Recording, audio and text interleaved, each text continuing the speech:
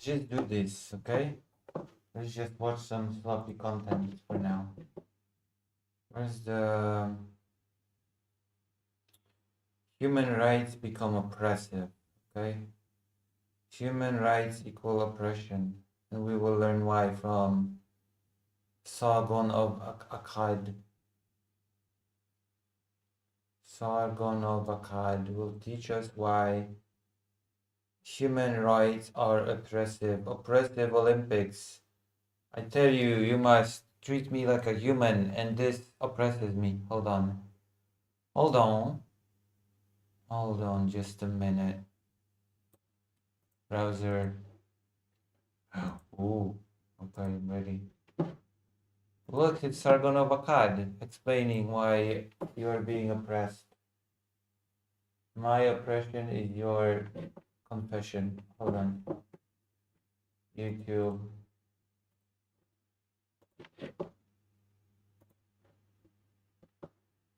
I'm gonna go here.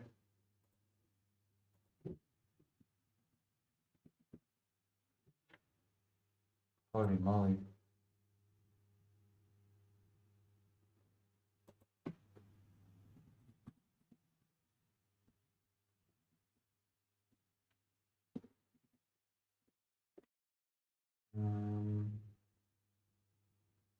All right, let's see.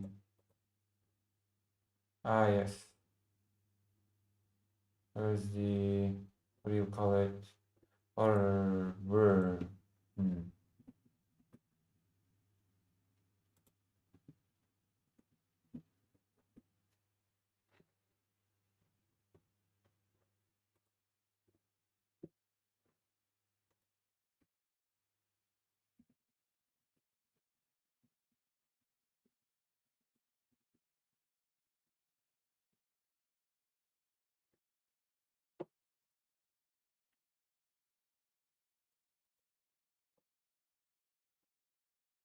Even where the communists and fascists disagree with the liberals, I mean, like, look, none of the communists believed in the state of nature, but they inherit the value set of the state of nature regardless.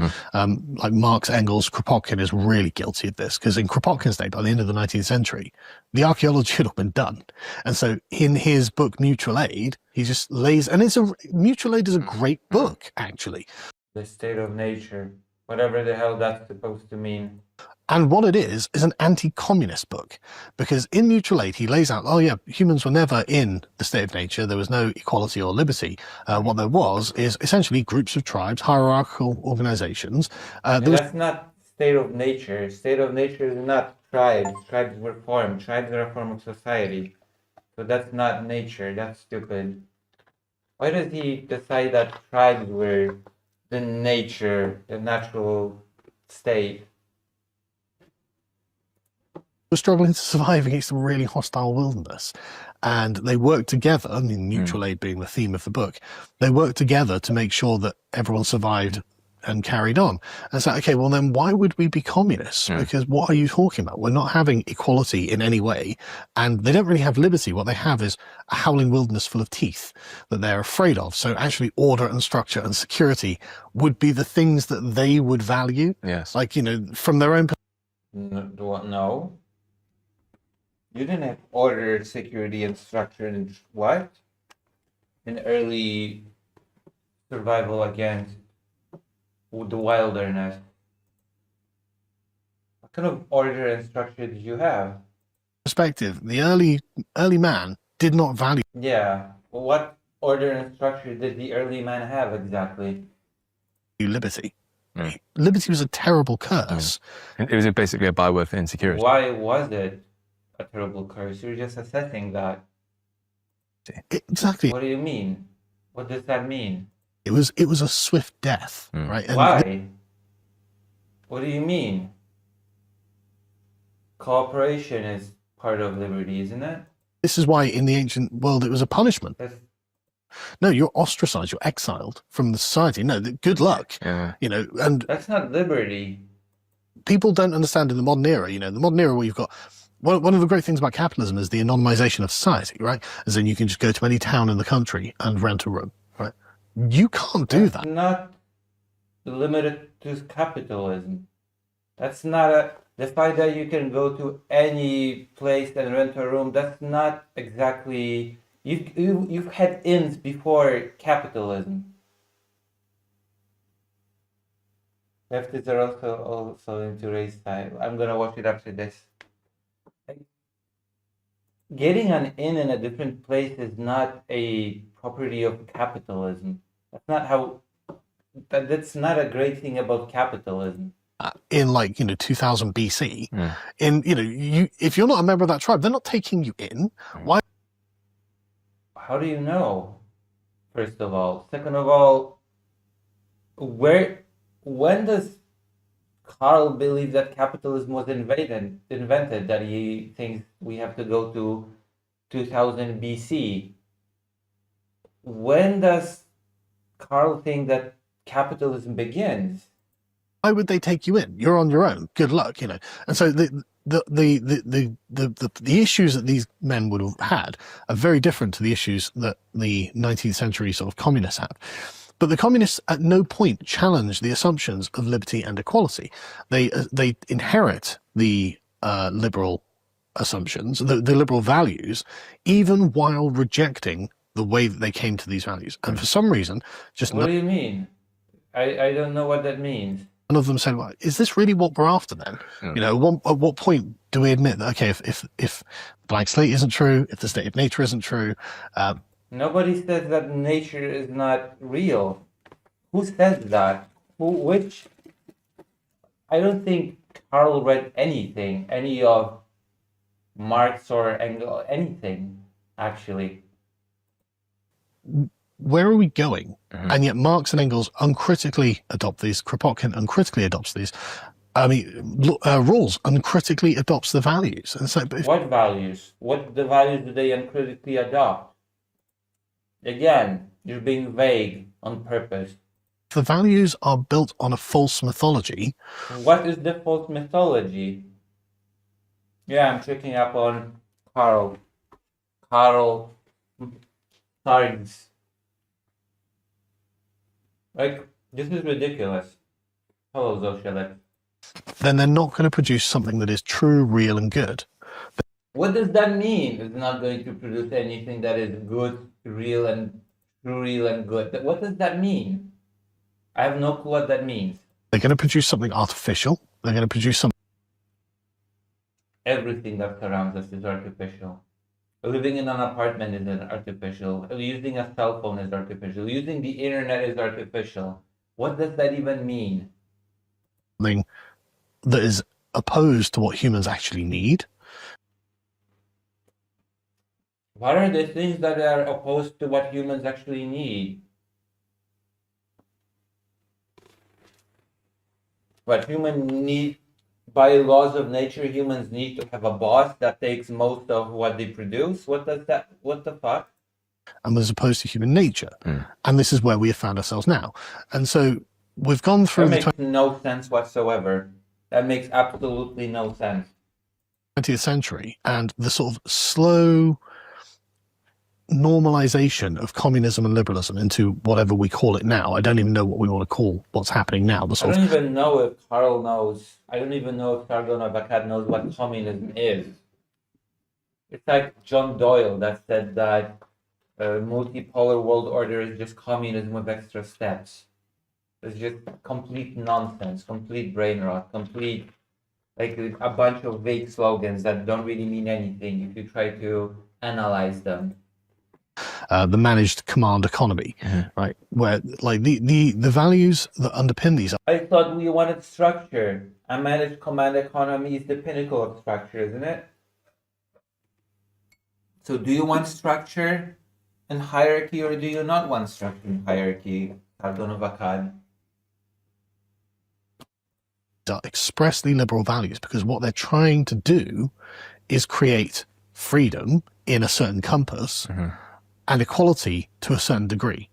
So, for example, yeah, please, for the love of God, give us an example, because I don't know. I've been waiting for an example. Dan did a video the other day. Who's Dan? in Britain, the average wages Who the are hell somewhere is between Dan? 30 and 50,000. You mean you're talking about Dan Tubbs at the Lotus Dan Eaters? Thompson, Yeah. yeah, sorry. Yeah. He's an economist, and this is the sort of thing that fascinates him. That the average income is somewhere between 30 and 50,000, because if you're above that, obviously your taxes start really rising to the point where it's just not worth earning any money. But if you're below that, even if you're working, the government Yes, tops of up. course. Yeah, it's not worth earning any money. Okay, that, yeah, of course. Yeah, Sargon of Akkad. That makes perfect sense. Okay.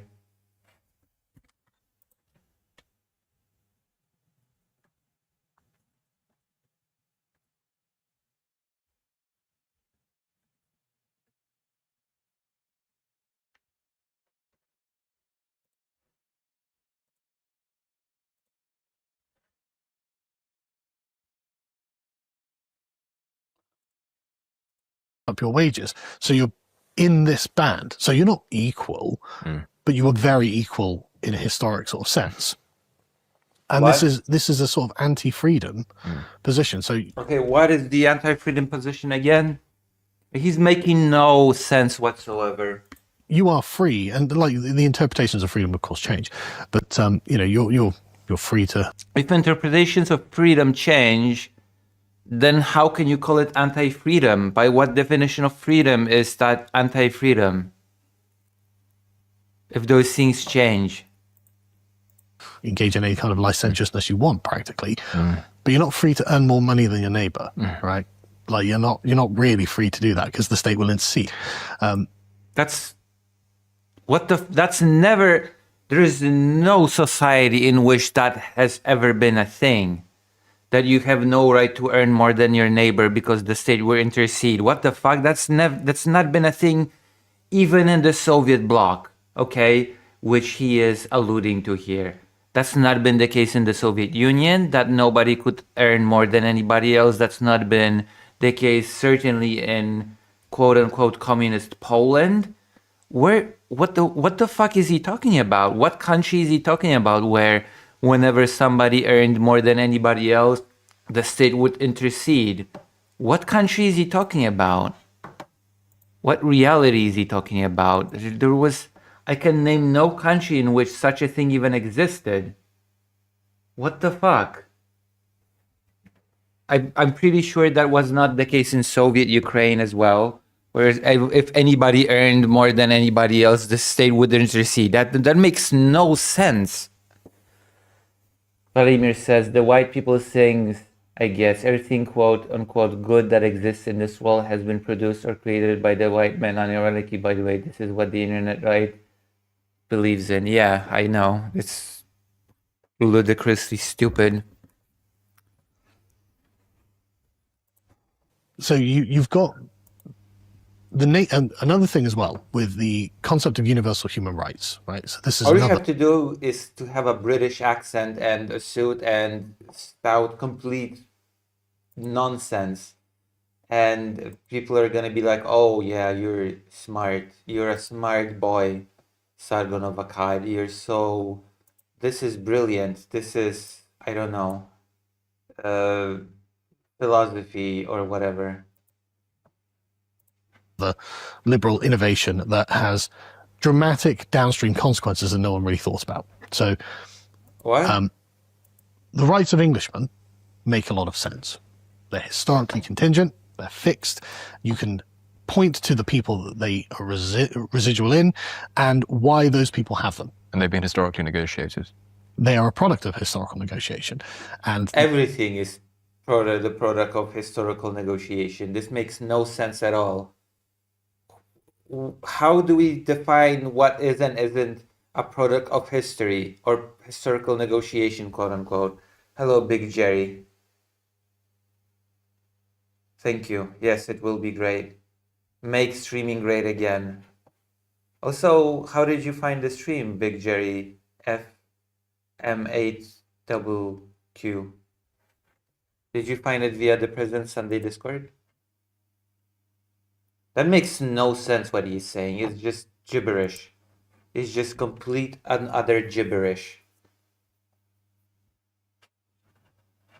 Oh, I've decided that everything that I like is historical good and rooted in some sort of negotiation, but everything that I do not like is just bad, artificial, and should be done away with, and is completely actually divorced from history and nature and whatever else buzzword I can think of.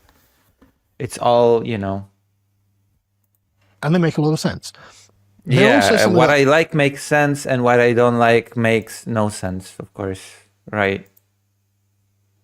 You can just say anything. You can just start saying complete bullshit, and the British accent, I guess, will pull him through. a lot of people have been envious of, right? Because, I mean, why wouldn't you be? If you're in 17th century France, yeah, look at the English. Why do they get to have habeas corpus? Why do they get to have jury trials? Why do they get to have what was at the time an incredible amount of political freedom?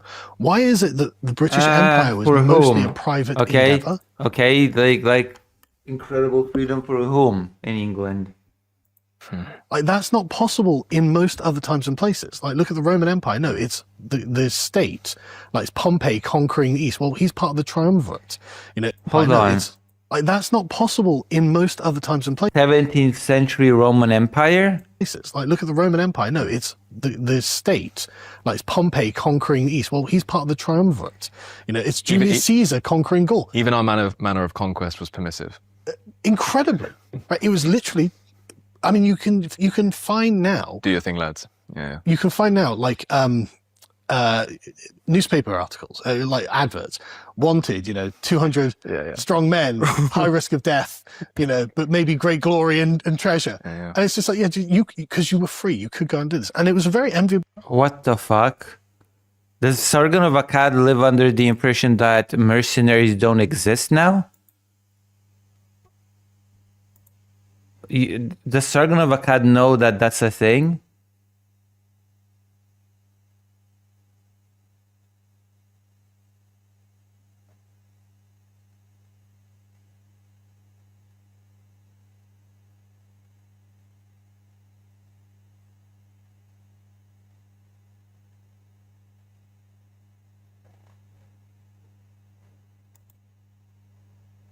Like, what does he think that people cannot now volunteer to? What?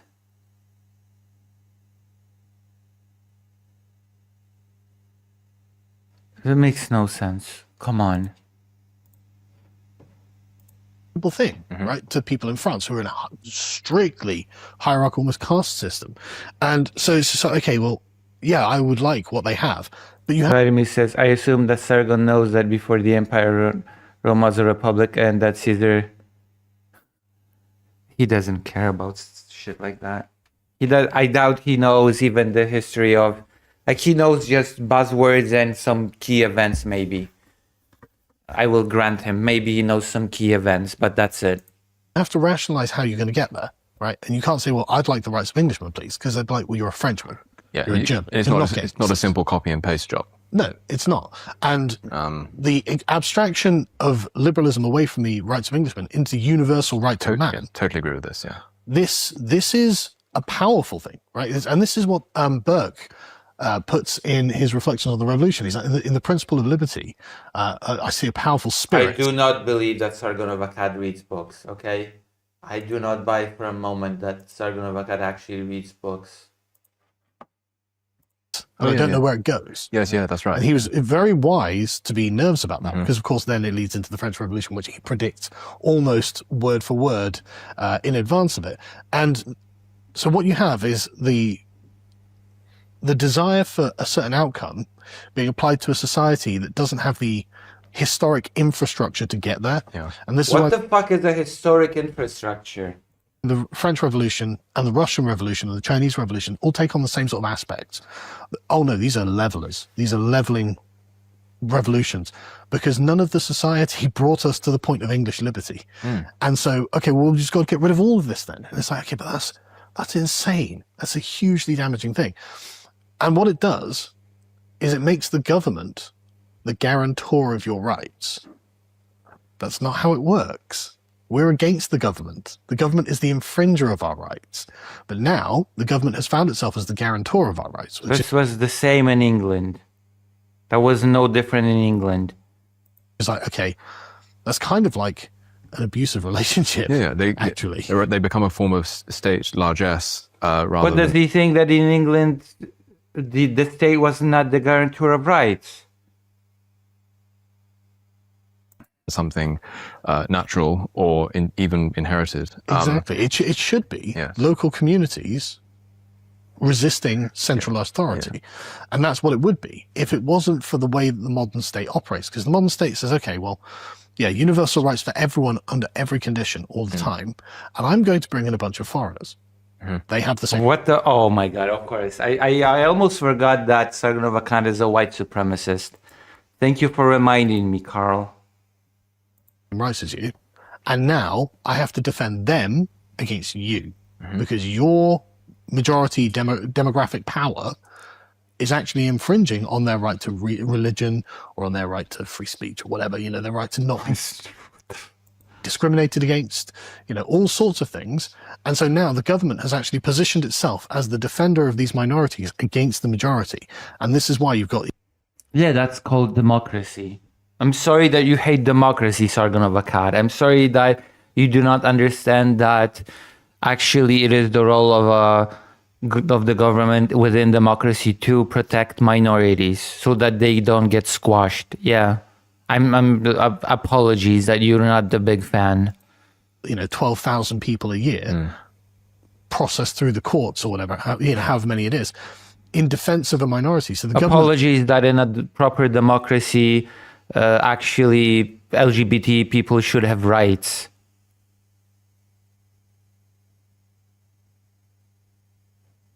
Karasu Kafka says, the average people went out in 2024 summer to push back against far-right racists after a week's riot. Yeah. But listen, it was all enforced to you by the government because it's all against nature. Because in nature, the tribes were fighting against the hostile environment and nobody cared about liberty because liberty is not against nature and it's not based on historical negotiation, which is actually a whole bunch of nonsense and doesn't mean anything. But that's Sargon of Akkad for you.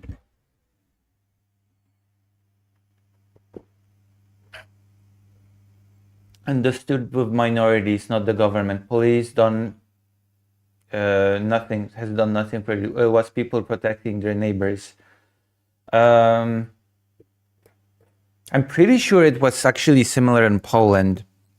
There was suddenly this move against many immigrants in Poland, and suddenly a lot of people said, hey, you know that this person that you're trying to discriminate against, he's my, I don't know, roommate, he's my friend at work, he's my whatever else, you know? We became friends, we became close, and if you mess with him, then you're kind of messing with me as well.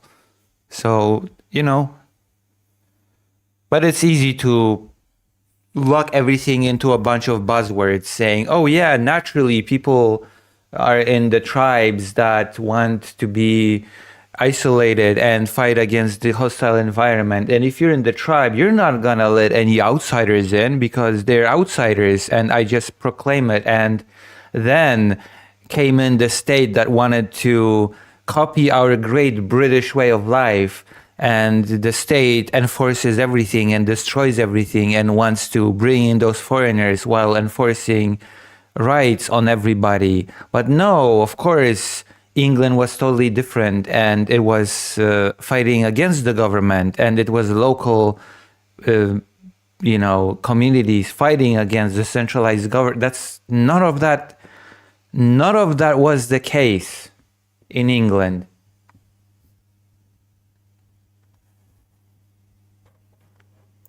Has actually kind of flipped itself into being essentially kind of like human rights become oppressive. That is complete nonsensical statement on its face. the victim of the wider society. And this whole thing is only possible through liberal philosophy. Yeah. Well, rights understood as a kind of like generous state guaranteed, state underwritten largesse. Sargon of Akkad just hates democracy. He just hates the idea of democracy, of the idea of the fact that any minority could have any right. Necessarily burden the state, and by extension burden in our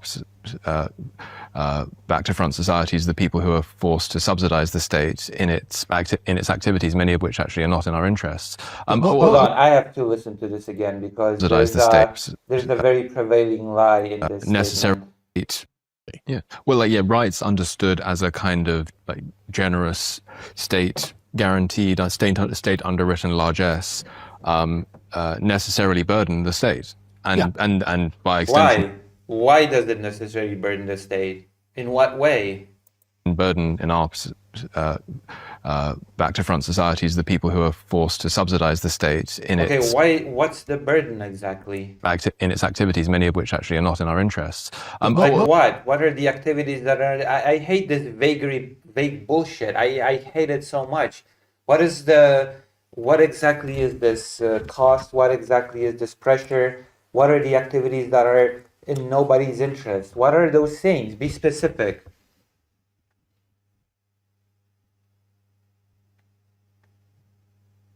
So much Karasu says, so much anti-state.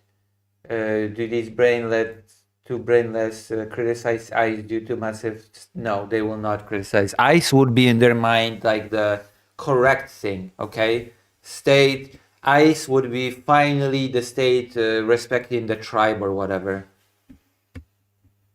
Karasu Kafka says it is spending more than some countries' army. Apparently some people in Canada are pro-ICE for some weird reason. What it does though, just a quick thing on that. What it does though is it conceptually renders the people being oppressed by the state as the oppressors of the people the state is trying to protect. Right? So it creates a demented view. The state takes on a demented view of its own responsibilities. What the fuck do you mean by that? So the state is there. Can we get an example?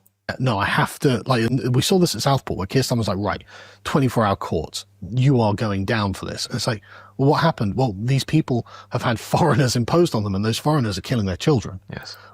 What the fuck do you mean foreigners imposed on them? It's called the freedom of movement. Those foreigners killed their children? What foreigners? Whose children? Who imposed who on what the fuck? Again, vague bullshit. This does not mean anything.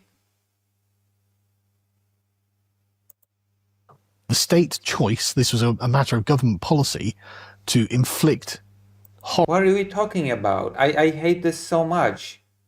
Some vague body imposed some foreigners, I don't know who, on whom, and those magical foreigners, I don't know from where, killed someone's children. Vladimir says, thank you, Lucy, for introducing Sargon to me once again. I watched him once ago when he was arguing about Warhammer 40k and why it's actually good to be ruled by one benevolent leader with an iron fist. Ah, yes, of course. Because people take Warhammer 40k and don't realize that it's satire and actually look at it and think, oh yeah, that's actually how we should organize, unironically. This is actually how societies should organize, and it's good, and it's perfectly fine. This makes no sense, especially considering that there is huge evidence of the fact that actually immigrants are a huge benefit to societies on many levels. Karasu Kafka says, also he forgets to tell that these far-right goons in response to a person murdered someone wanted to burn down refugee halls. Oh yeah. This is just nonsense. This is just, in all of these cases, when, at least in Poland, whenever there's fear-mongering about immigrants or refugees murdering someone, the facts of the matter prove to be completely different than presented.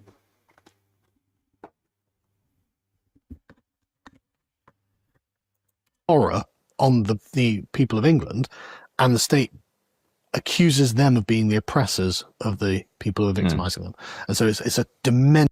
Yeah, because foreigners, when anybody comes to a country, they actually become oppressors and they kill the children of the people that are already living in the country, naturally, of course. And then the country steps in and protects the evil immigrants who are oppressors, but turns them into victims. That makes perfect sense, Sargon of Akkad. In a white supremacist's mind. Interpretation of what governance is, and this is only possible through the liberal view of human rights. Karasu Kafka says, I was out in the counter protests of the 2024 summer when the far right announced attacks on places helping refugees. Yeah, because, it's all bad, it's all inversed, and actually human rights are oppressive somehow. It's just demographics as a weapon. We could watch one more Sargon because these are short. That was just 9 minutes. Okay.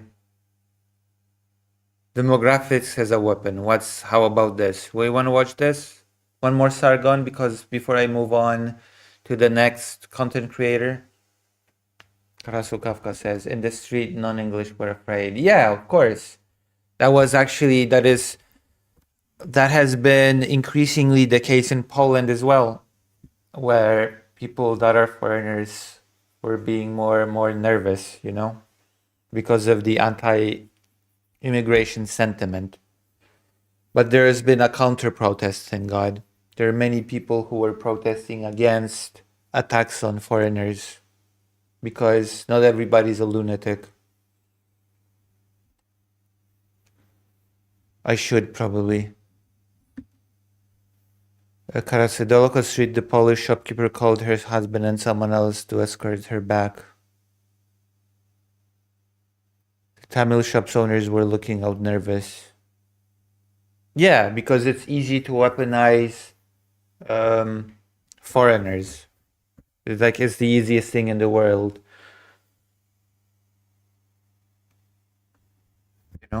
It's the easiest thing, especially for a far-right government, to say, oh, these people are foreigners. They're outside of our tribe. And it's natural, okay? It's the natural state of things for us to have our tribe and to shun the outsiders who are not part of our tribe or some nonsense like that. Karasu Kafka says, this is our place. This is the community, including the Polish shop, the Sri Lankan shop, and so on. Most of these far-righters who were out coming from places where they see no immigrants at all. Oh yeah, that is also a thing. A lot of these people, a lot of these far-righters, that's especially comical in places like Japan, where politicians try to adopt the anti-immigration rhetoric when immigration is not even that huge of a thing in Japan. Then they come into places where the community includes immigrants. I mean, not to go to the biggest example of all, right? Not to go into the biggest example of this kind of scapegoating, but that was actually effectively the case in Germany, right? That was effectively the case in Nazi Germany, where the Nazi party blamed Jewish people for everything, said that they were the blight that needed to be taken care of, when in the entirety of Germany, I think Jewish people constituted a small percentage of the population, about 500,000 people. What was the population of Nazi Germany in 1933? Let's see. 1933 population of Germany. 67 million. There you go, approximately 67 million people. And 500,000 were Jewish. And yet they were framed as the biggest threat to everybody ever. And that is the same with immigrants. Like, you have places where you basically have no immigrants, where you will never encounter an immigrant, you will never encounter a foreigner. But the far-righter will say, oh, there's still a big problem. And then they will go to the places where the immigrants exist and attack them. That is the modus operandi that is present all around the world, because it works, unfortunately, to some extent. Demographics is a weapon. It has become apparent that both the left and the right now agree that demography is destiny. No, what the fuck does that even... Oh my god. Demography is that is such an empty slogan. And that one side... Also, no, the left does not agree with that. The centrist is not the left. I hate this very dishonest framing that anything that is not the far right is automatically the left. partisan political divide is using demographics as a weapon to defeat the other. For decades now, the West has been subjected to waves of mass immigration as millions of people from non-Western... Yeah, guess what? Waves of mass immigration have been a thing throughout history. Sargon of Akkad likes to speak of the natural state of things. Sargon of Akkad loves to speak of history, of historical trends, of historical negotiation. But guess what? Guess what? You know what was a constant thing throughout history? Mass immigration, mass movements of people. Whole groups of people would move from one place to the other to find a better life, to do something different. That is why Europe at the beginning of World War I was a mixture of all kinds of people all over the place. Because historically speaking, people moved or were moved. The mass movement of people is not a new phenomenon. It has been a thing throughout history. That you had just a whole group of, you had Germans living all over Europe. You had Italians living all over Europe. You had many different peoples that just moved all over the place. That was a thing. Like suddenly far-righters are acting as if throughout history people did not move. This is ridiculous. Like this is treated as some new phenomenon that needs to be stopped. Karasu Kafka says UK is a great example. Hell, Nigel Farage's own family is from immigrants who went us escaping from France. And yes, German settlers were around in river areas. Wood trading was yeah. It's not a new phenomenon. Which is why a lot of Europe was multilingual, which is why also Jewish people existed as kind of a glue that connected different groups within countries, because a lot of Jewish people were multilingual and they acted as in-betweeners between different groups of people that were not necessarily multilingual, and facilitated contact, trade, and what have you. Like countries and societies were never as simple, like clear cut as people as Sargon of Akkad would like to say. Oh, countries were just like tribes. Everybody spoke the same language. It was all divided. Nobody moved around. Immigration was not a thing. And every place was just mono-ethnic. The whole idea of mono-ethnicity was born a lot within the nation state, right? That is why you have even the term ethnic cleansing, because there were a lot of different ethnicities within countries, and the state decided this nation is this ethnicity, and if we want a pure nation within our nation state, we have to purge it from everybody else. Hold on, Karasu just gave a link.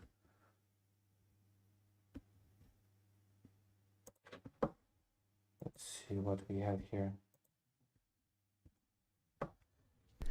You are looking at Julian's pronunciation guide, where we look at how to pronounce better some of the most mispronounced words in the world, like this other curious word. But how do you say what you're looking for today? Let's learn this word from French, from France, the French pronunciation. Hello, lettuce. Huguenot. The H is silent, so do not pronounce it.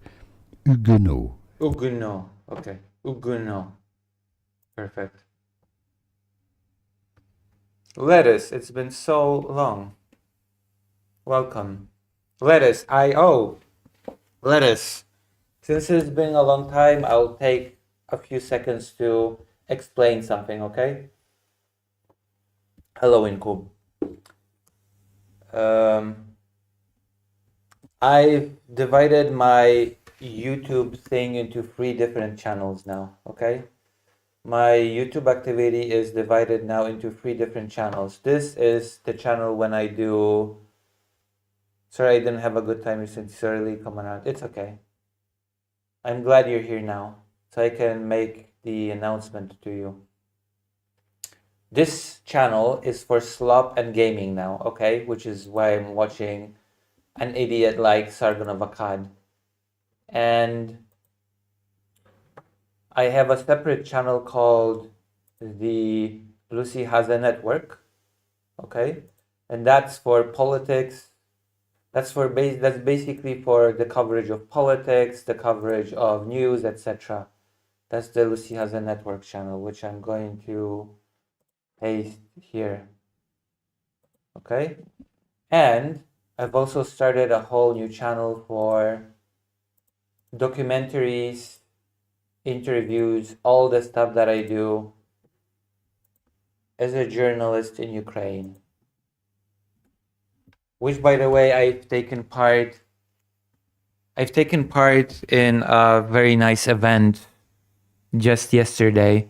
It was a press event about 14 children and their stories, how life has affected them, that they have not been broken by the war, but rather they have transformed into stronger people. And I've managed to get a few mini interviews. I've managed to secure a few interviews. Oh God, this is going to be great. We're going to have a conversation on stream with an international human rights expert that I managed to get her to nab her during the meeting and said, hey, would you like to talk to me on the internet in a live stream setting? And she said, oh yeah, of course. So that's gonna be, and I'm also going to debate Maryland with a person. Karatsu Kafka said, Hungary is also full of immigration historically. Buddha had been at times dominantly German speaking. Yeah, it's just the idea that mass movement of peoples has not been a thing historically is just ridiculous. The place I lived in, Sepel Island, had a lot of South Slavic people and including some Greek with churches reflecting this first time they settled there due escaping from the Ottoman Empire. Yeah, of course that is also the case for Poland, Polish-Lithuanian Commonwealth. Like you had Tatars, you still have Tatars in Poland right now. You still have Armenians, which are called Ormianie in Polish. So you have Armenians, the Polish Armenians. You have the Rushins, which consider themselves a whole nation. They are called Łemkowie in Poland. You have the Silesians, which the Polish government refuses to accept as a separate people, but I do. Well, the Polish government actually does accept them as a separate people. Our current president does not. Our current president has recently vetoed a bill that would recognize Silesian as a separate language rather than just a dialect of Polish, which I think it's a very bad thing. But that's a whole different topic, okay? That's Poland basically acting like Russia and trying to squash the rights of a minority group, not accepting them as a separate people. That's a whole different, I should probably do a whole thing about it soon. Western countries were either legally allowed to settle in Western countries or broken via illicit means. This has been done without a... Oh my God! Like This is from 2 weeks ago, but I feel like I'm in 2016 all over again. Democratic mandate and was justified by appeals to the economy. We need migrants for growth. We need migrants to run our services. We need migrants to pay for the pensions. No, there are many different arguments that I could make for immigrants, actually, that are very much outside of economy. It's just that you would not accept them. You would not accept the arguments that are outside of economy. This is why people make those arguments, because they're trying to appeal to very cold calculus of money, because we live in a capitalistic world. The first go-to argument is, oh, immigrants make money, they improve the economy. But there are many, many arguments for immigration that go well beyond just economy. Like even the cultural enrichment is the argument that would be my go-to argument. If you have people from different places from the world, they bring with them the richness of their culture. They bring with them the freshness and newness. They bring with them their food, many different things, right? It's like the fact that my friend has a wonderful restaurant right now. That's Vietnamese food, right? It's not food that is native to Poland, and it enriches Poland. The fact that a very robust Vietnamese community exists in Poland enriches Poland. That is an argument that is outside of economy, outside of immigrants being needed to pay for the pensions or work, right? I know that far righters hated to hear that, but diversity is actually quite good and enriches us in many different ways.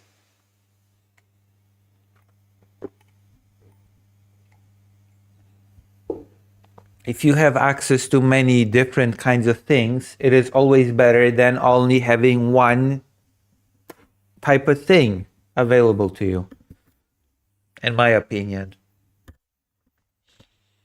Karasugavka says, we did not have any Tatars settled. We had Kuman settled around that time, pushed by Mongols. Kuman also Turkic. Actually, I had a very interesting guest today. I'm still in Kyiv. I've had a very interesting guest. Somebody asked me to take care of a person for 2 hours today, and that person is Hungarian. So I had a Hungarian guest today at the apartment.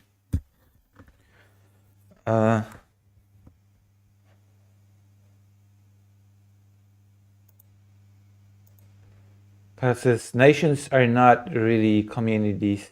It is a constructed identity with people you don't even encounter. The immigrant next neighbor are your community. Yeah, exactly. Nations are things that were created. Nations, actually, the act of creating nation states crushed local identity, right? A thing such as a local identity was very much crushed by the creation of a nation state, because suddenly you could not have many differences within the language. You had to create one standard language, for example, for a nation. You cannot have too much diversity in that. So you have to flatten the language to one standard one, that is in education, etc. There are many aspects to this, but the local culture has been very much squashed by the creation of a nation state.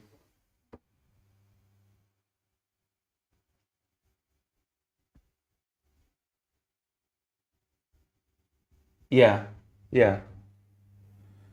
That is why historians will often say that before the nation state, there was no such thing as a national identity. There was no such thing as a nation as we know it today. That people had very local identities. People would not say, I'm Polish. Let's use Poland as an example. People would not say, I'm Polish. People would say, oh, I belong to this village. Oh, I belong to this church. I belong to this community. I belong to this, general area. They would not identify like I'm Polish, you know, I'm part of the Polish nation or whatever. Incub says, yeah, France basically wiped out every minority language they had pre-revolution. Yeah, and I think that's a shame. And if we were really talking about artificial things, which I would argue that the whole distinction between natural and unnatural is stupid to begin with, then we have to recognize that the rise of the nation state has eliminated actual communities, yes. And also, capitalism is a big factor in eliminating local community ties while we're at it. Knowing your neighbors, being friends with your neighbors, it's a mess. Krasul Kafka says, in Hungary, for example, they mention Kuman, Kun, and Yasok, an Iranian-related ethnic group close to Ossetians, had in distinct communities. Yeah. Like it's in the 19th century disappeared as an autonomous political entity. Like Poland is right now, there is this whole thing. I did a segment on it recently, about the Silesian identity, right? That there are people in Poland that identify as separate people. They consider their language as separate, but the Polish president vetoed the bill that would ensure that their culture, language would be enshrined in education, because the Polish president argues that we cannot foster separatist movement.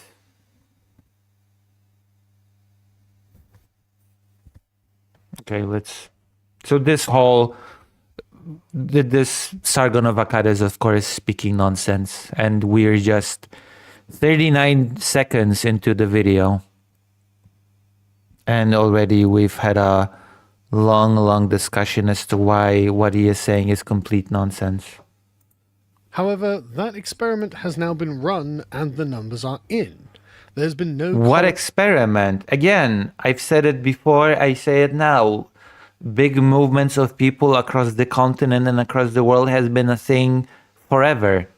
What experiment? What exactly is the experiment? Relation between mass uncontrolled immigration and economic prosperity. Like, immigration has not been controlled throughout history. Controlling immigration is, again, an invention of the nation state. The border patrols, as we understand them now, immigration control, that's a thing that was invented for the nation state.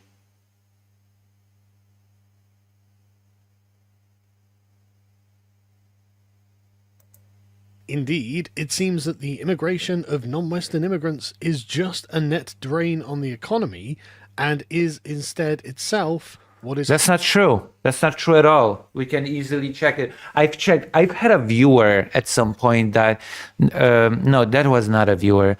I remember arguing with somebody on Discord, I think, that said that Poland did not benefit from immigration. So I gave Ukrainian people as an example, that they are actually great for the economy.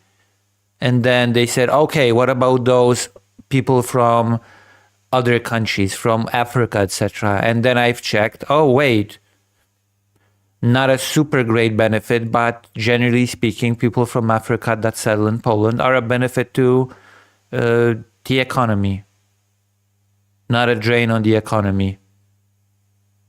So what's going on? What's going on?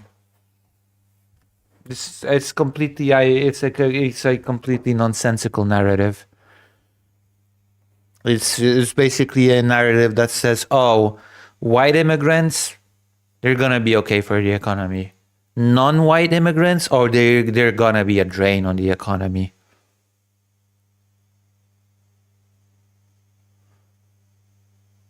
Oh yeah. Well, a lot of the problems that exist all over the world are a direct product of colonization.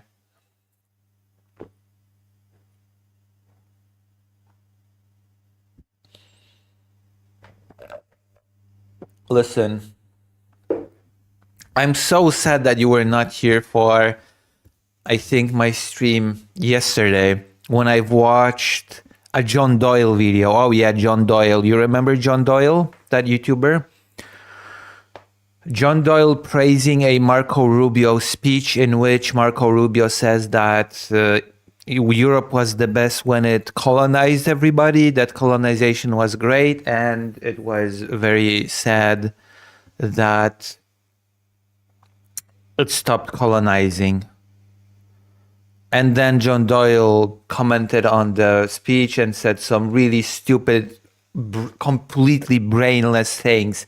I think the stupidest thing that John Doyle said throughout his whole completely illiterate video is when he said, a multipolar world order is just communism with extra steps. What John Doyle said was so stupid throughout the video that the first comment said, dude, you're getting paid for this? This is stupid. John Doe's own viewers were like, hold on, that's just, you're being just stupid. Yeah. Holding back economic growth rather than promoting it. Just how the world's top economists could have managed to get this so completely back to front is a discussion. So that's not true at all. It's not true that immigrants from outside of Europe are a drain on economy. This is completely not true.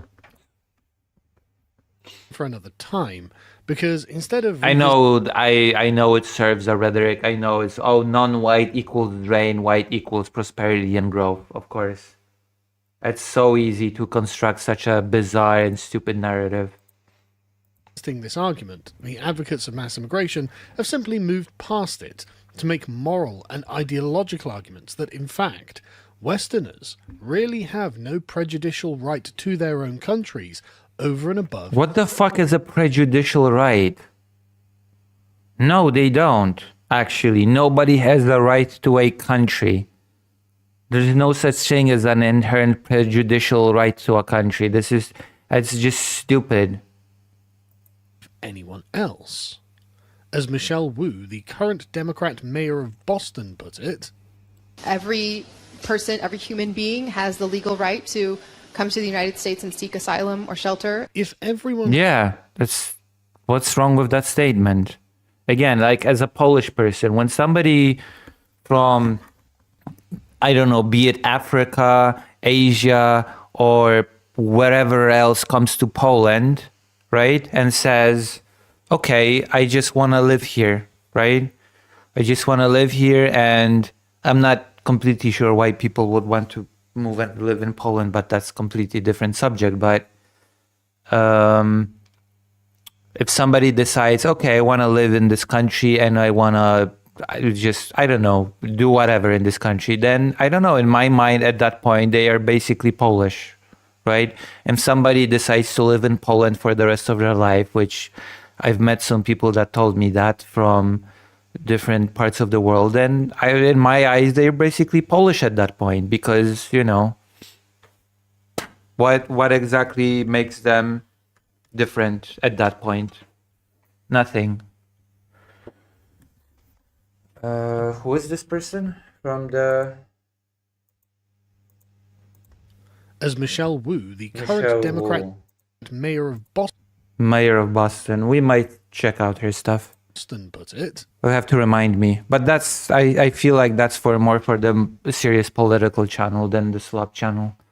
Every person, every human being has the legal right to come to the United States and seek asylum or shelter. If everyone has the right to your country, then nobody has. Okay, it's like it's like the animated movie. If everybody has the right to your country, nobody has the right to your country. Not your country. It is everyone's country. Then it is not your. Come to the United States and seek asylum or shelter. If everyone has the right to your country, then it is not your country. It is everyone's country. Okay. And okay, let's go with this. Let's go with, if everybody has a right to the country, it's not my country anymore. It's everybody's country. Okay, so what? What am I supposed to do with this statement? Am I supposed to be upset by this?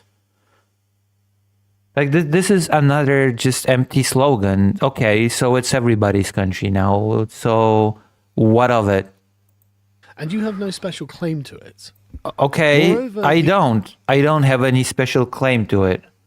Again, so what? Okay, so I don't have any special claim to it. This is so stupid. Why should I care about some special claim over a country? What the fuck does that even mean, a special claim? It means it's a meaningless statement.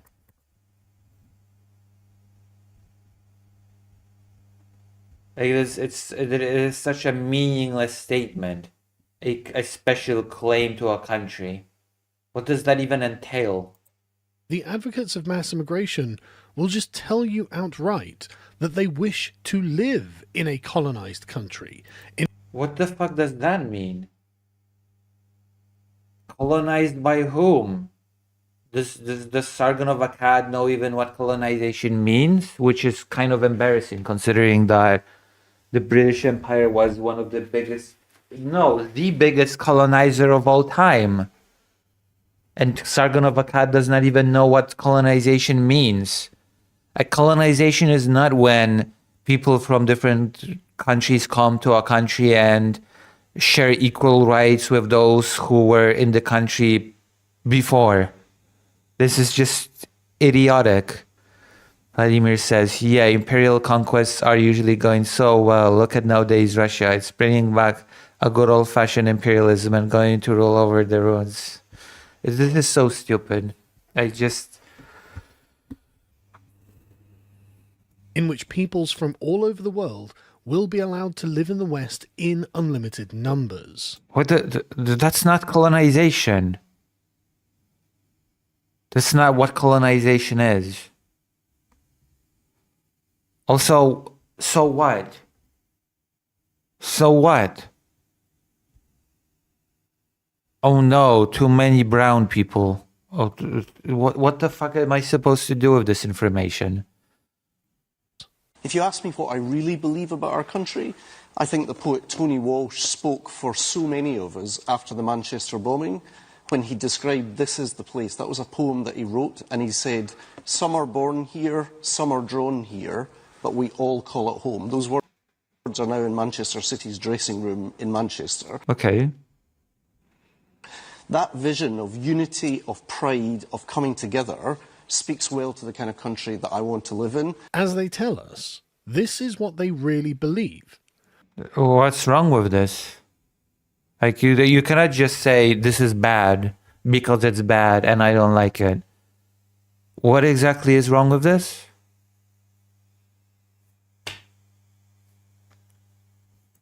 This really is their idealistic vision of the future. Okay. They are attempting to live out the moral content of John Lennon's song Imagine. Okay. It's a nice song and the sentiment is nice, so what exactly is the problem here? Well, what is the issue? What ails you, Sargon of Akkad? And truly think that we would have a better world if only we were deprived of our historic patrimony. What the fuck is a historical patrimony? There's no such thing as a historical patrimony. Again, empty slogan, which probably Sargon of Akkad will not even get into. What the fuck does that even mean? Historical patrimony. Of course, I make all sorts of Diablo references all the time.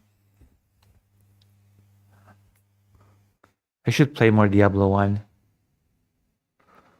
Vladimir says, non-white's bad, we get it. It's just, what the fuck does that even mean? Historical patrimony. It's just... Wow. And they will attempt any kind of emotional manipulation in order to make you capitulate. Capitulate to what?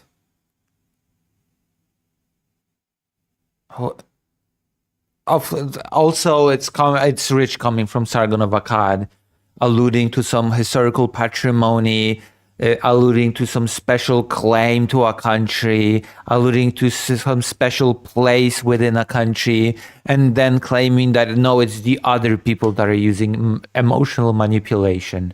So just come on. Come on. Now, this of course leads to bizarre events, in which one has to really squint to see how they came to these conclusions. Okay, why do we have to squint? What are the conclusions? What's wrong with these conclusions? Best will in the world. For example, there is currently a by-election in a constituency in Manchester, and the most salient issue is one of demographics.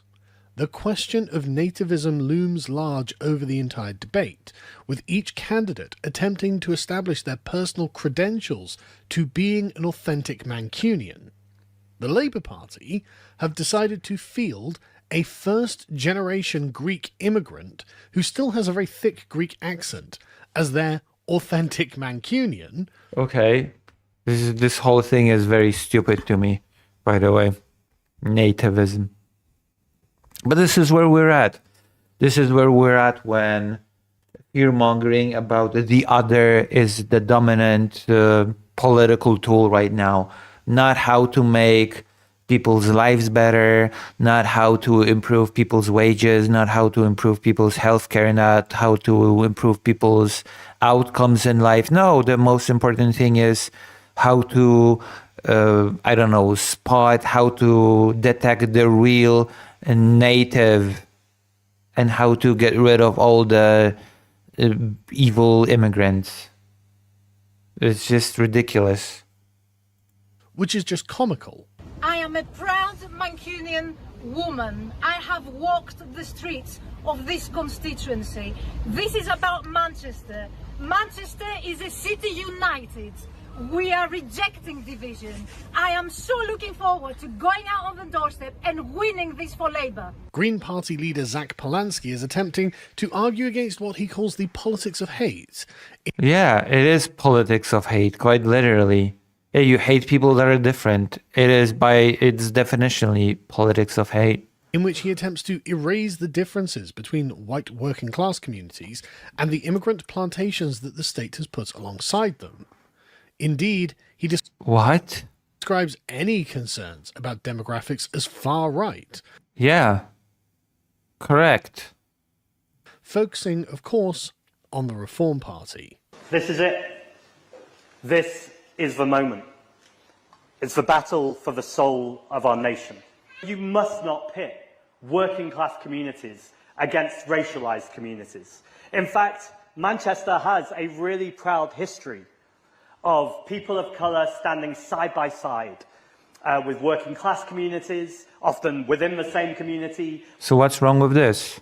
With LGBT communities, with any community that is othered. Because for any of us who come from minority communities, we know when they come for one of us, they come for all of us, and we will stand together. So what's wrong with this? What exactly is supposed to be wrong with this? Tressader says, Sargon sounds like a smug prick because he is. Oh yeah, he is. What is wrong with this message? Matt Goodwin is Reform's candidate, and he is raising valid concerns about immigration and naming tangible injustices which have been carried out in its name. Okay, what are the legitimate concerns?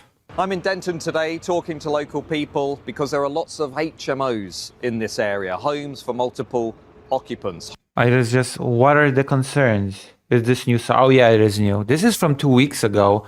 Estelle, I can understand this question because looking at this video, it kind of feels like we have turned back in time to 2016 or something. But no, this is new. This is fresh Sargon of Akkad content.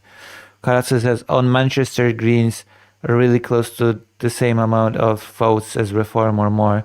Recent polls tell they're behind 0.272 votes of Reform.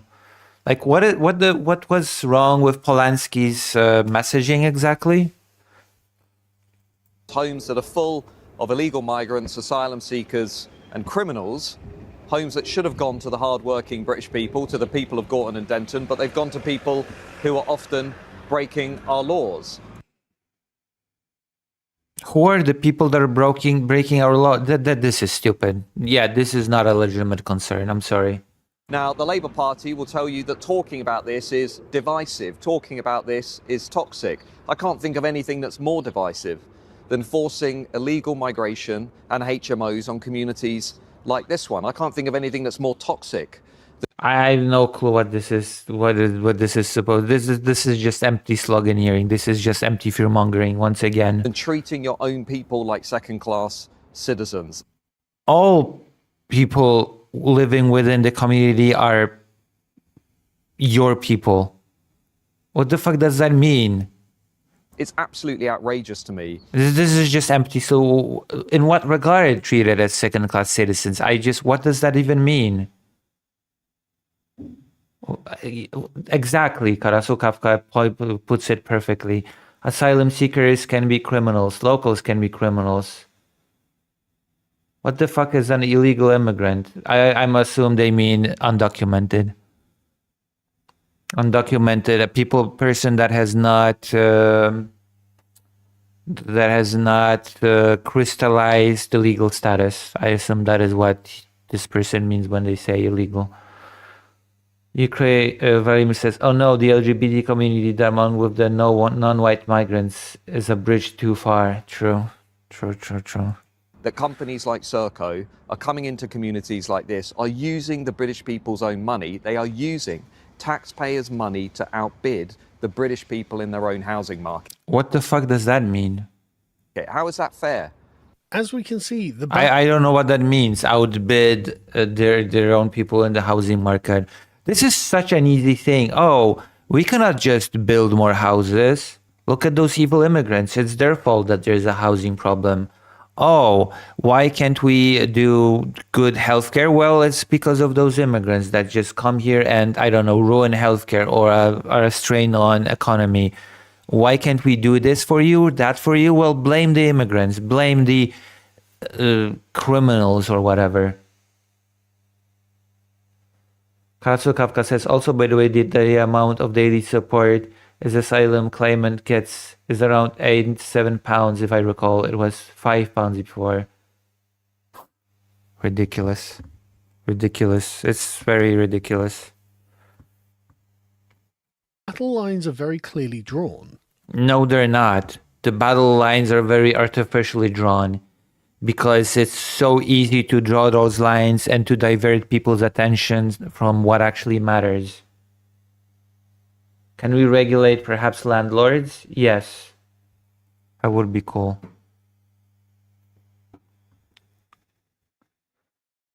Chasardis says, rich people don't want to build for poor people when they make more buildings for rich people.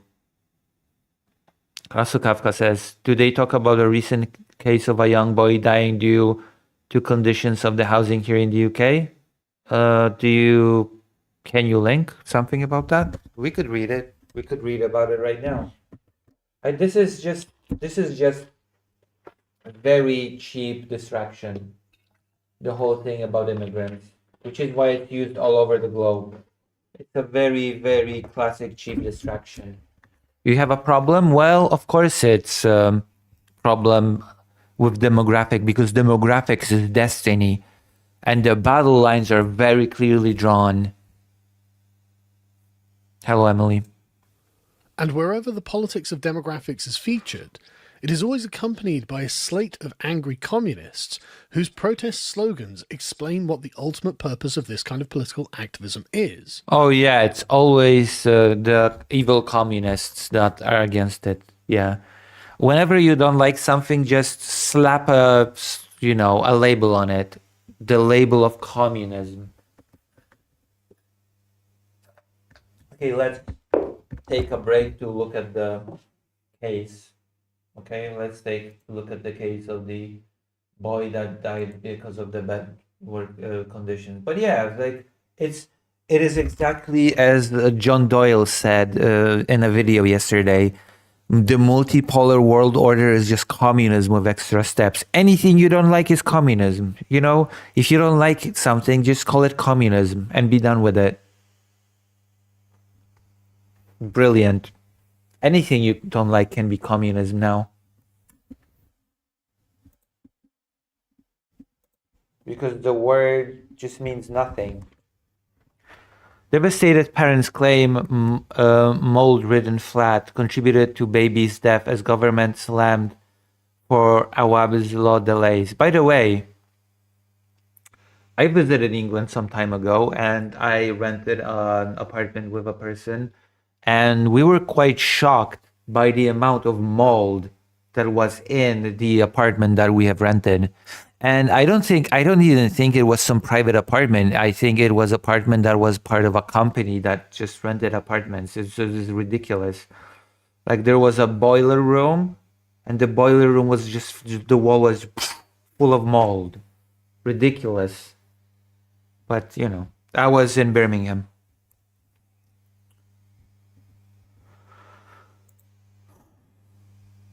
Akram was just 15 weeks old when he died, after spending his short life living in a flat deemed uninhabitable by an independent survey. He was a playful, good baby. He was very playful. When he was months old, he started to laugh with me, and even we used to listen to music together. Akram's mum, Ayat, spoke to LBC, holding the jumper he was wearing the night before he died. This is the room he was living in. Behind here is all mole and dam. And here all this and mole and dam. And then wall. When you're raining, this wall, when you're raining, the water coming from inside. You put your hand, your feelings are wet. While full answers from the inquest, due to take place in August, are pending, Akram's parents say they believe the condition of the flat contributed to his death. Akram's dad, Abdi Shafi, along with advocates, have been... Hold on, what city is this? What city is this? I wanna know, what city is this?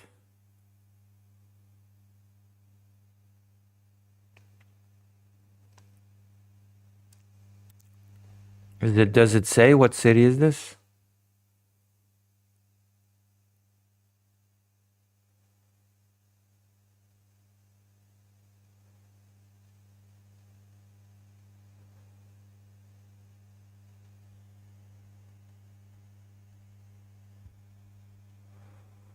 England is supposed to be a super advanced Western country. Raising concern about disrepair to Notting Hill Genesis since 2023. The Housing Association tells us they carried out a full mould wash in September last year, but 3 months later, the independent survey found mould in every room. The mold helped to kill my son. And the condition of the house. When you're raining, just not mold. Mold, yes, and then when you're raining, the water coming from inside. Damp, it smell strong like the air. The air is not fresh. The air and then 2 doors and 2 windows. Look, we don't have air. Notting Hill Genesis say they're deeply saddened by the tragic loss of Akram. They say they're working with the relevant authorities as they conduct their investigations, and that no determination has been made by the coroner as to the cause of his death. A part of me has... Karasu says, London. Oh shit, okay, yeah. A wonderful heaven of the Western world where those evil immigrants come. Okay. So let's not talk about taking away flats from locals. Hello, Simon Pierre Dubé. This is not news. I'm watching Sargon of Akkad. When often we are forced to take such shitty places. I live in such shitty place too, by the way. Yeah, it's ridiculous.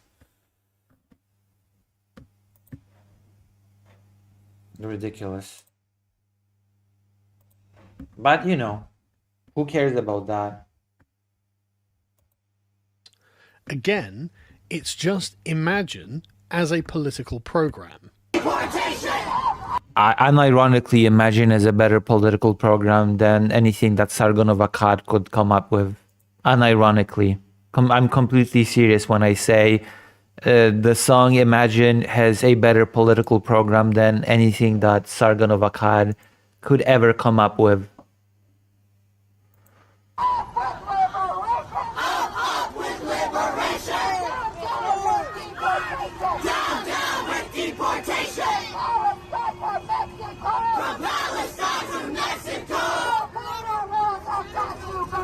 I'm really astounded by the fact that Sargon of Akkad is showing perfectly reasonable statements and saying, "Oh, this is so." They really believe this. They really believe these things. Well, yeah, any reasonable person should. It doesn't matter if you were born here. It doesn't matter if you came from somewhere else. You have a right to be here. Like, this is not a unreasonable claim. Okay, this is not something that is unreasonable. And then Sargon of Akkad confidently says, and they are taking away your special claim to the country. Well, yeah, that's because a special claim to a country is just a ridiculous concept to begin with. Incub says, this is not fair. British-born citizens should have the right for their child to die in a mold-infested flat. Karasu says, Sargon still cannot even read the census of the UK, but he is attempting to use that as evidence. UKIP does not exist anymore. It had first transformed to Brexit, now to reform. Damn.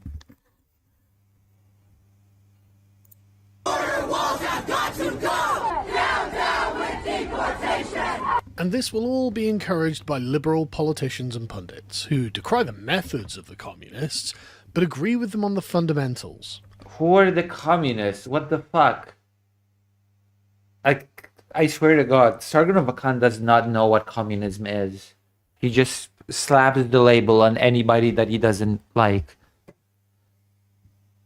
Yes, the political agenda of immigration is to dispossess the native peoples of the West from their homelands, and federal agencies... What the fuck does that mean, dispossess the native people of their homelands? Oh yeah, when people that were here before are forced to live with people that come from other countries, that's dispossession somehow. I have no clue how that's supposed to work. I have no clue how that's supposed to...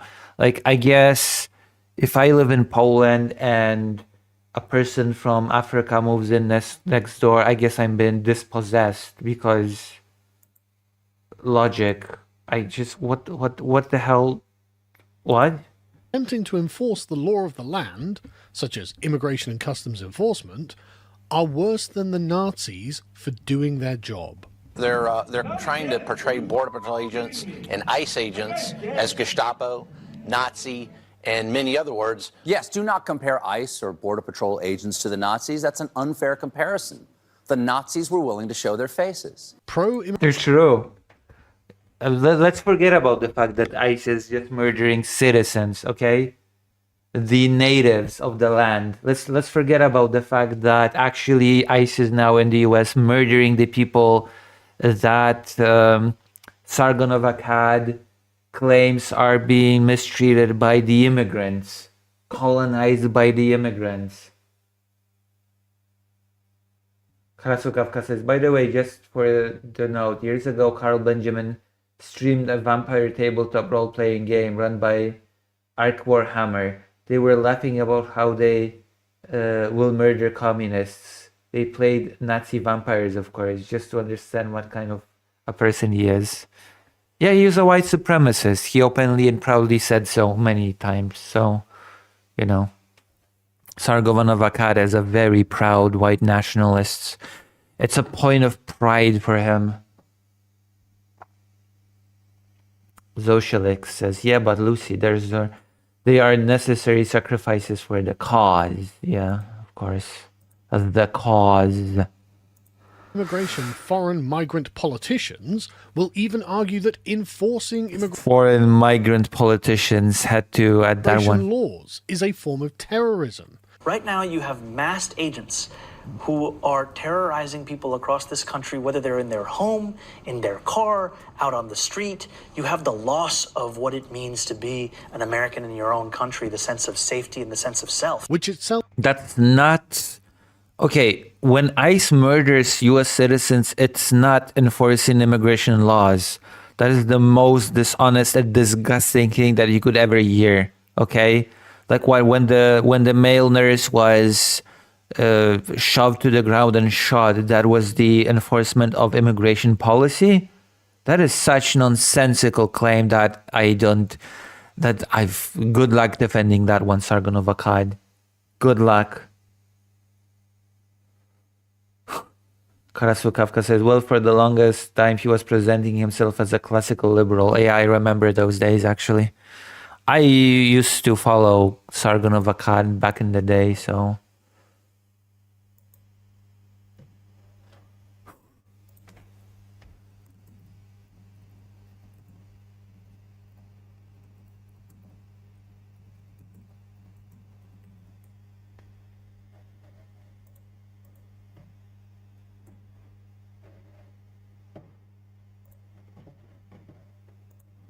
Is an attempt to undermine the moral legitimacy of the very nature of the authority the state has over its own borders. Yeah, there's no such thing as the nature of the authority that a state has.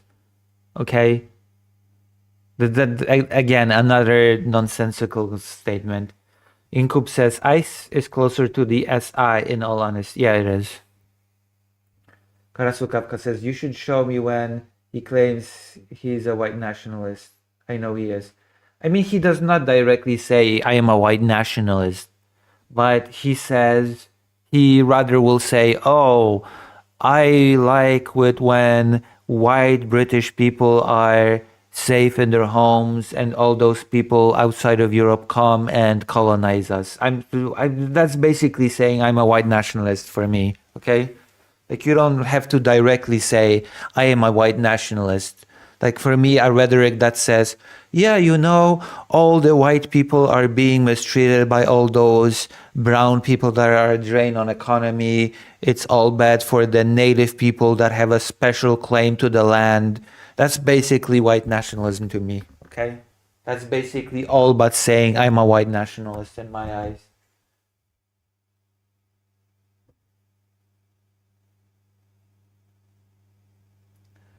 Karasu says, but I think he is so stupid or was that he did not even understand he is one. Estelle says, maybe states shouldn't have control over their borders for anything other than military matters. Control over borders doesn't have to mean deporting anyone you want. Yeah, exactly.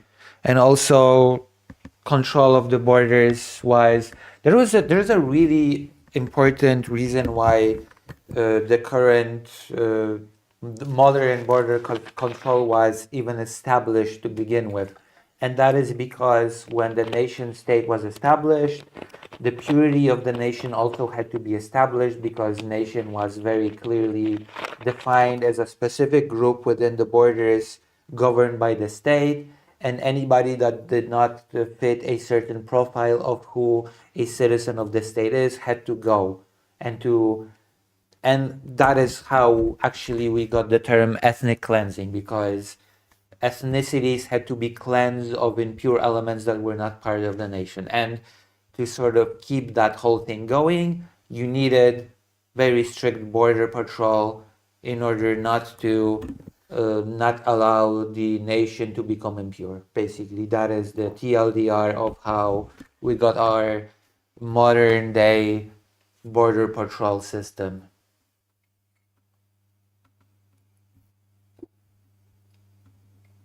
That is it.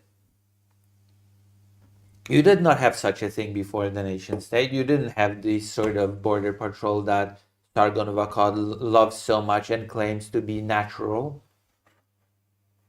Like the makeup of a nation in a nation state, that is very much artificially created. Pro-immigration protests, therefore, regularly snowball into riots, such as recent anti-ICE riots in Los Angeles, where the rioters were essentially in a state of open war over the issue of demographics. No, actually. For the most part, the protests against ICE were not about demographics. They were about ICE brutalizing and killing citizens of the United States. Okay?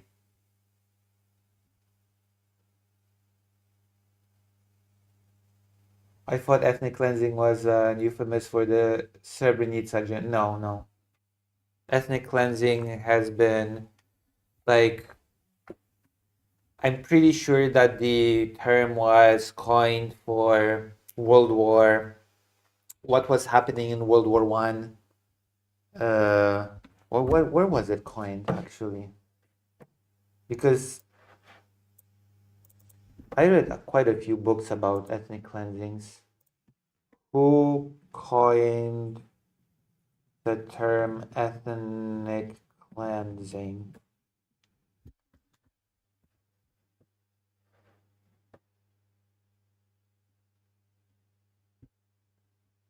Maybe it was. Maybe Estelle is right.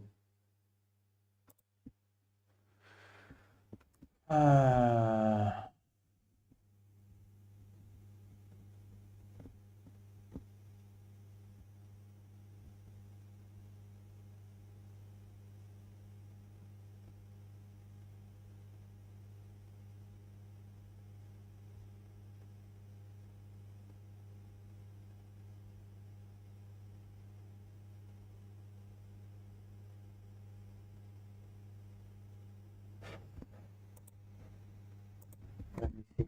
I'm actually gonna check it out.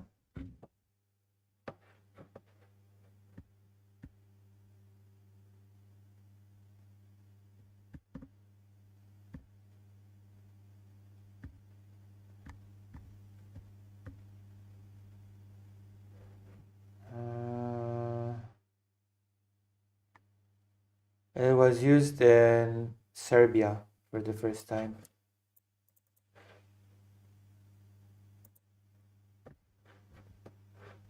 Right, let's continue.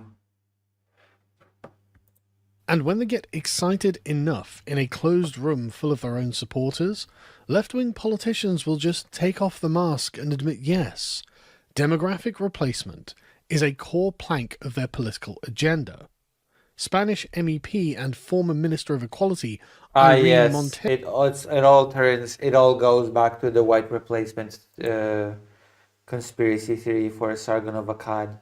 Always. It will always just go back to the white replacement theory. Always. recently went viral for saying precisely this in no uncertain terms. Quiero pedirles a las personas migrantes y racializadas que por favor no nos dejen solas con tanto facha. Y claro que sí queremos que voten, claro que sí, hemos conseguido papeles, regularización ya, y ahora vamos a por la nacionalidad o a cambiar la ley para que puedan votar, por supuesto. Ojalá, teoría del reemplazo, ojalá podamos barrer de fachas y de racistas este país con gente migrante, con gente trabajadora. Claro que yo quiero que haya reemplazo, reemplazo de fachas, reemplazo de racistas, reemplazo de vividores y que lo podamos... Oh no. Being against racism, no, that's not good. That's white replacement. Vamos a hacer con la gente trabajadora de este país, tenga el color de la piel que tenga, sea china, negra, marrona, con todas compañeras las gentes trabajadoras de este país. Her express stated political goal is to use immigration as a bioweapon against the native non-leftist population. Okay, what the fuck does that mean as a bioweapon? Now this is just complete nonsense, okay? Now this is just complete nonsensical claim. No, this is just stupid, okay? A bioweapon. Fuck off. Fuck off, Sargon of Akkad. Like, seriously? Bioweapon against white non-leftist? Immigration as a bioweapon against the native non-leftist citizens. Population. A bioweapon. What the fuck does that mean? Again, it's just ridiculous.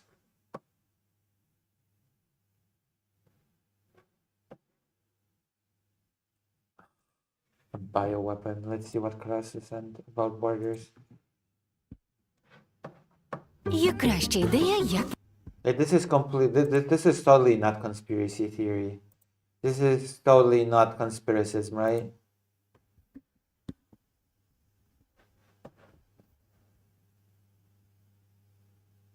La question des frontières européennes The question of European borders forces est une us question qui oblige à to changer change the mental universe in which we think. l'univers mental dans lequel nous raisonnons. Lorsque nous raisonnons When we think about European sur les borders, frontières européennes, nous pensons immédiatement we immediately think of the borders of the European Union member states. aux frontières des États membres de l'Union européenne.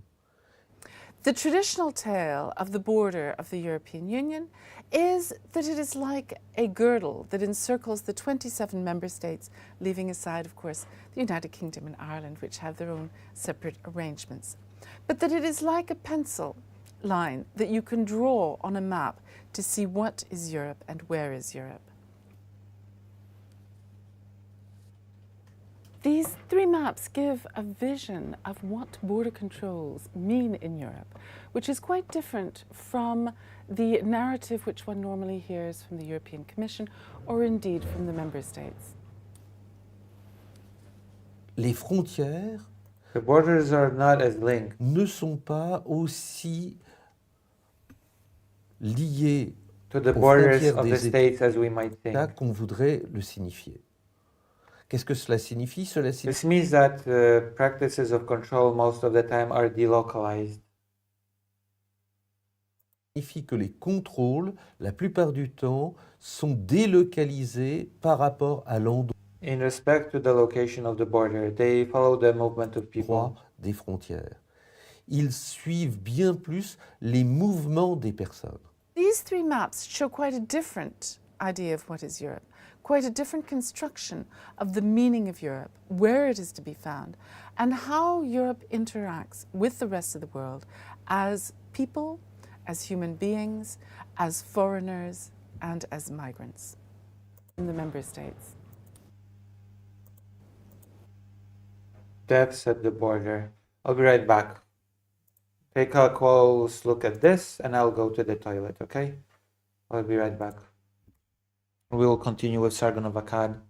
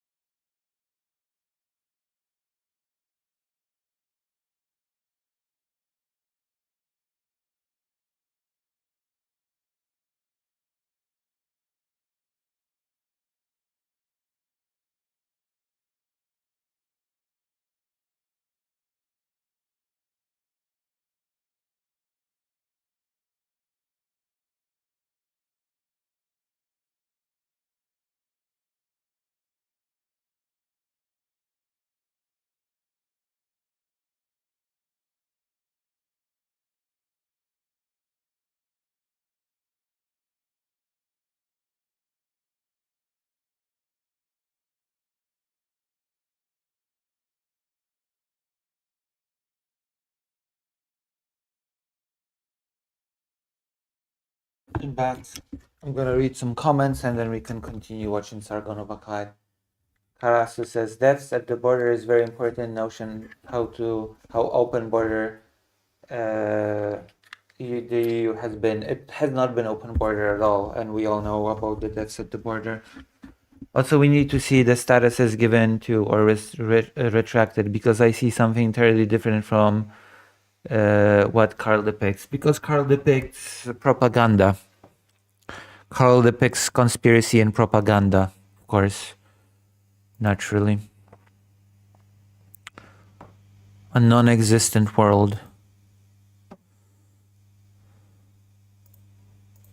Disenfranchising them not only of political power through their inability to vote their way out of the situation, but dispossessing them of their own native country itself through the use of unlimited numbers of foreign people. We know the kind of people who... Sorry, what? But dispossessing them of their own native country itself through the use of unlimited... I have no idea what dispossession is supposed to mean here. I have no idea what he even means by that. Numbers of foreign people. We know the kind of people who want... So what do you mean by the use of unlimited number of foreign people? Too. On one hand, we have very vapid individuals who don't think very hard about anything. Yeah, like you. Literally, we have vapid people that don't think very hard about anything, like you, Sargon of Akkad. And your audience, while we're at it. And use their political opinions to signal that they belong to a certain kind of social group. Yeah, that sounds like you. Such as middle-class lefty women. Such as right-wing native citizen. What the fuck? The lack of self-awareness is amazing. When he was crying about the displacement of right-wing native inhabitants. Love abortion and immigrants and everyone, that's nice. And on the other hand, we have hardline Islamists who understand that they're... Ah, yes. The evils of Islam. Of course, we really are back. Like, none of these content creators have, progressed in any way since 2016, have they? They are just on the same grind set.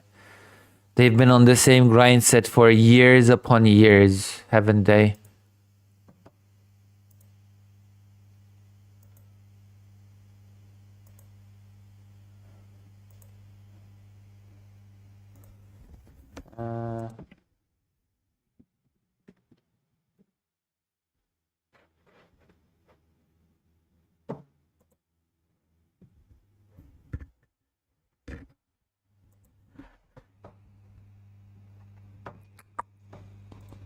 Numbers are growing, and they will, within their own lifetimes, be able to take over Western countries by sheer demographic might alone. This conference/video was done 15 years ago. Our numbers are massive. There's 50 million Muslims in Europe. There's more Muslims in Europe than there are in some Muslim majority countries. If all the Muslims in Europe were one country, it would be one of the biggest Muslim countries in the world. I don't care. That's the truth. If all the Muslims in Europe were one country, it would be in the top 10 or top 15 biggest Muslim countries in the world. If only this meant anything. If only this actually meant anything. Oh wait, it doesn't. It actually means nothing. It's actually a meaningless statement. It doesn't even matter if it's true or false. It's just a meaningless statement. It would be a big country. We're a big people. So that means we need to start acting like the Muslim community have to become the consequence. Make them think, okay, well, if we mess around with this community, what's going to happen? We have to start acting as if we have the upper hand, because we do. It should be no wonder then that the far right has been rising all across the Western world for some time now, driven by concerns about the dramatic changes in the demographic makeup of their countries. Or rather, riding the wave of populist rhetoric that they can use to gain votes. To be more specific and to be more real, okay? Being a far righter means that you can just forget about even promising to solve any of the real problems that people have, when you can just blame everything on the evil white replacement and immigrants. You can just do all these things and suddenly you're game. You're in game for politics.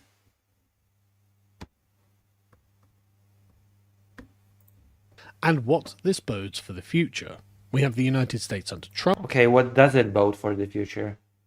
What is it supposed to be boding for the future exactly? And now in Britain, Europe and Australia, political parties which espouse a determinately nativist agenda are rocketing up the polls because people have become aware that the issue of demographics is being weaponized against them. In what way? You haven't demonstrated any of that in the video. You've had 14 minutes almost to demonstrate how immigration is weaponized against the native people. And you have not done that. You have not demonstrated any of it. And time is running out if they wish to even have a country of their own. Oh my God, the rhetoric, the Elon Musk brain rot nonsense of Europe is not Europe anymore. You want your own country still? Then you have to hate your neighbors. And when you look back at footage of Western countries from, say, a century ago. There you go. This is, Karasu asked me, when did Sargon of Akkad declare himself as a white nationalist? This is where Sargon of Akkad right now declares himself to be a white nationalist. By showing you the beautiful footage of the past when you had only white English people. It's hard not to notice how clean, orderly and tranquil they seem when compared to those same countries today. Interesting. I'm sure they had their problems, but they had the unspoken assumption of demographic homogeneity. Okay. Which ensured that there was not a fundamental insecurity of the people in their own country. I have no idea what the fuck that means. Okay? In Warsaw especially, I meet people of many different ethnicities. I don't have some fundamental anxiety. This is just stupid. And bear in mind, I was born in Poland, where actual diversity was not that big. There were not many black people in Poland where I was growing up. And now in Warsaw, there are a lot more black people in Warsaw. And you know what? Somehow I'm not very anxious. Okay? I don't have a fundamental anxiety about anything. It's ridiculous. Stupid. Whatever their problems were, they were resolved by people who ultimately belonged to the same group and lived in the same political substrate. What the fuck does that mean, the same political substrate? First of all. Also one group, that's... We can't say that about ourselves anymore. Yeah, you can. Of course you can. If you're not a racist, you can. If you're a racist, you cannot, but if you're not, then sure you can. And the more I look at footage like this, the more apparent it is to me that something terrible has been done to us. Holy shit, this is conspiracy this is just pure conspiracy. Fear-mongering.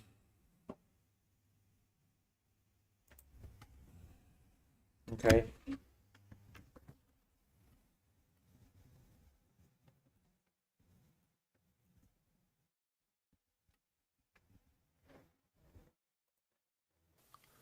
The right, therefore, is finding its voice in the growing demands for the end of immigration and mass remigration of those foreigners who were allowed to settle in Western countries against the wishes of the mass of ordinary people. Yeah, there's no mass of ordinary people that really cares about demographics, about ethnic purity the way that Sargon of Akkad does.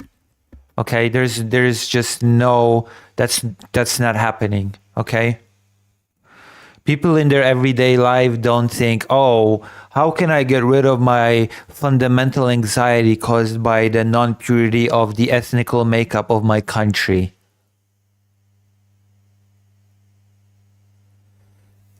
Karso Kafka says, also, by the way, London has had a long history of Chinese migrant workers, even during the time he gestures here. Yeah, of course. Because, yeah. People want to return to a time of demographic security. What the fuck does demographic security mean? What does that term even mean? It's another meaningless term, demographic security. In which they can assume the unity of their nation. Oh, there we go. There you go.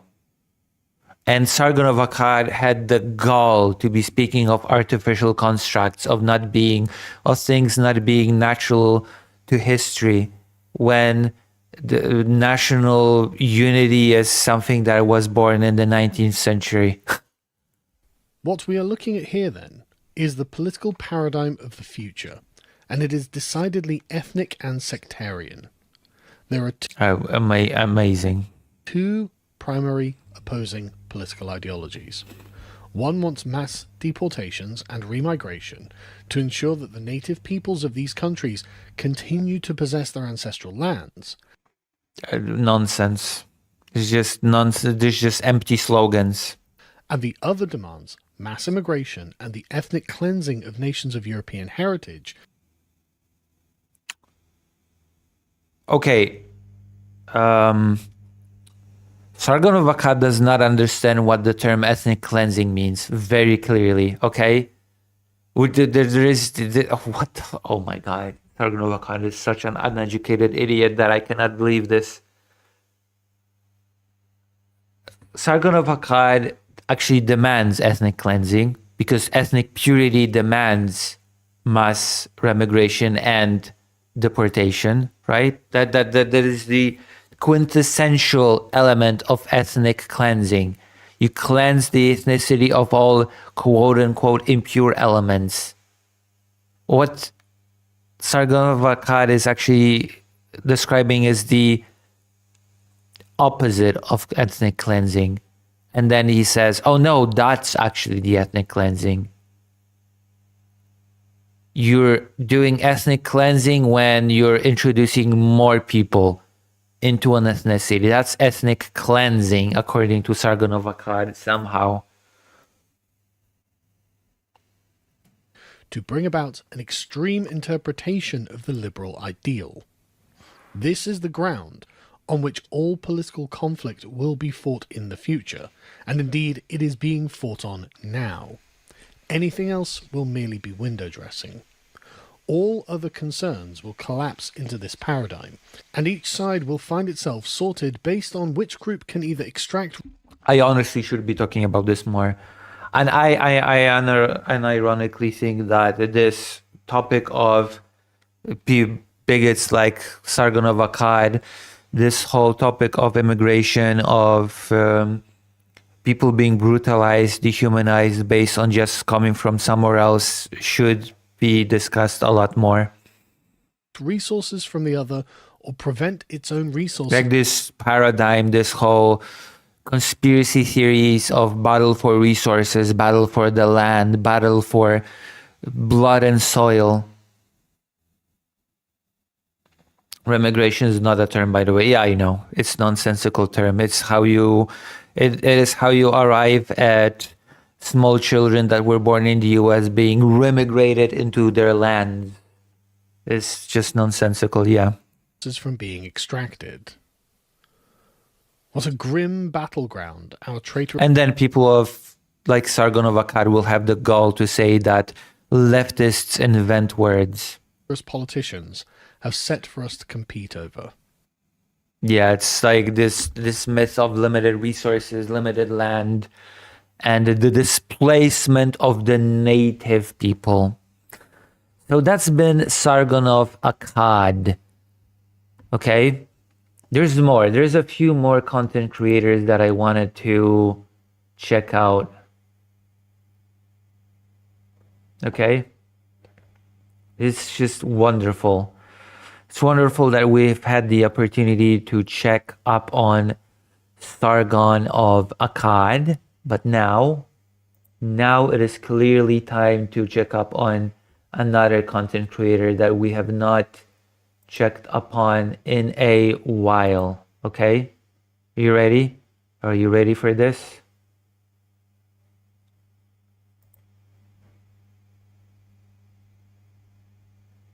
That is ethnically. Yeah, what Sargon of Akkad advocates for is ethnic cleansing.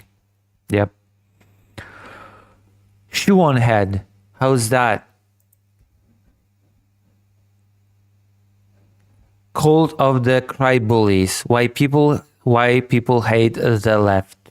There you go. You got another brilliant content creator of the past. I am pretty sure Shoe Head was even friends with Sargon of Akkad back in the day. They were all cool right-wing skeptics that all wanted, I don't know, anti-SJW stuff together.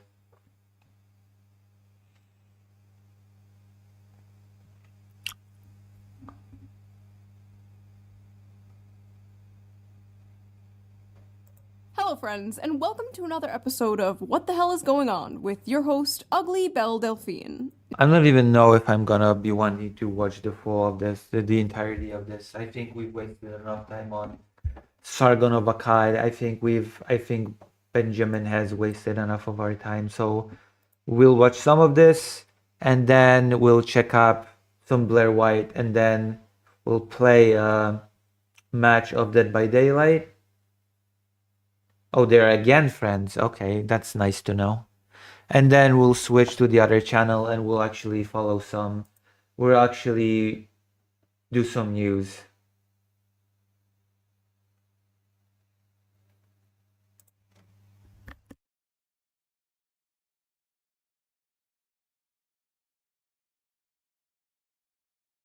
I sneezed.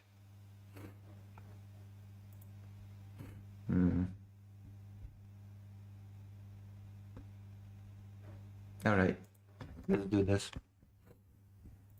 Now, before you ask, yes, there is an Epstein Files video coming out. I feel like everyone has like streamer brain nowadays, and like every fucking video has to be breaking news in order to get the most views. But I am taking my time with it. I'm sure you understand there is a lot happening. You know, with this anti-Semitic culture right now, she voted against a resolution condemning. Oh, is really? Jewish. I just want to be clear. Do you want to go there, Attorney General? Do you want to go there? Are you serious? Talking about anti-Semitism to a woman who lost her grandfather in the Holocaust? Your country, sir. Anyway, let's just forget about these satanic billionaire pedophiles running the... Karasukapka says, well, I just guess, as they push the same politics, essentially. Yep, logistics, moving that area. Yeah. World. And let's talk about some internet drama, shall we? Because that is what's really important. For a little over a decade now, the most inane things can get you called a... Oh my god, the music. I'm back at 2016 again. Like, those people never just... They never left. They never left the 2016 era. Oh my goodness. This has 276,000 views. Jesus Christ, oh my God, help us. God help us. Racist or a Nazi on the internet. To the point where these words hold little to no meaning anymore. No, they do hold meaning. They absolutely still do hold meaning, okay? Like, that is such a dishonest tactic that it's a disgustingly dishonest tactic. Oh no, You're calling everybody a Nazi. You're calling everybody a fascist. It's just meaningless. Just such a meaningless word now. So bad that when someone is called a racist or a Nazi online, I'm immediately like, oh, what funny joke did they tell? But ladies and gentlemen... Yeah, because you're stupid. You're a stupid person. But unfortunately, you're a stupid person with a huge audience, so God help us.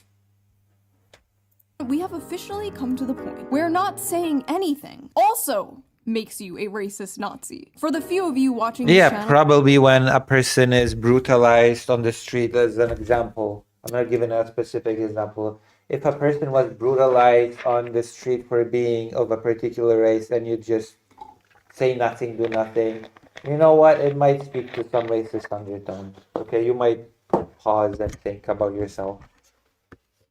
Who are employed. There's a very popular Twitch streamer named Emaru. She's a cosplayer and just kind of a fun, chill... Ah, yes, of course.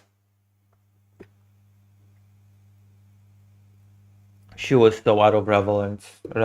I mean, they all are, but... I mean, they still get viewership.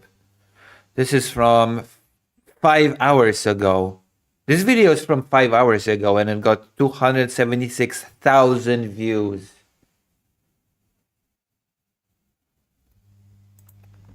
God damn, this is depressing. The fact that this crap is what gets traction is just so depressing. That is what the algorithm pushes. That is the name of the game.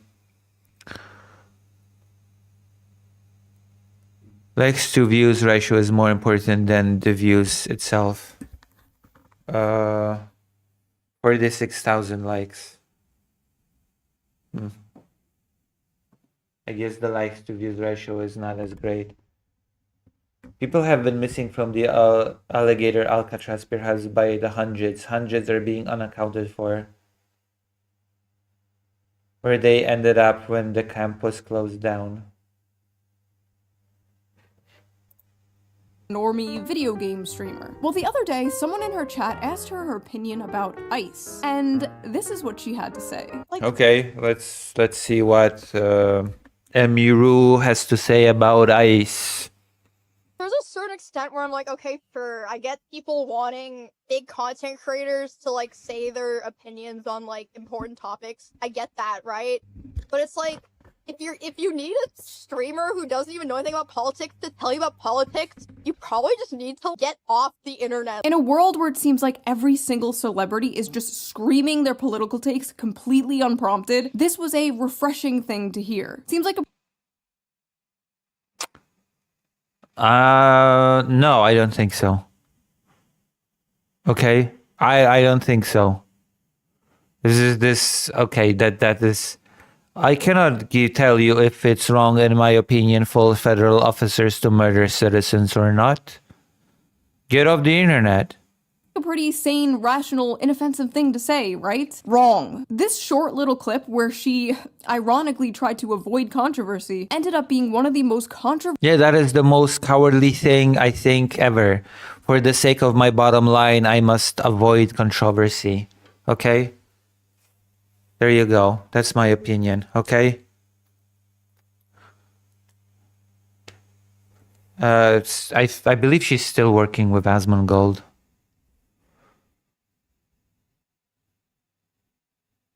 To say disagree, it was probably refreshing to shoot. I mean, it is refreshing to shoot, but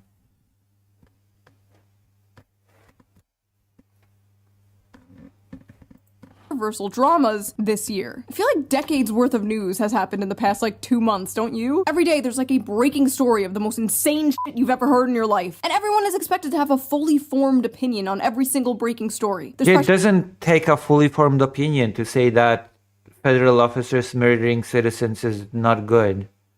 And you don't really need a fully formed, deep opinion to say that, do you? But then again, you have an audience, you have money to make, you know, cannot stir the pot, cannot cause controversy, gotta avoid trouble as the content creator.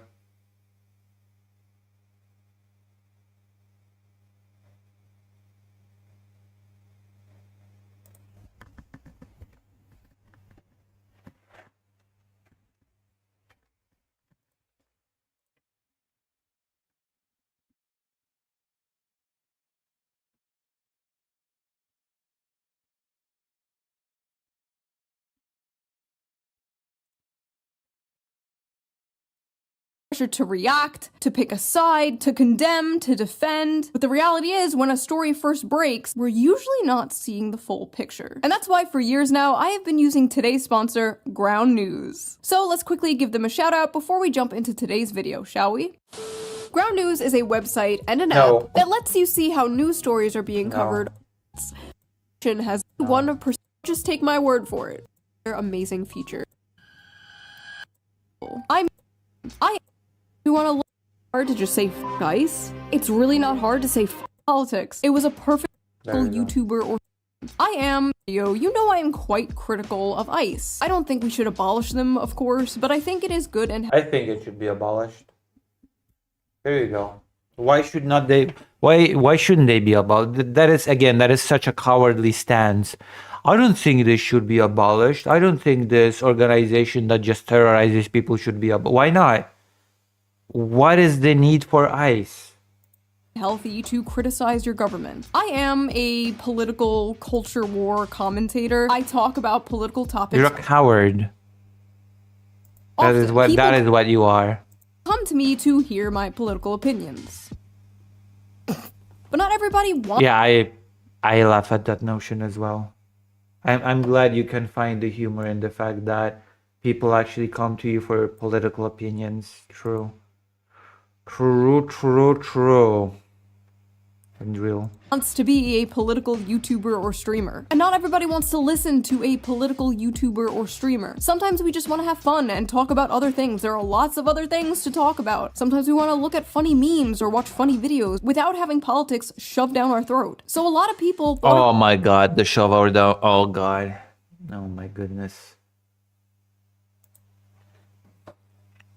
It was really refreshing when a cosplay streamer was basically like, I don't want to talk about politics. Why are you coming to me for politics? It was a perfectly sane, rational opinion. So of course, like half the internet had a problem with it. It's just not that hard to say f ICE. It's really not that hard to say f ICE, to be honest. Is it so hard to just say f ICE? It's really not hard to say f ICE. Jesus Christ, how hard is it to just say f ICE? How hard is it to just say f ICE? How hard is it to just say f ICE and move on? Oh my god. Just say f ICE. It's not hard.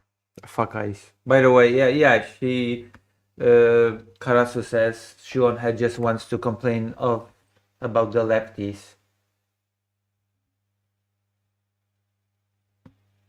That is what politics should be about, not opposing a genocide or even just ICE murdering, US citizens, right? That's not important. What's important is, hey, listen, the lefties are complaining about a cosplayer. Is it so hard to just say the line? Say the line! Say it! Jesus Christ, like at this point, even if Emeru did want to like abolish ICE, even if she really did think, f ICE, she shouldn't say it. Like I wouldn't say it at this point because this is just like, this is creepy. This is like a horde of zombies chasing after you. Hey, it's actually super easy to stream and have opinions. I'll show you. F ICE, f Donald Trump and everyone in his administration, f Elon Musk, free Palestine, US is on stolen land built by stolen people, Luigi did nothing wrong, abortion is healthcare, leave trans people the f alone. True, leave us alone. These people literally just speak in bumper stickers, dude. Just like copy pasting the internet. Ah, yes. Unlike Shuon Head that never speaks in bumper stickers. Uh-huh. Leftist starter pack. What the hell am I looking at? I hate the Reddit ass. Hey, it's super easy. It's crazy like 1,000 years ago, this dude's ancestors were hunting mammoths. And now he's on here like, men should not. What the fuck was that? Not be speaking like this. I'm sorry. We need another war. The post that really seemed another war? When was the last time the US was it? Whatever. To kick this all off was made by Denims, the self-described largest female political streamer. Only because I don't stream, Denims. Only because I don't stream. Anyway, I don't have any like personal beef with Denims. This isn't like an own Denims video. We used to be kind of cool years ago, but she apparently has some opinions on Emeru, so let's hear her out. Never thought I'd see the day we'd be fence-sitting the modern Gestapo. True. More like SA, but true. True. First of all, she's not fence-sitting. Yes, she is. Yes, she is. Definitionally, she is. Yeah. She's just choosing not to talk about politics. Like, in order to fence-sit. Yeah, she's not fence-sitting. She's just choosing to sit on a fence. That you actually have to say something. She didn't even say anything. Like, how do you What the fuck do you mean? What? She did say something. even know what her opinion is? Second of all, Yeah, that's called fence sitting. This.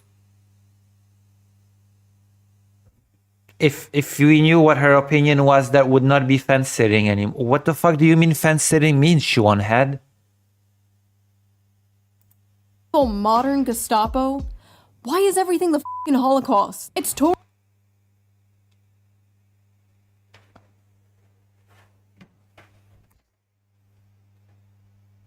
Oh god.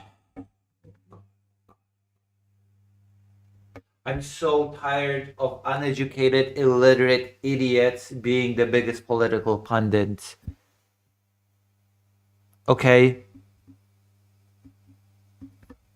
I'm so tired. I'm so tired. Okay? That was not even... People calling the ICE, the Gestapo, is not a reference to the Holocaust. For fuck's sake. Not everything that the Nazis did was the Holocaust.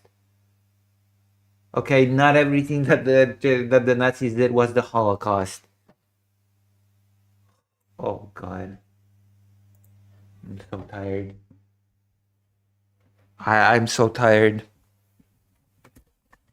I'm so tired of the illiteracy of the right wing.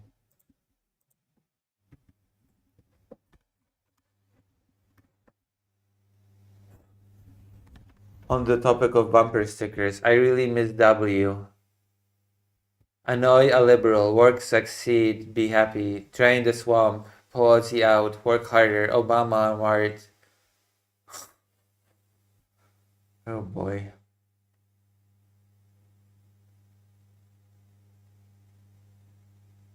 Like, I'm so tired.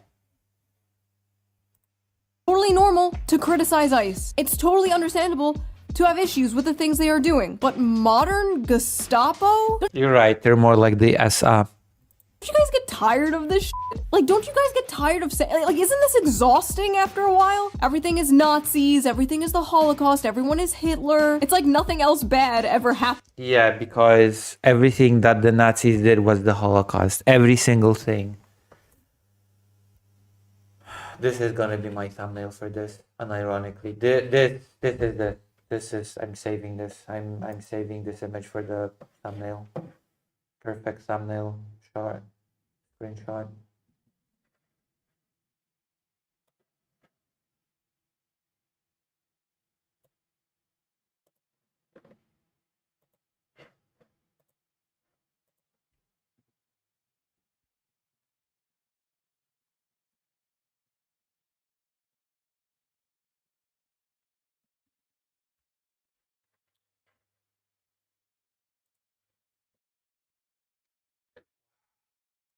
Happened in history. Like, what did they used to compare bad things to before World War II? Oh my god, you're literally Napoleon. Also, I mean, actually, she's joking, but people actually did treat Napoleon as the big bad guy in the past. That's actually not a joke. People did treat Napoleon as a pretty bad guy. Although Polish people have always liked Napoleon. So actually, Napoleon has been quite a divisive thing. Western Europe hates Napoleon. I know Russia hates Napoleon, but Polish people have always liked Napoleon, actually. so I love this. Racist chud. Like, where did the racism part? Like, where did that come from? Listen, I don't get on camera and start talking.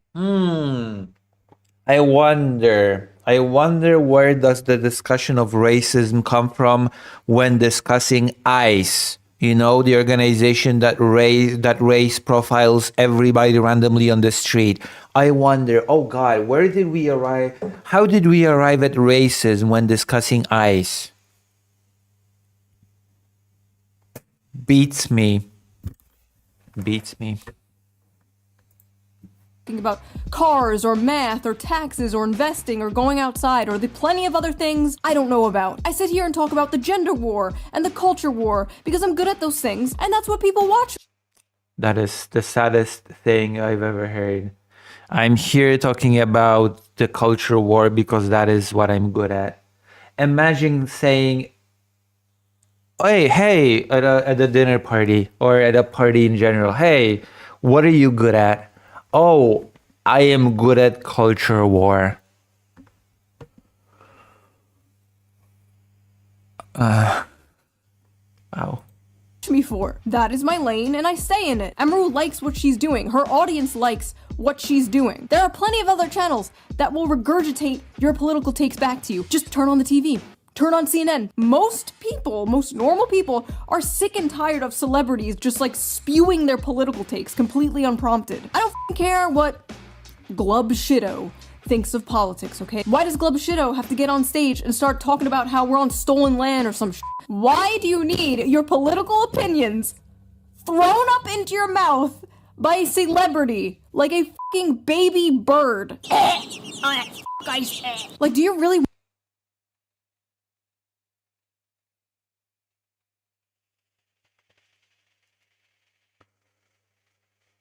Vladimir says there's unironically Russian people that think that Napoleon was based and all that stuff. That is a very interesting opinion for Russian people to have, considering that Napoleon invaded Russia, but whatever. Want Sydney Sweeney throwing up in your mouth? Don't answer that. Don't answer that. Please don't answer that. She's right when she says most streamers are not qualified to talk about politics. Okay, here's the thing, dude. You actually don't have to be qualified to talk about politics to say ICE. It's not that hard of a concept. You actually don't have to know what you're talking about in order to just say the line. What? You should look. Yeah, you need to have a political science degree in order to know that a federal agent murdering US citizens is bad. You heard it here. Unless you have a political science degree or unless you're just super invested into politics, you cannot know if a federal officer killing a US citizen is bad. You don't know that. Maybe it was based and cool. Look into a topic, do your own research, come to your own conclusion, and form your own opinion on the topic. You should not just blindly, mindlessly say the line. You know who doesn't do political content? Yeah, if you see federal officers killing citizens, I guess, and you don't like it, I guess you're just blindly saying the line? What the fuck? Cutie Cinderella. Cutie Cinderella literally never does political content. And even she's capable of saying ICE. What about Cinna? You don't have to be a political creator to recognize that it's not hard to say Also, if you're not a political creator, it doesn't follow that you don't do any research on politics or you have zero interest in politics. That's stupid. It's fine to say your own personal opinions, to break the role of the creator once in a while. It's fine. It's fine to have a spine, okay? It's fine to show that you're not just a brainlet that exists in the world completely ignorantly. ICE. You don't have to be a political content creator to say the line. All your other friends are saying the line. Yeah, you don't have to be a political content creator to have opinion on politics. You have opinions, yeah. Emaru? Why aren't you saying the line, Emaru? ICE. Okay, but unironically though, them. Straight up. Hey, them. Yeah, it's them, don't care, and if you don't like that I say that, it's you too. You know what I mean? It's really that easy for me, I'm telling you right now. There's Emaru's roommate saying the line. Aren't we all proud of her? By the way, where are all her friends during all of this? Where are all her morally righteous, good guy, big streamer friends while this is all going down? While she's being dragged by half of the internet for doing absolutely nothing wrong. This girl... God, YouTubers and streamers are such cowards, I swear to God. Such spineless cowards. Who literally just came out of an allegedly abusive relationship. This girl who literally just got assaulted, grabbed by some freak at a convention. Now this girl is going through all of this. I guess it's fine to be silent when your friend is getting dragged by half of the internet, but don't you dare stay silent about current thing. I don't even know this woman and I'm sticking my neck out for her because it pisses me off seeing this kind of shit happen to people who absolutely do not deserve it. If you're above the age of 18, you should care about politics in your fucking country. True, unironically true. Okay, you should care about politics in your country.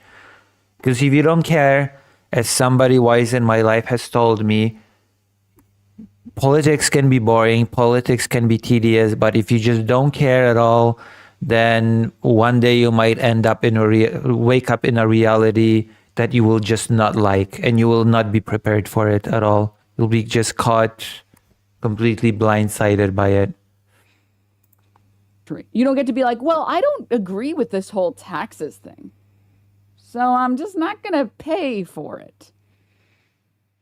You can't say like, well, I'm just not going to care about all this politics stuff. When someone doesn't have an opinion on a political topic, people like you might get a little mad. When someone doesn't pay their taxes... Also, refusing to give your opinion does not follow... It doesn't mean that you don't have one. It can just mean that you're too cowardly to say it because of your precious viewer base and your precious bottom line. The government comes and arrests them. Okay, so that's the difference between those things. Yeah, if you're not interested in politics, you can wake up in a completely unpleasant reality.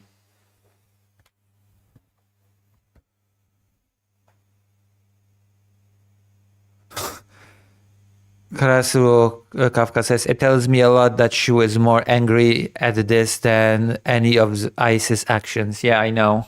It is very interesting, isn't it? This weird idea in America especially, where like you can just be an adult and be like, oh, I don't care about politics. What? Many people, most people, do not care that much about politics. I know. Yeah, it is just... Thank you, Shuon Head. Thank you for just repeating what the person just said seconds ago, that there's this thing in America when people just don't care about politics. Many people don't care about politics. And Shuon Head just repeated it. Yeah, we know. We just heard it. Karasu Kapka says, I think Shu eats up the anti-immigrant stuff. I would not be surprised. To you and me, that's like mind-blowing, that's like unfathomable, because our whole life is politics, our job is politics, like I get it. But most people's lives do not revolve around politics. Everybody's lives revolve around politics because politics affect everybody's lives. It's a ridiculous thing to say. They do other things other than fight with strangers online. Yeah, caring about politics does not mean fighting with strangers online. That's no. Crazy, I know. But man, do I envy them. I was so much happier before I knew. Sadly, Yeah, you were so much happier before you were grifting online and making tons of money from it. Yeah, you were so much happier. I believe you. All these people are out of touch. Yeah, they are. It is getting harder and harder for the average person to not care about politics because politics is seeping into literally everything. Politics has always been a part of everything, and you're an idiot? Politics has always been a part of everything. What do you mean sipping into everything? Politics will be bending you over and spreading your cheeks and going in dry whether you want it or not. And unfortunately, the people who are like, I just want to be left alone, are the people What the fuck? who are the most fucked by politics. Also, more importantly, Emaru wasn't saying that she doesn't care about politics. She was saying she didn't want to talk about politics. I feel like that is a huge difference. I care a lot about, like, skincare, but I don't get on here and talk about, like, peptides and collagen to my audience because they don't give a shit. They're here to watch me say feminism is doo-doo and make silly little faces at the camera. Yeah, you're stupid. We get that. We get that you're stupid. Yeah, you like that shit? I hate when grown women don't have a mind of their own. You are 28 years old. Please develop a mind of your own. All she does is pander to enemy Gunnar men. No mind of her own. I never liked Emaru, so finding out she's stupid and doesn't have a mind of her own is nice. The audacity! If she didn't The audacity. have a mind of her own, she would have mindlessly parroted the shit you want her to say. She would have mindlessly just been like, fuck ICE. If Emaru came out and was like, actually, I think ICE is doing a fine job, do you think they'd be like, ah, yes, she has a mind of her own? No, absolutely not. They are not. No, they would have said that she has a shit opinion, which is fine. I thought, what happened to the exchange of ideas? Not angry that she doesn't have an opinion. They are angry that she doesn't have their opinion. The absolute audacity to say that this woman doesn't have a mind of her own while thousands of you people swarm her like drones, barking orders at her to say the line. You guys literally operate like the fucking Borg. So what I'm gathering is that Emaru is a grown woman who acts like a frail, silly little girl to entertain fat, dirty, incel, Asian fetisher Yes. weirdos and is okay with that but draws the line at saying ICE is bad. Yep. Emaru and Asmon's audience are the same. Incels love Emaru because she confirms the image of the anime bimbo stereotype that incels worship. She definitely cultivated an audience who, in the end of all things, are reactionary. She appeals to violent I mean, yeah. What am I supposed to say? Yeah. racists who fetishize Asian women. What the fuck is this Asian fetish thing? Are they just saying this because she's fucking Asian? Like, I'm trying to find a clip of Emaru saying sucky sucky $5 or something, but it doesn't exist. I don't know what to tell you, man. It's not a coincidence that she answered the question What? What was that? this way, and that her fan base consists heavily on Asian fetishes. I don't know where this is coming from. And this woman, the woman saying this is literally an OnlyFans, like an Asian OnlyFans model. Like, I'm sorry, are you really the person to be talking about fetishization here? The most insane part of all of this had to be when her ex-boyfriend, her allegedly abusive ex-boyfriend, posted his own fuck ICE in the middle of his ex-girlfriend being canceled for not saying that. Like, how fucking petty do you have to be to subtweet your ex like that? Another character involved in all this is former booby streamer Casey Tron. This has to be stressed that it's a former booby streamer, of course. I guess, opinion invalid ex-booby streamer after all. Reminds me of whenever Amaranth started wearing a cowboy hat, because that's whenever she started going like full Nazi, basically. She started wearing the cowboy hat. It's like whenever these Texas girls in like these Austin, Texas streamer circles start wearing cowboy hats, that's whenever you gotta watch out. A woman in Texas? Yeah, it's called a joke. Like, Shuon had opened this video by saying that everybody's being called a Nazi and then she thinks, oh, what joke did they say?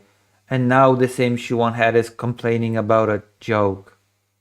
Amazing, as always, from people like this. The amount of, the sheer amount of self-reflection or any sort of, self-awareness on the display. Wearing a cowboy hat? Lord? Simone Pierre Dubé says, can Lucy be my current booby streamer? I can. I am right now. I am on camera with my boobies on display. Or boobies. Take me out. Take me out back, behind the shed. Put me out of my misery if I ever become this politically brain rotted. Holy shit. Like, that she probably has like weird incels donating her hundreds of dollars. It's because, like, in my opinion, like, it's all a facade to appeal to the worst type of men. Because, like, really misogynistic, shitty incel like men, they like a woman that doesn't have any opinions. I think that she also plays into how a lot of incels will fetishize Asian women. Her whole platform is just like appealing to like the worst fucking men. She's like basically like, she's like a pick-me for like incel freaks. So this fucking pick-me shit, dude. It's gonna be the death of me. Before making this video, I watched a bunch of Emaru stuff and I saw no signs. I'm going to choose to remain silent on this, okay? I'm just gonna gracefully let it just... Karasu Kafka says, you're already brain rotted, Shu, especially when you cannot see what is going on in your country. Yeah, because it doesn't matter. You see there's an audience to be cultivated. You cannot polarize your audience by having an opinion. That would be bad. That would be bad for your income. of like pick-me behavior at all. At least with some streamers or some YouTubers. People could be like, oh, they criticize women, so they're trying to be like one of the good ones, and they're a pick-me. Like, okay, sure, like, that's retarded. We all know that's retarded. But at least I can like kind of see how is Emaru a pick-me? She doesn't even do that shit. Like, where is the pick-me thing coming from? No, really though, what makes her a pick-me and not the booby streamer or OnlyFans models calling her? Wow. Yeah, sex work bad. I get it. She won't have sex work bad. Karasu Kafka says, right now there is a genocide going on there, Shu. Your main concern is that people who criticize ICE are not thinking. A pick-me. You are literally selling your body for men to consume. If men do not pick sex work bad. Remember, sex work bad. Pictures of your ass, you can't pay rent. There's no bigger pick-me on earth than a fucking porn star.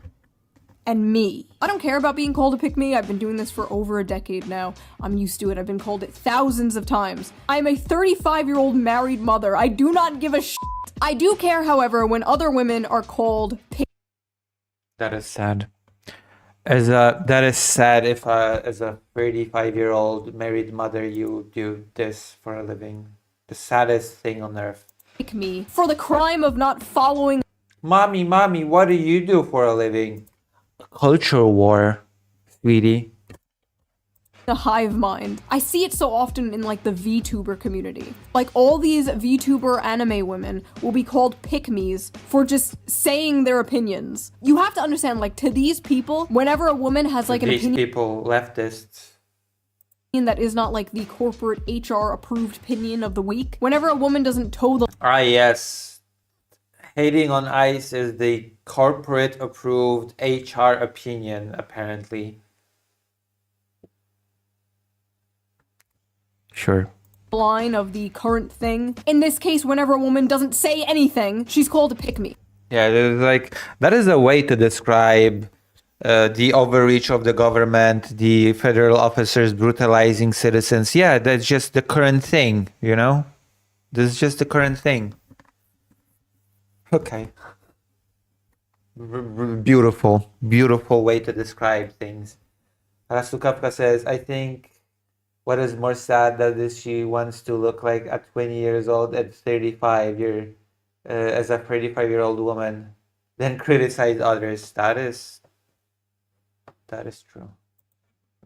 You know, she just must have these opinions for men. No other reason. Every woman is secretly a big, progressive feminist. And if they're not, they're just doing it for male attention. Because I'm sure someone who looks like this is really starving for male attention. And then in my opinion, it's like she's not entertaining whatsoever.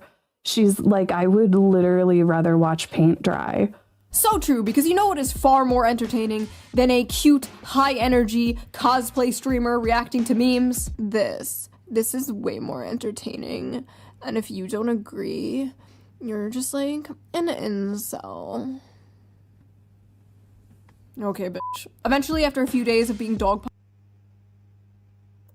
by the most annoying people on Earth, Emaru came out with a statement.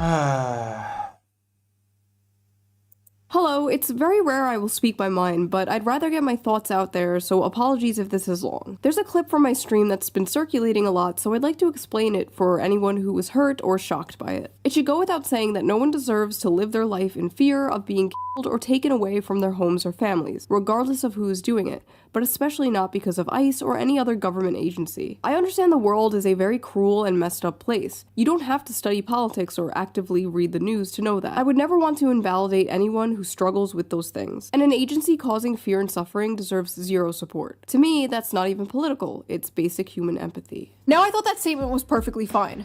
My That was weird. issue with it is, she didn't have to make it. She was basically forced to come out and say her opinion. So did these freaks finally back off once The freaks, the left-wing freaks. Emaru made her opinion about ICE clear? No. Of course not. Nazi response. TLDR, go f*** yourself in your PR apology. And there it is. Of fucking course she's another dumb cunt. Girl, we are not as dumb as you look. You're still a racist chud, but continue to enjoy the money you get from your incel audience because they're disgusting, just like you. Karasu says, She's weird. Again, she's a 35-year-old mom who pretends she's late teen to appeal to her audiences, then criticize others for it. Here is I support Israel and my name is Emaru. Wait, what? Where the f did Israel come from? What? I don't like to talk about politics equals I'm a Nazi and I'm ashamed of my opinions. Everyone knows what's up. She's a fascist in disguise and is squirming. Emaru, you are garbage Nazi-loving c***. You got orange around your mouth. Say F you, Asmongold. If you're neutral, if you're neutral, you might as well say you're MAGA. Stand for something, ho. That's what Trump wants, for everyone to be quiet about it. The idea of get off the internet is so f***ing ignorant, this dumb cunt needs to shut her f***ing mouth. Thank God her downfall is happening. I've been hating on her since day one and knew something was off about her. Not a good statement. She implicitly disavowed ICE, but not so much the actual Trump admin. Yeah, you disavowed ICE, but what about the whole Trump administration? They're like literally the mouse from If You Give a Mouse a Cookie. I was like reading that book to my toddler the other day and I was like, oh my god, this is literally Twitter. You cannot give them an inch, dude. Of course are incel fans swooping in to protect the poor little 28-year-old. Ah yes, incels. Known for defending women online. What? What the f does the word incel even mean anymore? Does it just mean man now? It just means man. Man. Ah, yes, it just means man, of course. And I do not like. I had no idea this was a thing until yesterday. How come no one told me Emaru low-key a femcel? Femcel! Emaru's a femcel! Oh my do people just not know what words mean anymore? How are they coming to these conclusions? I mean, have you looked at her? I mean, look at her. Look at her. Just look at her. Look at her. Yeah, sorry, I don't see it. I think you guys just might be mentally ill. We need to do something about yes, everything is mental illness when you don't like it. These male-centered women. Okay, first of all, nothing is more male-centered than centering your life around hating men. Men just live rent-free in your fucking head. Take it up with God, go to therapy, do literally anything else than make it our problem. F her, and especially f her bestie Asmongold. I hope they get kirked. Jeez. 30-year-old woman too scared to say f ICE to keep her incel audience happy. Let's hope she gets abused again. Couldn't happen to a better person. Next time this cunt is assaulted, I'm gonna laugh and laugh. F her and f ICE and f you if you support this cunt. Emaru deserved what Mizkif did to her. F Emaru for supporting ICE. I genuinely hope this bitch gets oh, okay. I reported that one. Holy shit. What is wrong with these people? See, you don't understand. I'm good guy, which makes it okay for me to say f***ed up things about bad guy. You think saying that to someone is f***ed up? Well, you should be abused too, because you're probably also bad guy. It's called Right back.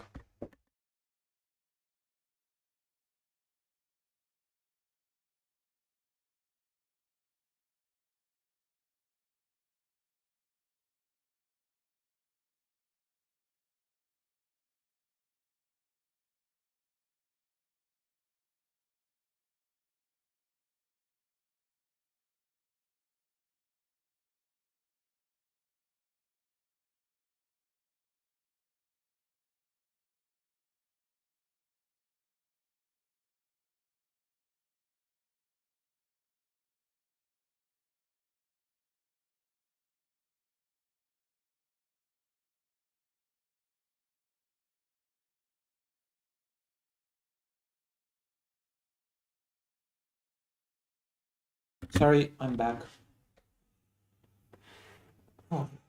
called being on the right side of history, Chud. Look it up. Nazis deserve death, and silence is compliance. May I just remind the audience that this is what she said. If you need a streamer who doesn't even know anything about politics to tell you about politics, you probably just need to get off the internet. Ladies and gentlemen, a Nazi that deserves death. What? After making her terrible... It's very, very cute. Very cute. Very pathetic. Statement full of lies. Emaru just... Karasukapka says, shoo. Maybe people in the US are starting to be desperate seeing US citizens murdered by Trump's regime's foot soldiers. Yeah, but you know, have you considered that you have an audience to uphold, that, you know, you cannot cause controversy, that having an opinion is just silly? Have you considered that? Decided to follow right-wing grifter Shoe on Head. Of course Emaru is now following a fellow pathetic pick-me for being quiet about ICE. They both don't want to piss off their 100% right-wing gooner fan base. For the record, my fan base is probably like 70% right-wing and 80% Gooner. Okay, but for some reason, they didn't mind when I came out and Ha ha ha ha ha ha. Oh my god, what funny, how funny, what a joke. harshly criticized ICE in my last video. Yeah, some disagreed, but for the most part, they didn't care. As long as you aren't preaching... Now I want to see just what this criticism of ICE amounted to. I want to know. If it was some lackluster... Oh, well, you know, ICE is getting a little bit overboard, so maybe a little reform of ICE, you know, maybe a little reform.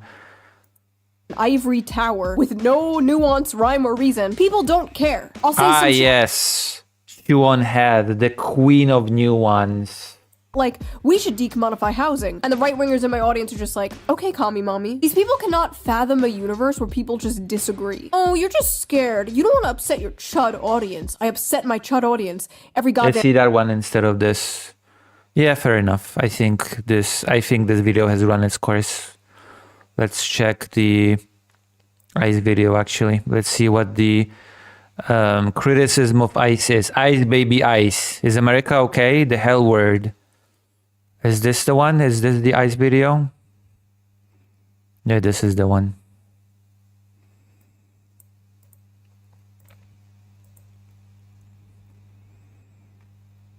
Let's see.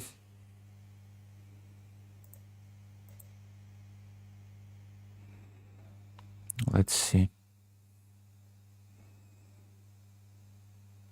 What's happening with the internet?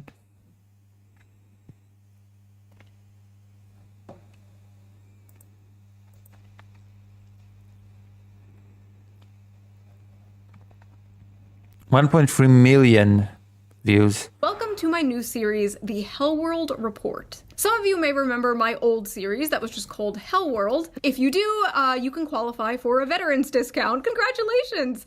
And if you remember the Gamergate days, well, please come collect your retirement. But yeah, if you have not seen my old series, go check it out. I will put the link to the playlist down below. I think it's a really interesting time capsule into the years 2020 and 2021, like how crazy it was back then, and then in retrospect comparing it to how crazy it is now. But this is a shorter, more condensed version of that series. Think of it as a Temu, Jon Stewart, or Stephen Colbert before they morphed into the same flavor of shitlib. You see, I'm better than those late night Jimmies because I don't get my news from mainstream sources like some kind of hack. No. I get them from far more reputable places like Instagram Reels and Femboy Groiper 69. Blah, blah, blah, blah, blah. From Great. furry ballrooms and the Epstein files to Amazing. OnlyFans green cards and kidnapping foreign leaders, from government-funded purple-haired girlfriends to a potential civil war, we have a very packed show for you today. It has been a crazy year, and it is only January. As I am filming this, we are currently having a huge winter storm. This morning, snow, ice, and frigid temperatures sweeping across the nation.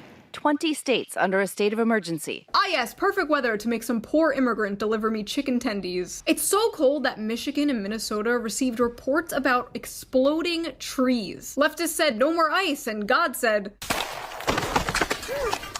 Anyway, in news that should have stayed in 2016, apparently... By the way, there are special techniques that Eastern Europe deploys when it comes to trees to protect them from temperatures, which is why in Eastern European countries you will see sometimes trees painted white. That is the exact reason. Just giving you a little bit of like an, you know, it's to help the changes in temperature from affecting the trees. Hello, Obsessive Forge. We're looking at some crazy creators and they're crazy politics. Okay.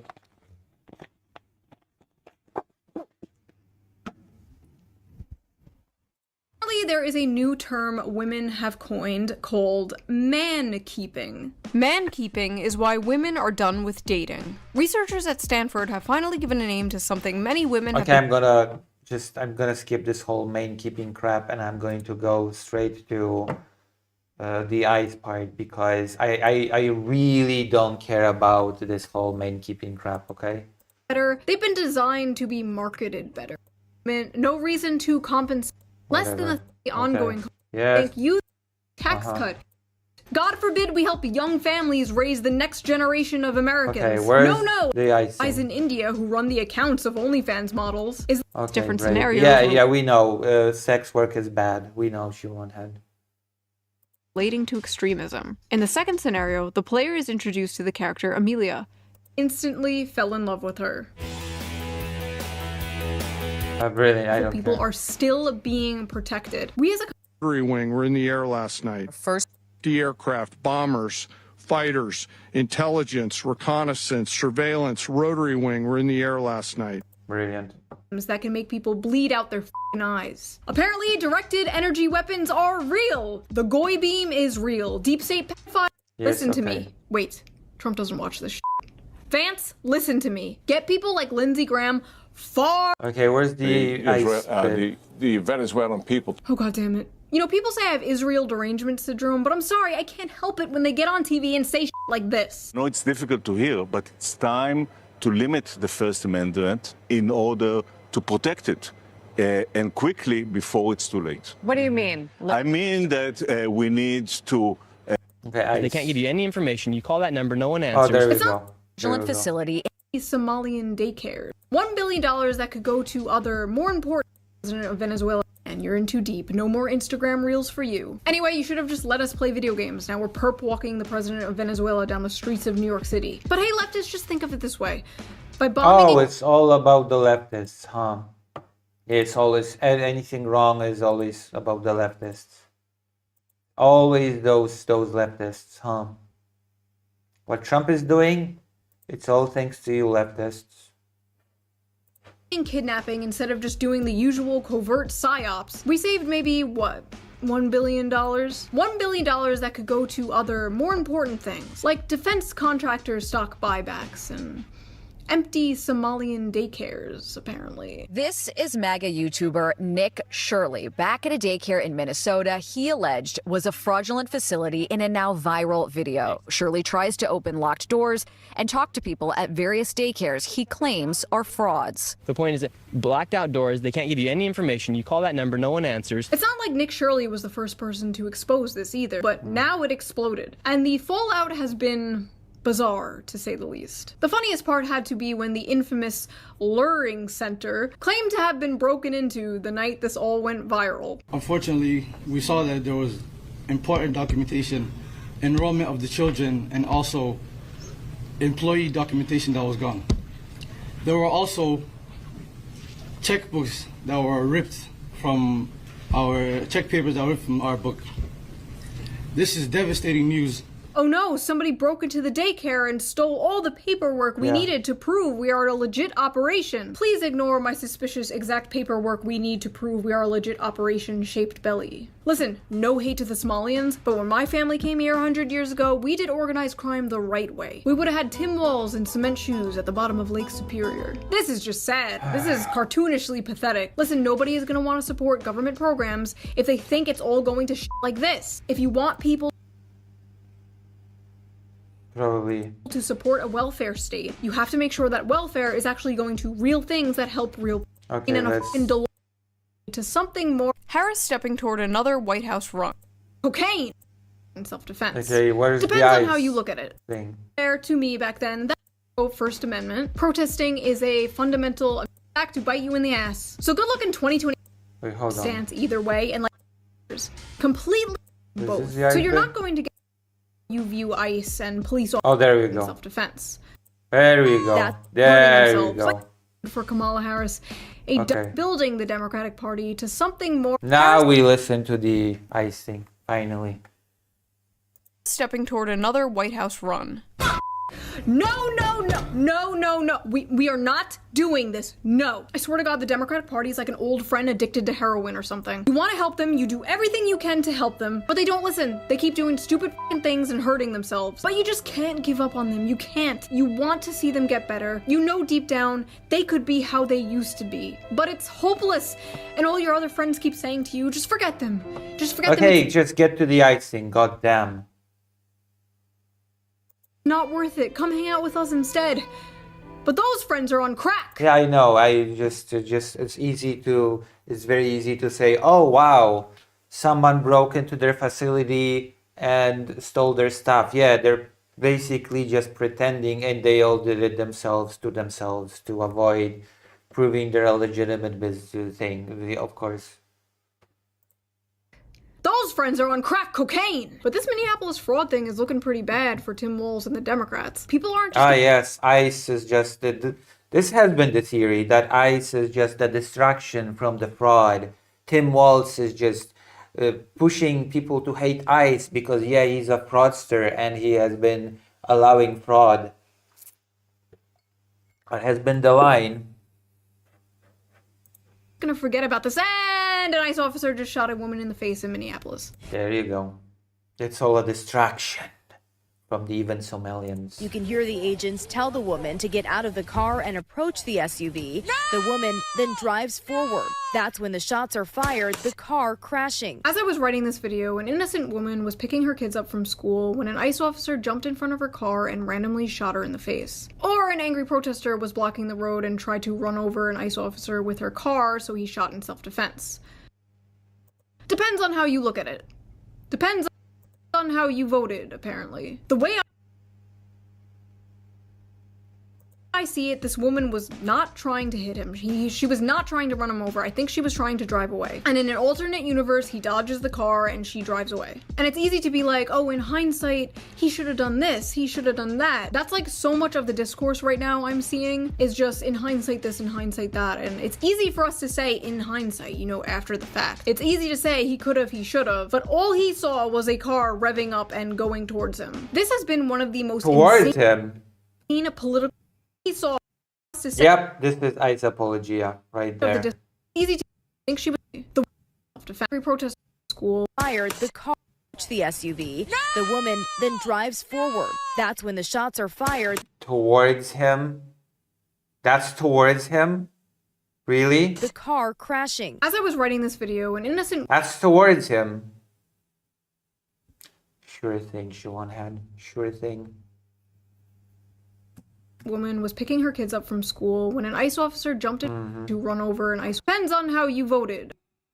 Over. I think she was trying to drive away. And in an alternate universe, he dodges the car and she drives away. Yeah. And it's easy. Yeah, she's basically protecting the agent, yeah. To be like, oh, in hindsight, he should have done this, he should have done that. That's like so much of the discourse right now I'm seeing is just in hindsight this, in hindsight that. And it's easy for us to say in hindsight, you know, after the fact. It's easy to say he could. Yeah, the poor guy was in such a tense situation, you know. That's why he called her a bitch afterwards as well, after shooting her. If he should have, but all he saw was a car revving up and going towards him. This has been one of the most insane political Rorschach tests I've ever seen in my life. It really all I know, right? I know. Comes down to how you view ICE and police officers in general. Many, not all, leftists view ICE as completely illegitimate. Same with the police, they want to abolish both. So you're not going to get a real unbiased conversation with those people. Because why the f should a protester respect ICE in the first place? And many, not all, conservatives tend to be— Okay, what is the purpose of ICE?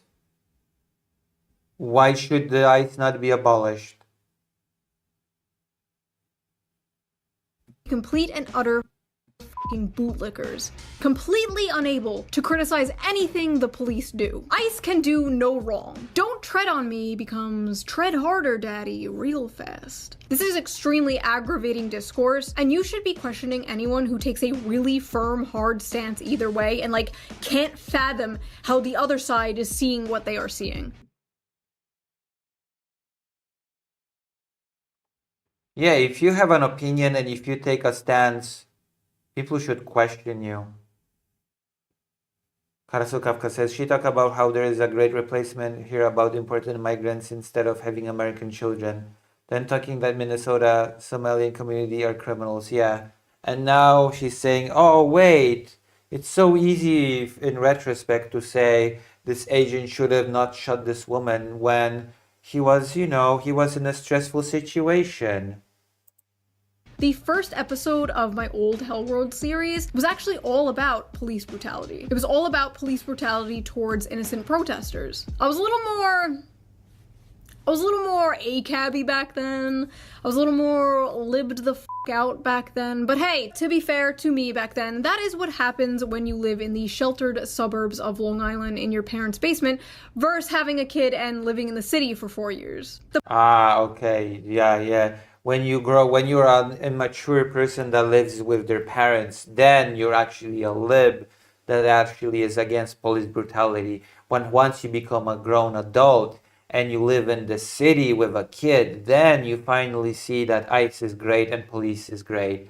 Or maybe it has something to do with the political alignment of your husband. You know? Just a thought. Just a thought, you know?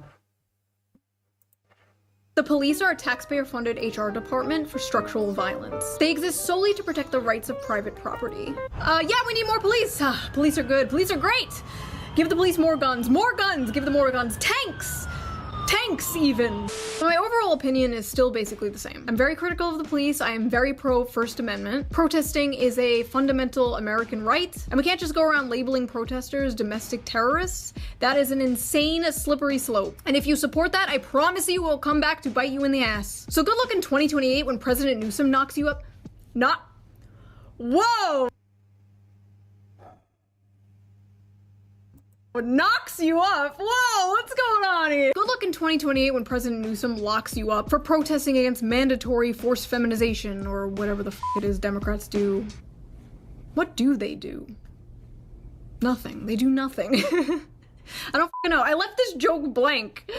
Something pronouns. Like, God forbid the state ever turns me into Swiss cheese and the president's like, she was a radical leftist lunatic. The people called her Kami Mommy. Can you believe that, folks? Kami Mommy. Sad. And some people were like straight up mocking this woman, celebrating it, and then when people were like, what the f***, they were like, well, you got Charlie Kirk, so now we got one of your guys. Is that what we're doing now? We're just gonna keep killing each other back and forth? Is that what this is now? Like some kind of civil war? Who gets me in the national divorce? Hell yeah, 2 Christmases. Like, you agreed with me when I was upset about the reactions people had Political pundits on the right are so pathetic. Goddamn. about Charlie Kirk, and then you're over here like, boo-hoo, she was a stupid libtard. Honestly, some of you just don't have morals. You have like temporary weapons you can use to bludgeon people you don't like when you have the chance. You and all the people who mock Charlie Kirk are all going in the pit, and you can come out when you learn how to be normal. In my opinion, a lot of focus on illegal immigration should go to the employers employing illegal immigrants for cheaper scab labor. I feel like that's really important, and like, we're not. What about having a discussion as to what makes illegal immigrants illegal? How about making it easier for people to get documents? How about making it easier for people to become legal, quote unquote? How about having that discussion? Doing that. It's kind of interesting that the government is focused so hard on immigration right now, but like apparently hasn't made any like real actual legislative change to the laws of immigration. Dragging Jose out of Home Depot might work for now, but they have to be working on something more substantial, right? Well, Like what?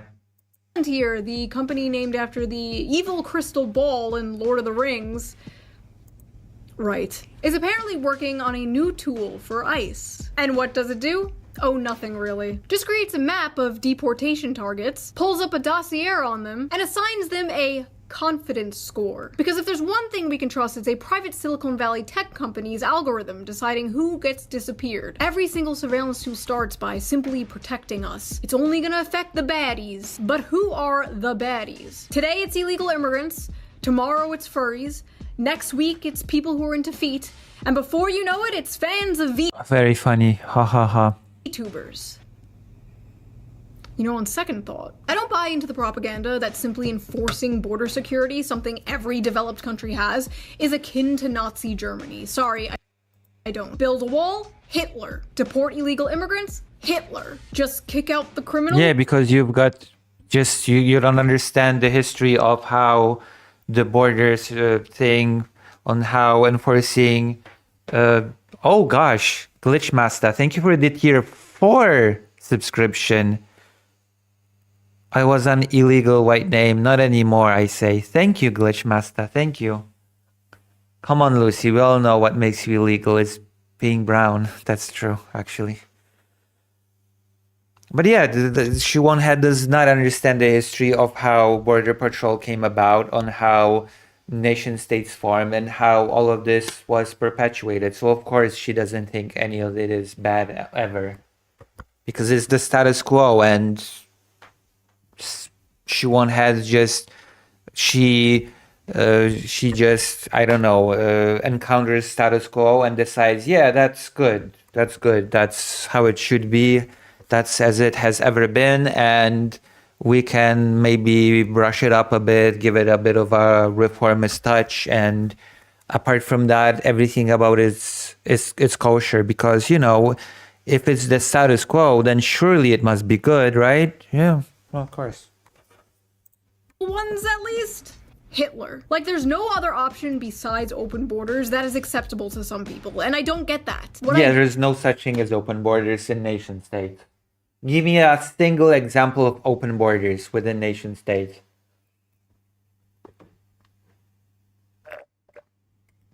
Okay, give me an example of a country of open borders. I do get, however, is that people don't want to live under a Palantir police state where people can't even film ICE agents without getting put on some kind of f***ing list. I feel like there has to be some kind of normal, sane option besides total free-for-all globo-homo versus Peter Thiel nightmare tech bro dystopia. Like, how is it not possible to just, like, be... No, I think we should have the global homo, thank you. I believe in the global homo, thanks. Thank you very much. Normal, be normal, be normal, be normal. But hey, it's cool the DHS created a portal where you can see all the people they have been deporting. One guy was deported back to Yugoslavia. Yugoslavia doesn't exist anymore. We sent that motherfucker back in time. Listen, what happened to Renee Good was a tragedy. It was terrible. Strategy, there we go. If you wanted to see if Siobhan Head defense ICE agents, then there you have it. It was a tragedy. It was an unfortunate event. It wasn't a federal agent overextending power and murdering a citizen. No, it was an unfortunate event. A tragedy. Hopefully nothing like this ever happens again. And another person was shot by ICE in Minneapolis. According to a preliminary Department of Homeland Security report, 2 Border Patrol agents discharged their weapons, seen here in graphic is this a tragedy as well? Phone video captured by eyewitnesses. 10 shots fired off in total in just seconds. Preddy pronounced dead on the scene. To be absolutely clear, stuff is still coming out about this as I am filming. Literally, as I am filming, this happened. You know, there's no body cam footage yet, so I could be totally wrong. Totally possible, totally possible.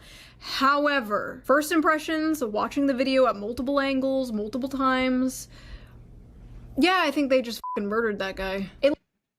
Yeah, there is no defending this. People tried to defend the first shooting, like Siobhan Head here did. Oh yeah, he just saw the car moving towards him, blah, blah, blah. In this case, nobody sane could defend this. Nobody could. It looks like they took his gun and then shot him. Like 10 officers come over to him, wrestle him to the ground, the agent disarms him, take his gun, they yell gun, gun, gun, and then they shoot him several times in the back. More information could come out, but the compulsive bootlicking I have been seeing has been fucking insane. Why does a nurse feel compelled to go confront ICE armed with a 9mm handgun? Only one person could have prevented this from happening, and it's Alex Preddy. Yeah, who goes to a protest and brings a gun? Look, if the government can take a firearm from you and then kill you because you had a firearm, then nobody actually has a right to own a firearm. I guess what happened to the Second Amendment, was it? I guess it means nothing. It means nothing now in the United States, does it? That is how it works. Then there's actually no such thing as the Second Amendment. The Second Amendment does not exist. I feel like some people genuinely just forget that police are just people. ICE officers are just people. They're literally just people who work for the government like anyone else. They're DMV employees with guns. They can be stupid. They can be bad. They can make mistakes. Oh, so are we gonna go with that the second shooting was a mistake? Like, I don't know what it is about some people. Like, once someone has a badge, it's like, that person is just a perfect angel and cannot be criticized at all. You're telling me all I have to do to get you fucking people to listen to me is to dress like this? Alright, fair enough. Stop gooning. None of this would have happened if ICE agents were being trained better instead of being rushed through the system with little to no training. And if Minnesota just worked alongside ICE to make sure they were doing this in a safe... How about if ICE was not pretending to be police? How's that? and more effective way instead of just egging on a fucking One moment, I have to go to the toilet again. One moment, don't go anywhere. Continue the discussion in the chat. Vladimir says, first they came to migrants, then they came for the furries, and when they came to me, wow, what is going on? Is this still a free country? I'll be right back.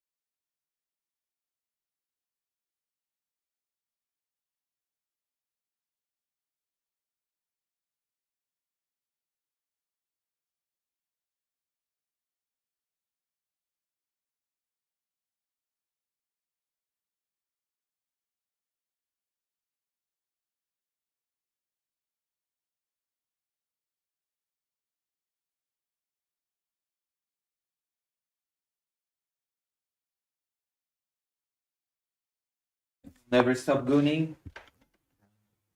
One moment, I'll check something real quick. Nobody is discussing the thing, the video, or the you know. Nobody is discussing anything.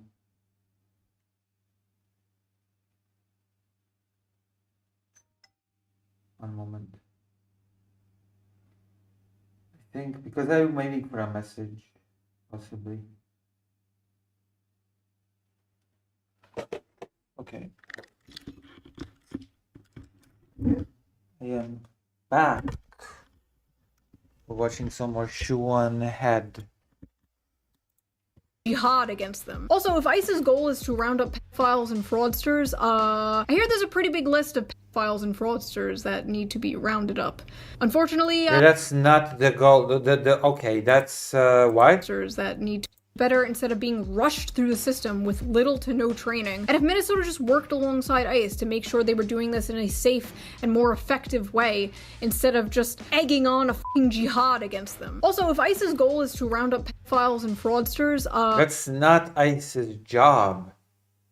ICE's goal is not to round up pedophiles and fraudsters, actually. It's to, on paper, it is to see who has documentation, who is and who isn't a citizen, and who has the documents to stay in the United States. That's their only job. Their job is not to catch criminals. ICE is not police. I feel like I have to repeat this over and over and over and over and over and over and over and over again. It's ridiculous that I have to say that. ICE is not the police. What is happening?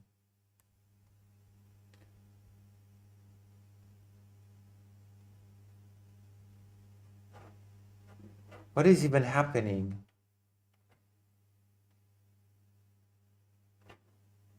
I hear there's a pretty big list of pedophiles and fraudsters that need to be rounded up. Unfortunately, we'll never fucking get to see it. I'm trying to make this video somewhat funny and entertaining, but I'm not gonna lie, this is really bleak. Is America okay? Can we please go one single day without living through a major historical event, please? And a bunch of new Epstein files just dropped. Great. Well, maybe if you did not vote for a fascist president, you'd have less events. Sorry. You brought this upon yourself. Great. I don't actually know who Siobhan had voted for, but whatever. War with Iran soon, aren't we? Where was I? This just says Mr. Beast tendies. What? Oh yeah. Oh my gosh. This is simulating a chicken's body and the cells are just multiplying. Honestly, can't tell the difference. What the heck? I will not live in a pod. I will not eat the Antichrist lab-grown chicken tendies. Oh, I completely forgot about this. Sorry, I am not on my Vyvanse today, folks. I forgot to take my normal pills. It wasn't long before the race hustlers took advantage of the terrible Renee Good situation in Minneapolis. Say Her Name is a movement started by Black women, for Black women specifically, and it's not appropriate to use in regards to Renee Good. She deserves a hashtag and everything. It should not be Say Her Name. Say Her Name is reserved for Black women. This is not for any other race. Simple as that. Say Her Name is specifically reserved for Black women. Say Her Name is for Black women. It feels kind of wrong being here in some way. I don't know why. Why do you think, yeah. I don't know.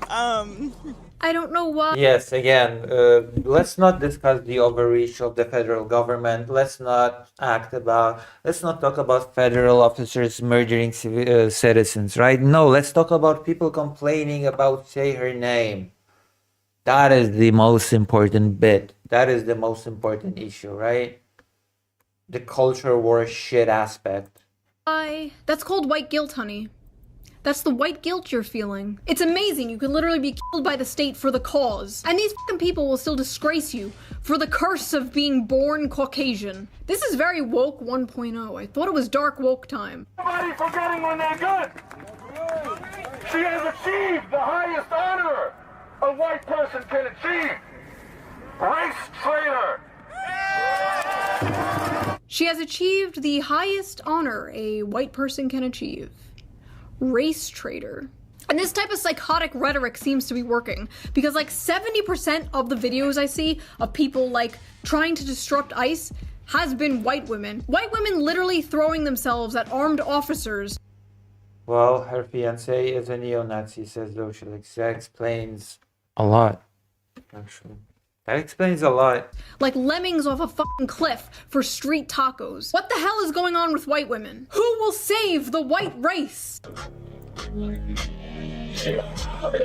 Ah yes, Hitler's strongest soldiers. A Mexican, a Dominican, a black guy, and a Looksmaxer. That Looksmaxer is none other than Clavicular. Clavicular is... Okay, that's it. That was the ICE.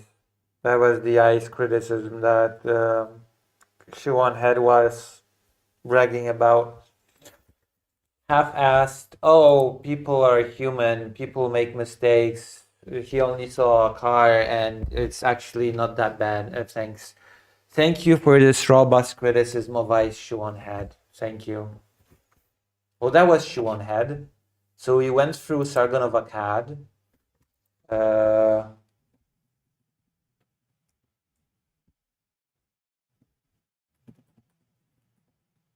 That was Sargon of Akkad. That was Siobhan Head. And now we're gonna do a third person, okay? We're gonna do a third person because that third person has brought me much success on the channel, okay?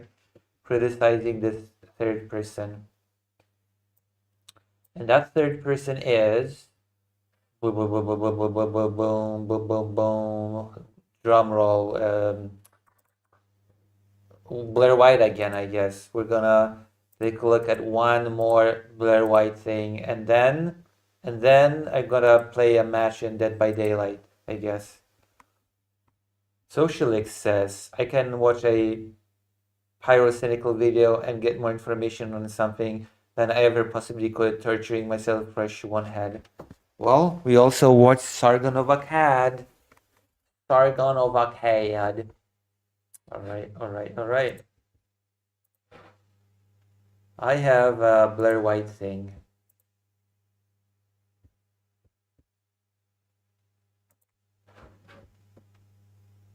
Transition ruined my life. The biggest transition wave is here. 3 weeks ago. 302,000. All right, let's go. Oh, 1 hour ago. The terrifying rise of trans shooters. Oh boy. Oh boy, the rise of trans shooters. Okay, Blair White is going to spread that narrative. Is she? Okay, let's watch that video. I'm gonna grab a cold bottle of Coca-Cola. I'm gonna grab my gun, preparing for the next shooting, and then, you know. I'm kidding, I'm kidding, I'm kidding.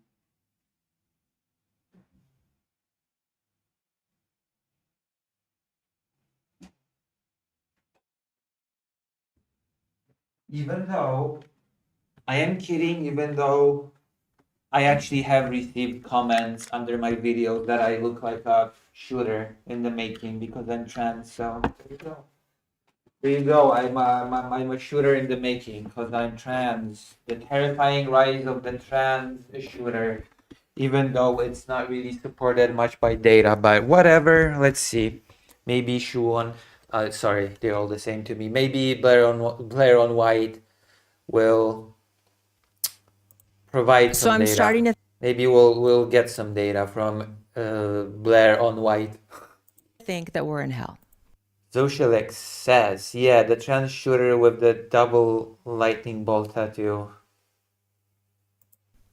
New conspiracy theory by me. I'll say it first. It's got to be at least purgatory, right? Because I intended to do this video today about one trans shooter out of Canada, an event that happened this last week. And by the time the day came around to sit down and film today, there's been a second trans shooter. One in Canada, one in America. We're going to talk about both of them. We're going to unpack them.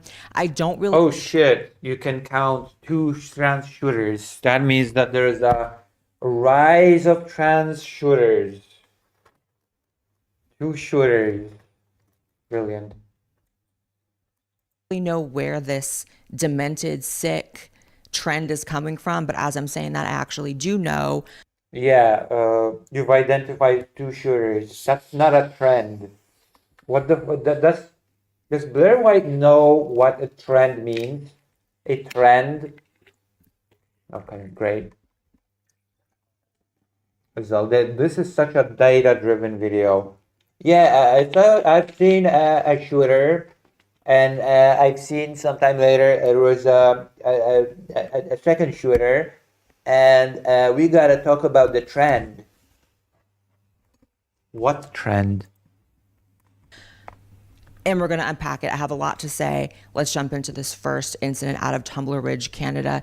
Jesse Van Rootseller, who was 18 years old, so young to be, no empathy for this person, but like, how is your life so beyond repair in your own mind that you're willing to take people out? I don't know, but I'm getting ahead of myself. This 18-year-old trans-identifying person, is a male, killed 7 people and more than 24 were injured at a Tumbler Ridge secondary school.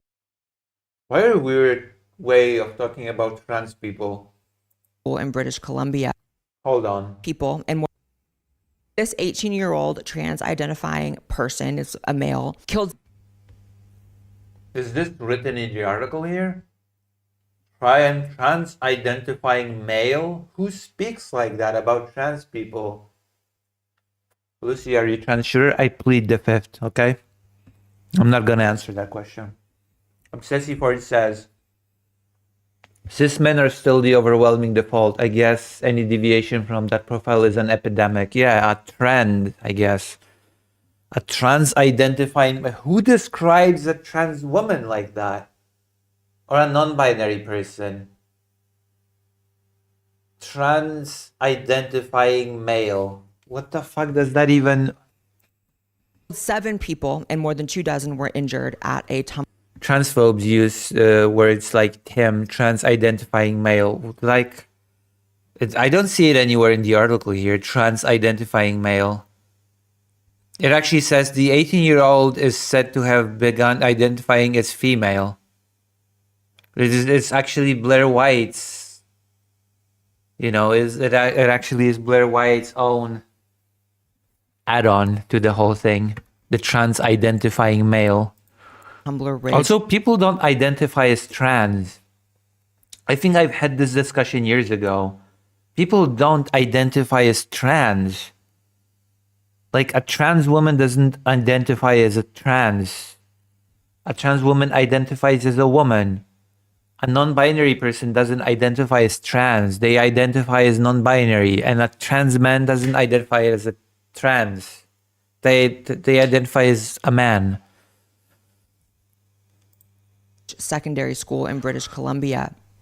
And police, as is the case with all these cases, it's really depressing actually, and it shows a failure of police. Police have been to this person's home multiple times in the past few years for mental health concerns and fears that people around this person had. And so this is the case always in America as well. When it comes to these shooters, you find out they've been on watch lists, they've been investigated by the police before, they've been 5150'd, and somehow this still happens. So before opening fire in the public school, the 18-year-old also murdered his mother and stepbrother. Apparently the mother was supportive of the trans identity, and I'm not of the trans identity. This is just the most transphobic trans person on the internet, I guess. not going to say the trans identity is the centerpiece of this. I think there's a lot of elements, and you have to look at this from a multidimensional perspective to understand. I'm not gonna be talking that transness is at the center of it, but there's a terrifying rise of trans shooters. Oh, the trans thing is in quotation marks because I guess Blair is gonna make a case that these people were not really trans, that they were transgenders. And how this keeps happening if we want to stop it, but it is worth noting, obviously, always. You know, I think there's people that want to ignore the trans aspect. Why is it worth noting? Okay, let's get into it. Why is it worth noting? Why is the trans aspect relevant? It's like saying, like, okay, in America, when someone gets murdered, do we every single time note that the person doing the murder was Christian, for example? Every time a Christian commits murder, do we always note that they were Christian and, you know, not try to ignore that fact? Like, what does that have to do with anything? And then there's people that want to make the trans aspect the whole thing.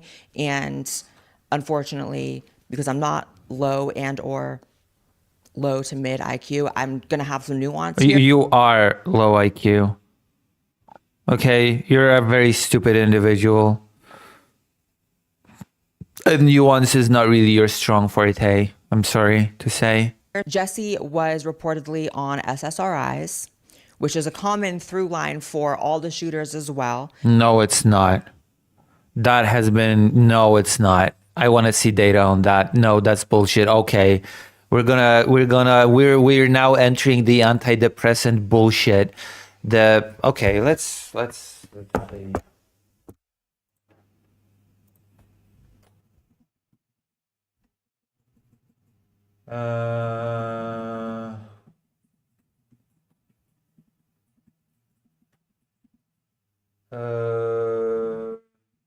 Boom.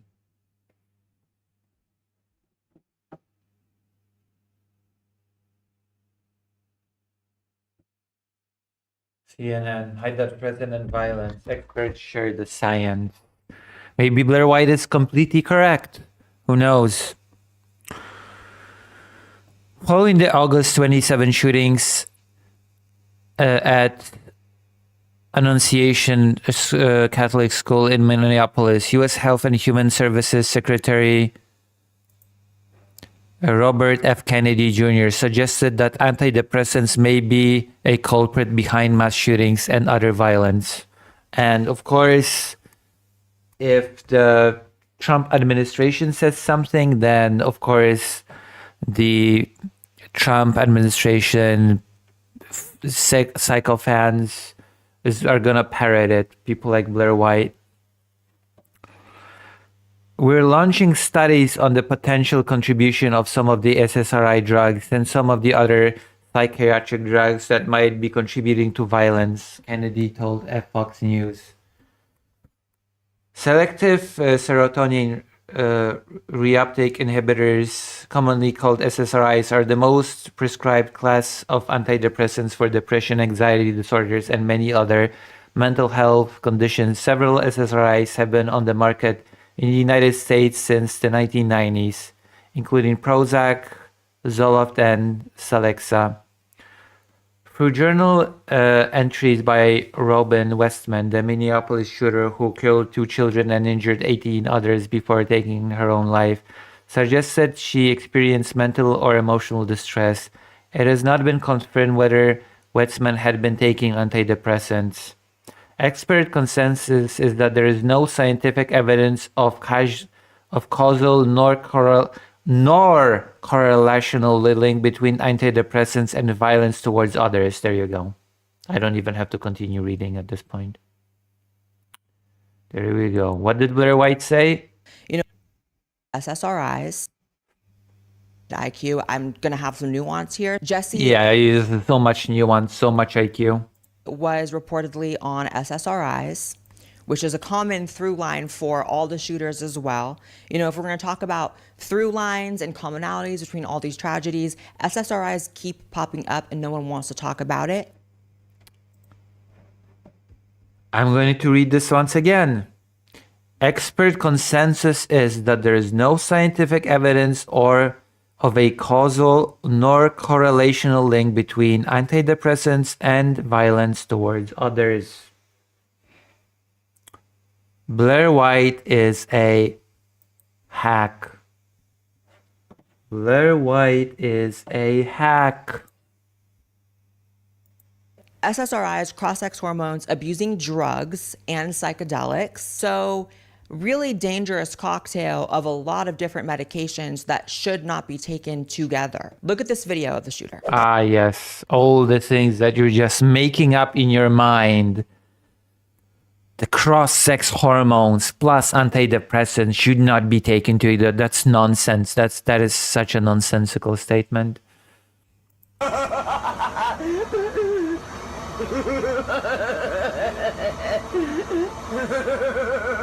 This powder does 3 things they'll charge you $10,000 for, but the FDA approved it, so they're screwed. 1, it releases stem cells from your bone marrow. 2, makes you 27% harder to kill. 3, it floods everything with nitric oxide. It's like going to the clinic and getting the entire menu and also getting stem cell therapy as the cherry on top. But it's chocolate and it costs a fraction of that. And if you think I'm exaggerating, watch this. Dr. Simon Mills, one of the top herbal medicine researchers in the world. Dark chocolate is a medicine. Endorphins are the best medicines around. It's 50 grams, 100 grams of 75% or more dark chocolate, brain health as well. Cardiovascular health, they do studies where they've put cocoa in.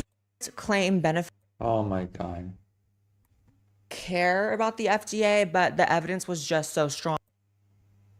Definitive that the FDA had to approve it, and they never do that. Oh my God.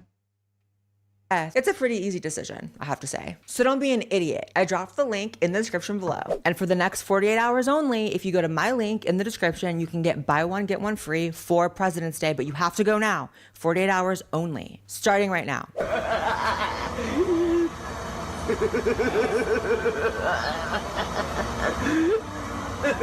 So I personally, and this is up to everybody, I personally do believe in demonic possession, demonic oppression. And when it comes to this person behaving like that, I mean, this is a person who's completely overcome with... Yeah, we don't care about your superstitions, okay? Keep that at home. Demonic possession. Not only the substances, but this is also a spiritual problem. That's a bit more of an abstract thing to diagnose and everything, but like, I still am going to throw it out there because it's true. And also, if you know, you know, drugs also open you up to spiritual attacks and... What? What the fuck? Oh yeah, if you know, you know. Drugs just open you up to spiritual attacks. What the fuck am I listening to?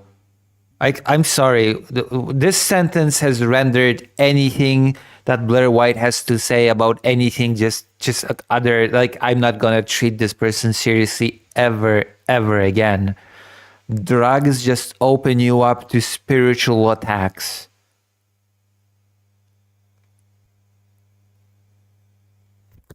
How many views does this crap have?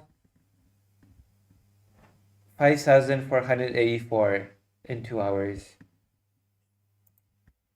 Brilliant. Energetic negativity, all of those things. So I believe it's all interconnected. Yeah, drugs open you up to energetic negativity. Like when you become mellowed out on pot, it just opens you up to negative energy or something in spiritual attacks. Holy moly. And of course, because it's Canada, you know, God bless Canada. There are people, particularly shamefully, the police force, who are more concerned with people misgendering the shooter than getting to the bottom of how this happened, why this happened, and how to prevent it. Watch this. This is... Yeah, those things are not mutually exclusive. Did you know that? Did you know that respecting people is not mutually exclusive from investigating a murder? But you know, Blair White is the last person on earth that is worried about misgendering anybody. Because of course. The Deputy Commissioner, Dwayne McDonald. Okay, Deputy Commissioner. We're about to hear Deputy Commissioner say that they're not investigating what happened, who did it, why they did it, who is it that did it, etc. They're not investigating the case at all.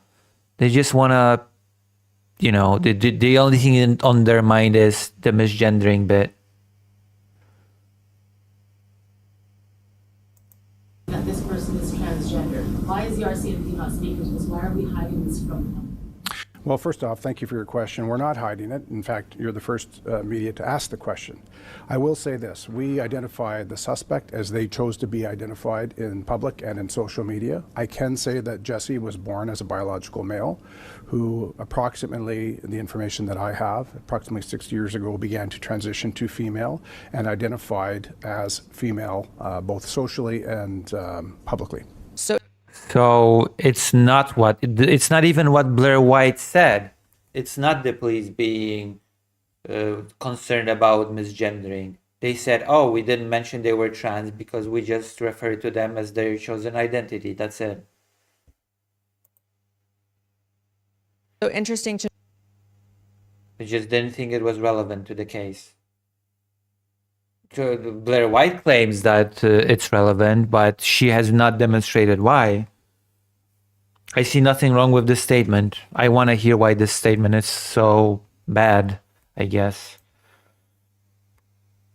To note, first of all, he says that 6 years ago, Jesse started transitioning. That would make Jesse 12 years old. So... Yeah, socially.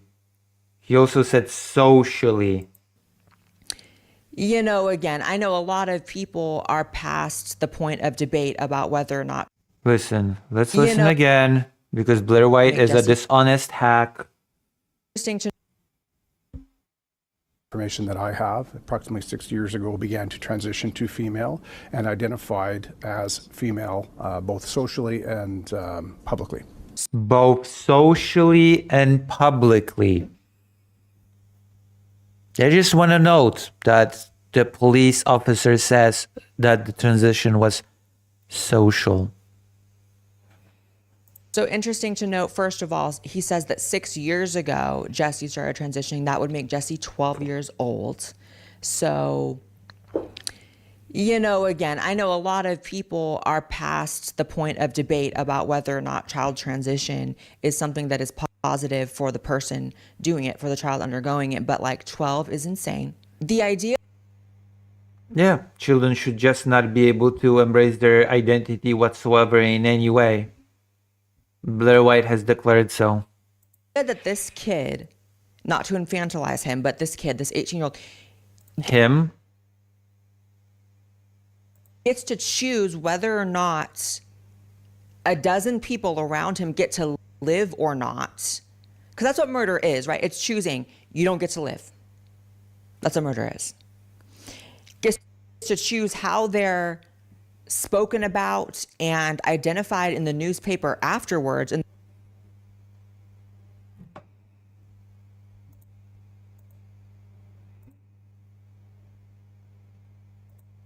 you don't get to live.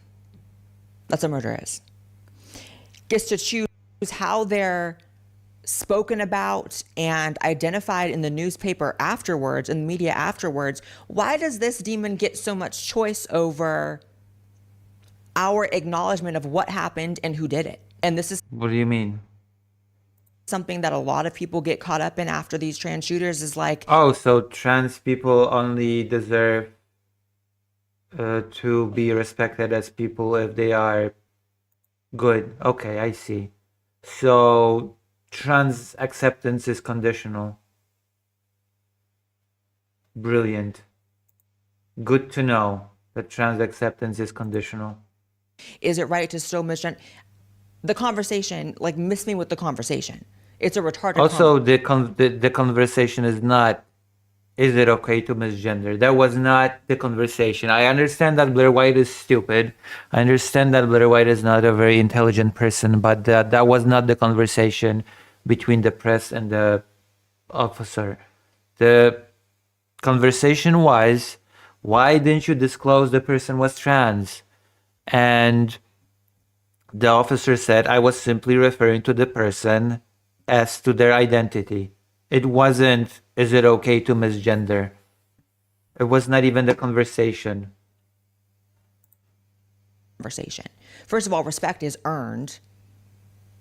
You know what I mean? I feel the same way, kind of like if you have an adoptive parent who doesn't fulfill their duties as a parent and abuses the kid that they adopt or whatever, I'm not going to call you that kid's parent. One of the things that I thought about when I saw that. That has nothing to do with you're stupid. Blair White is stupid. This is how the trans healthcare system in Canada, as I've raised alarms about before, is so jacked up. Like, it's not about respecting the individual involved.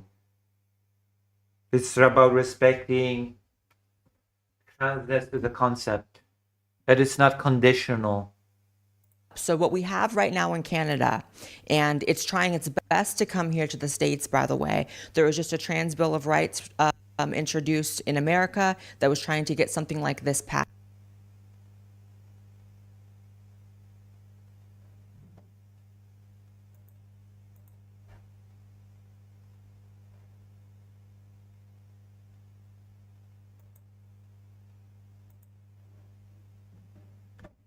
$8.29. Is it okay to be racist? So I'm when a non-white person commits a crime? I guess according to Blair White, yeah. Bill of Rights introduced in America that was trying to get something like this passed. So in Canada, it is conversion therapy to have a therapist who pushes back or offers any meaningful, secondary considerations, questioning, or pushback on a patient, a client who identifies as trans and is seeking to transition. It is a form of a form of conversion therapy to argue against a patient, you're not trans. It is. What do you mean? It's considered conversion therapy for an 18-year-old. Why would you offer pushback?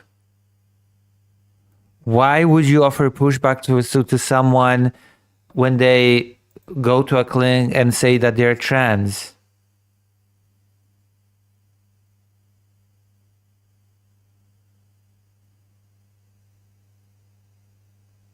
It's just nonsensical. Like, if somebody says they're gay, what would you call it when somebody offered pushback? Okay, how would you call that? Again, Blair White is just stupid. In Canada to be talking to a therapist and say, I think I'm trans, I'm going to transition. The therapist has to affirm it or they lose their license and they can get in trouble with the law. So that is how you know. Yeah, why are you saying that the first instinct should be pushback? that's not a thing that is practiced in any type of medicine. Okay, no, you would not hold that standard to any other. Like, if I go to the doctor and say my head hurts, is the doctor supposed to offer me pushback? Is that what's supposed to happen when I go to the doctor and say, oh, I think I might have broken my arm. You know, I cannot move my arm. It hurts, it's swollen. Is the instinct of the doctor supposed to be to offer pushback against me on that? What the fuck? That is such a non-standard. There is a That is not how healthcare works at all. pipeline right now between people who have all these different. Why would the first thing for a doctor to do when someone goes and says, I think I'm trans, would be to push back on it? Why? Why would that make any sort of sense? Different comorbidities, all these different mental health problems that are getting lumped in to the singular pipeline of trans healthcare in Canada. And like I said, it's trying its best to come down here to the States as well. And we have to oppose that wherever we see it. Because of course it's not conversion therapy. To say, yes, it is. Say, hey, you have all these other mental health conditions. This is probably not the right move for you, or to even question it at all, right?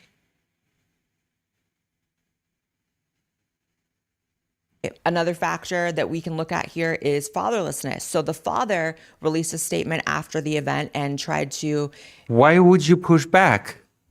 From my perspective, create distance between himself and his child who did this heinous act, and said, I haven't been in the child's life. This is not anything to do with me, which is funny because one of the best researched, things in society is fatherlessness and the pipelines that creates and the things that does when it comes to homelessness, violent crime, drug abuse, incarceration, all of those things skyrocket, sometimes up to 85% in people who do not have fathers. So you have a fatherless person suffering from multiple mental health disorders, abusing drugs, cross-sex hormones, psychedelics.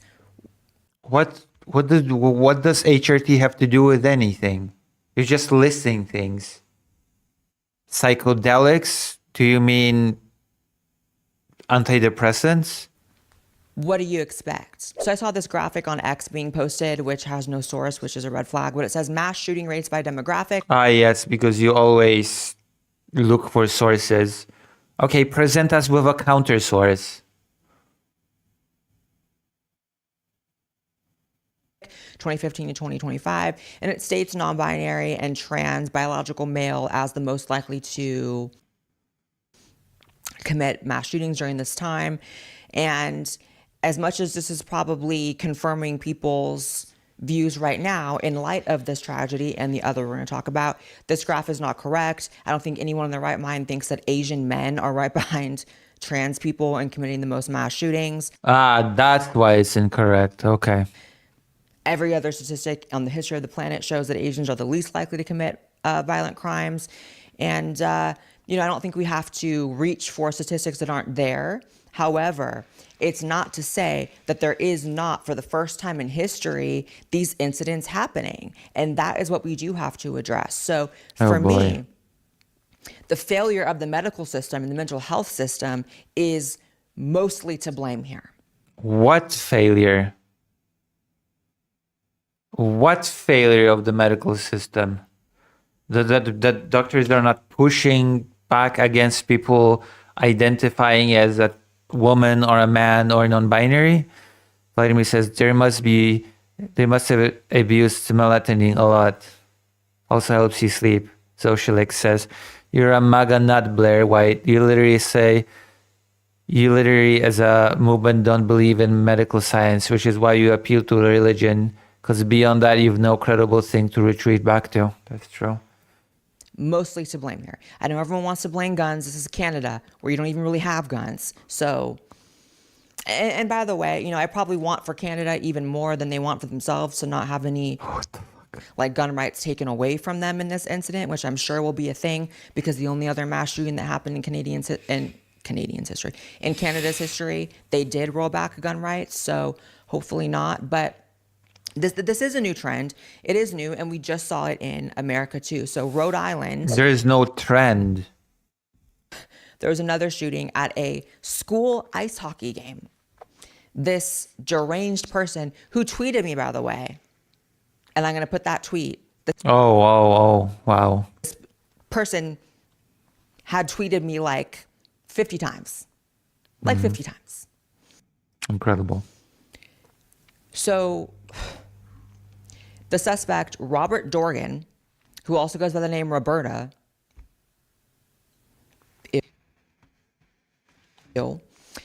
had a history of Roberta.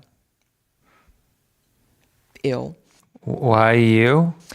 Had a history of disputes with his family and divorced his wife 5 years ago after changing his gender. So blew up his whole life to, after having kids and a wife and living a life as a man, blew up his whole life just to be a woman and didn't even achieve it, and then is now not even alive. Didn't even achieve. What the fuck does that mean? Didn't even achieve it. What? Oh, okay. So yeah, just the least transphobic trans person, I guess. What the fuck? What does that even? Yeah, you should never transition if you are in a relationship or married, or no, you should just not do it. You should. I don't even know what this part "didn't even achieve it" means. How do you went to a public school? How do you achieve it? How exactly do you achieve it? Hockey game. He killed his ex-wife and his adult son at this hockey game. And he also shot his ex-wife's parents and a family friend. All three of them are currently now in critical condition. And then the shooter died in a self-inflicted gun wound there at the hockey rink as well. So what's interesting about this one is that all the victims had personal ties to him, but he chose to do it in a public place. Also pretty terrifying. Not too long before the shooting, he tweeted something about how you wonder why trans people go berserk when you treat them a certain way. So I'll put up some photos of this person. This person obviously was a walking, talking public threat. I mean, you can just tell there is just an aura, there's just an energy, there's just a look. Also, yes. When you don't pass, you obviously are a mass shooter in the making, and you just this aura. It's just this vibe, right? Person apparently did have a full sex change, an actual vaginoplasty, and why a surgeon would operate on a full-grown man who looks like a man and give them a... There we have it. If you're not passing enough for Blair White, then you're just a man. You're not really a trans woman. You're just a man.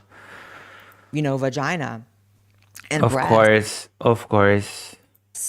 Just to make them a walking, talking freak show is insane. So here's a video from his daughter talking about what happened. His daughter. Oh, right. Because, okay. When you commit a crime, you are no longer... Okay, I get it. Okay. Family. And he's dead now. She described that shooting suspect as her father. She came out of the police department behind me here in tears after presumably being interviewed by police. My father was a shooter.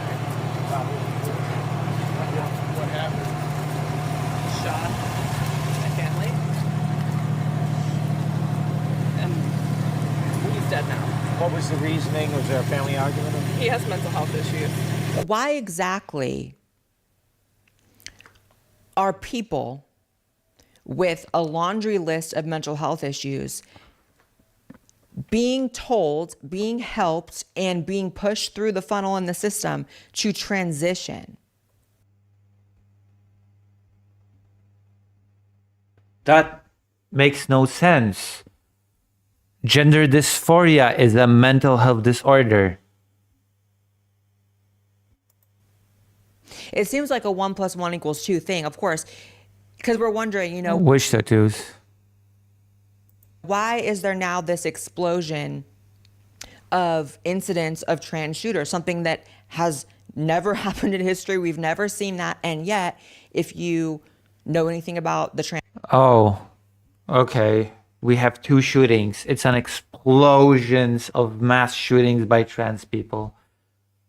Blair White cited, quoted, 2 cases. It's an explosion. trans topic, you know that trans people obviously predate this like new 2020 and beyond trend by, you know, in different iterations for centuries. And so why is it this is happening now? It's because people who are not trans are being transitioned. Children. Ah, yes. People who are not trans are being transitioned. Say, what the fuck does that even mean?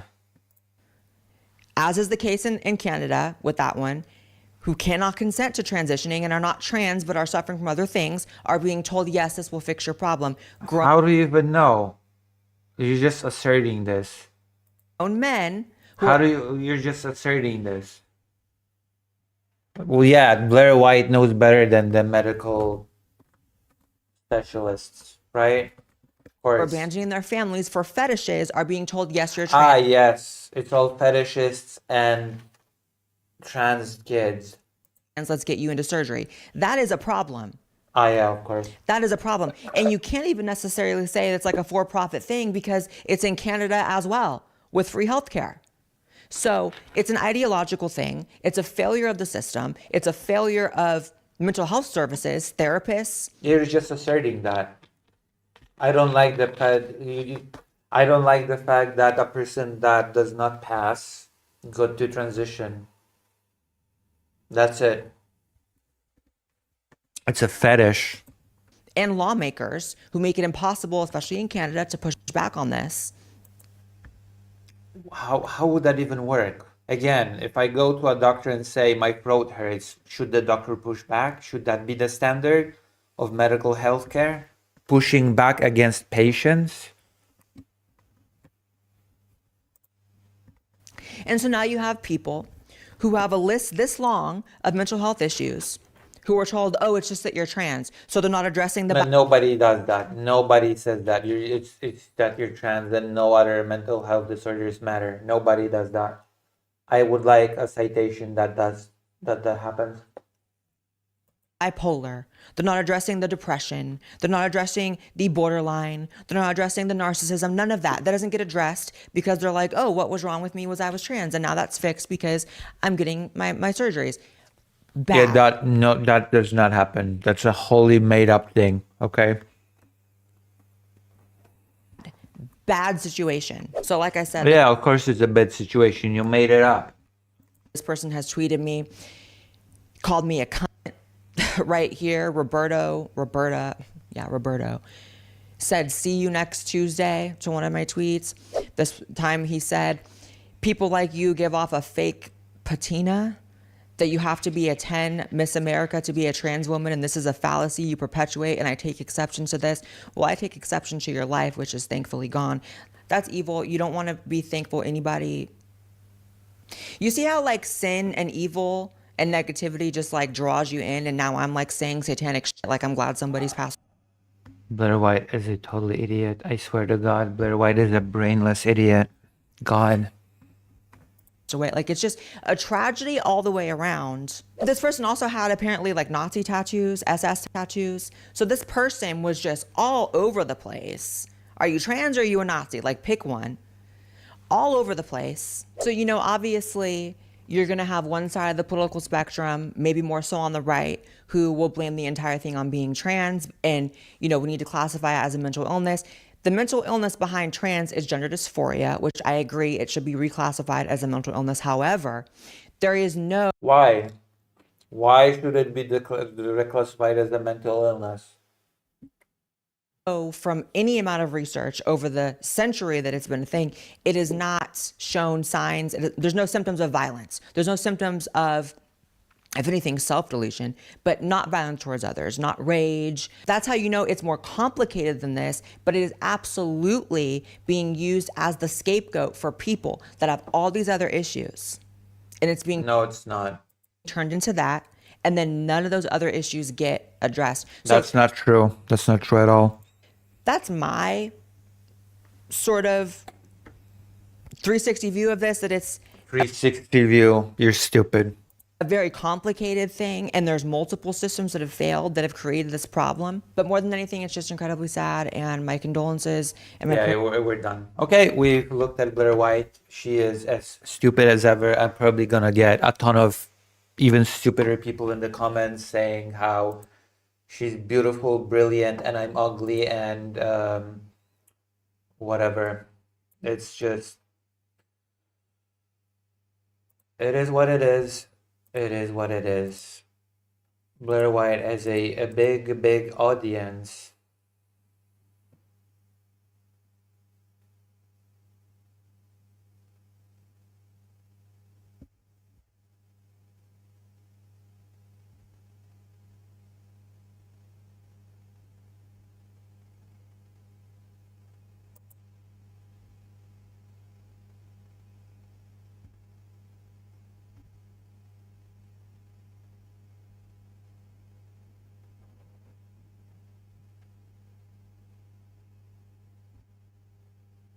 Hmm.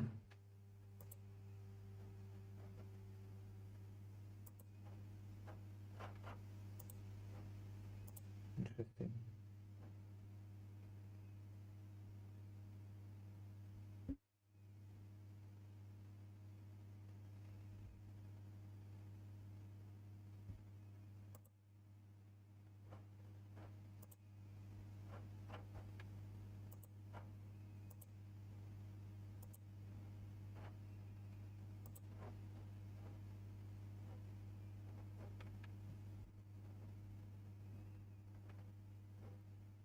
Interesting. I cannot believe that actually. I'm starting to get comments under the Blair White video that actually criticize Blair White. Interesting. All right, we're gonna do one more thing for the gaming channel. We are going to, all right, play a match on Dead by Daylight, and then we're gonna go to the politics channel and do some politics. How does that sound? How do you feel about that? Hmm? Good idea? Bad idea? Maybe, baby, ho ho ho. Ho ho ho. Let's play some Dead by Daylight. Listen, a palate cleanser, alright? We're going to... I'm gonna be playing it with a person, so I wanna make sure that it actually can run on this laptop first, okay? Anybody likes Dead by Daylight in this Lucy has a community? Like, imagine if doctors went by Blair White's standard. Doctor, my head hurts. I've been having chest pain and well, are you sure you're not lying about these symptoms to your patient? Maybe I should push back. Maybe I should push back against you, dear patient. Maybe you are actually lying to me. Maybe you're perfectly healthy.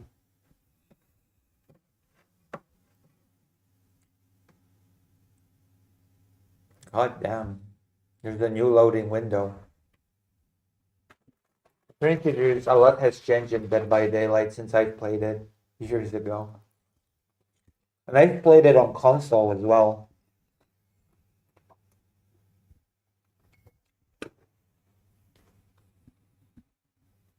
I have to set it up for stream as well. Yeah, you have to get Dead by Daylight. Obsessive Forge.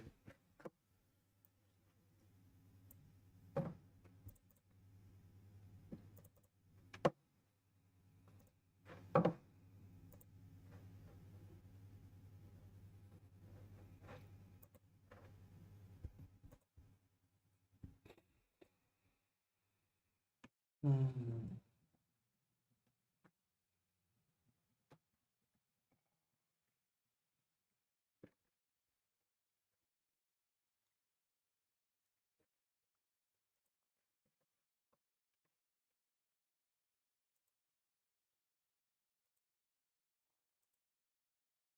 Boom, boom, boom, boom. DBD.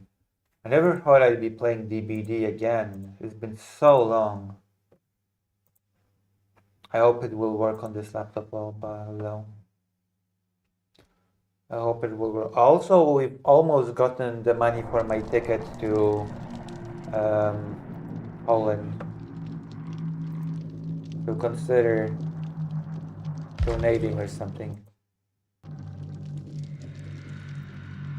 So that I can go to Poland for a bit, you know?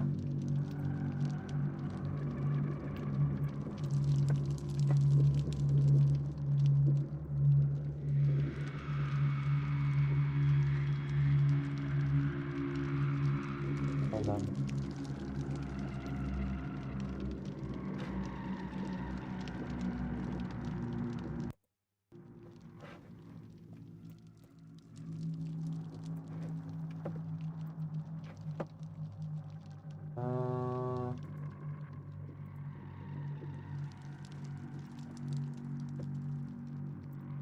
Is it going to work?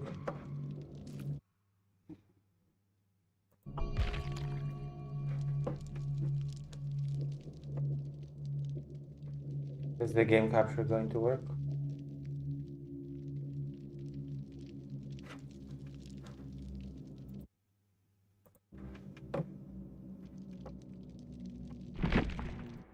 So far it's not working.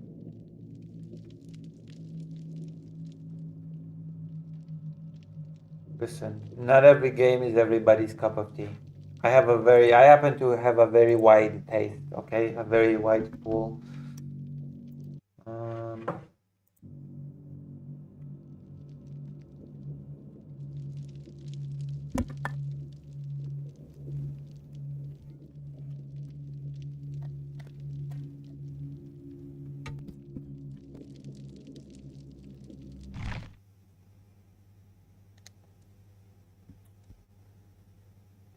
Okay, is it gonna appear in the screen? There's no point if I cannot see it, right?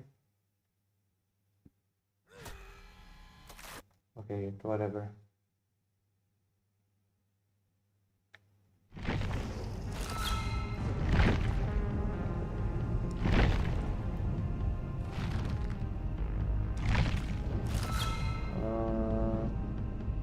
Oh, I've got so many blood points. Oh God. I should go and unlock some stuff. How do we do this in this game anyway? Okay, I have to make the game actually appear, right?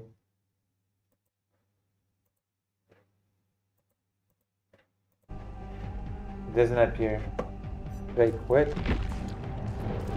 Should restart the game maybe. Maybe it will appear then.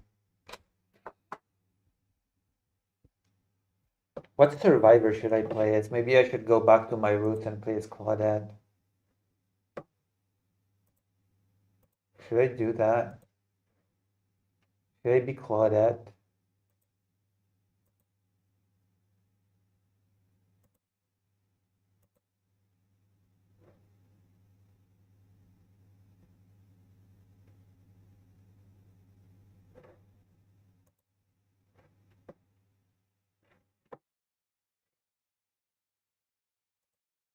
Is it gonna work now?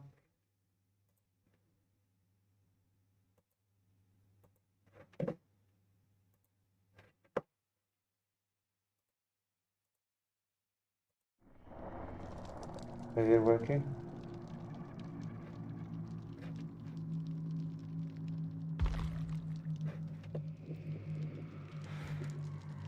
Oh God, it's not working. I did.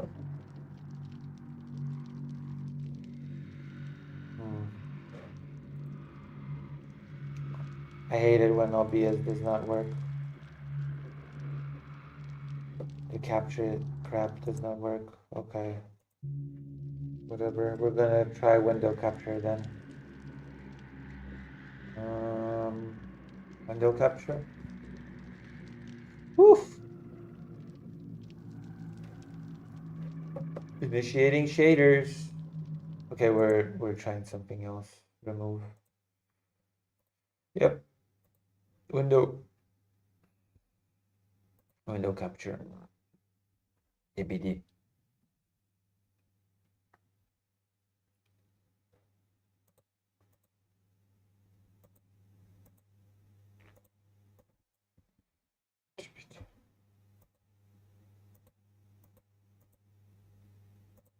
Here we go. Now it's working.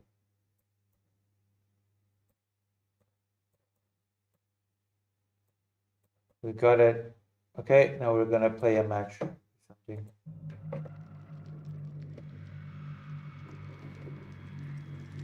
Oh, it's still initiating shaders. Still initiating shoulders. It turned on once. Now it's forever initiating shoulders. What a cursed timeline.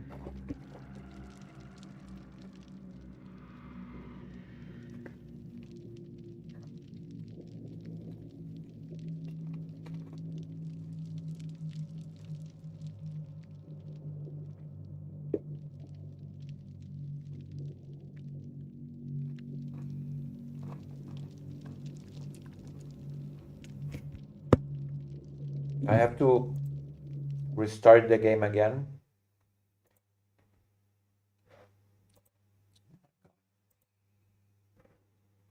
This is going to be a nightmare, isn't it? That's what happens when I actually try to play games. It's okay. 3 times the charm. It's gonna work now.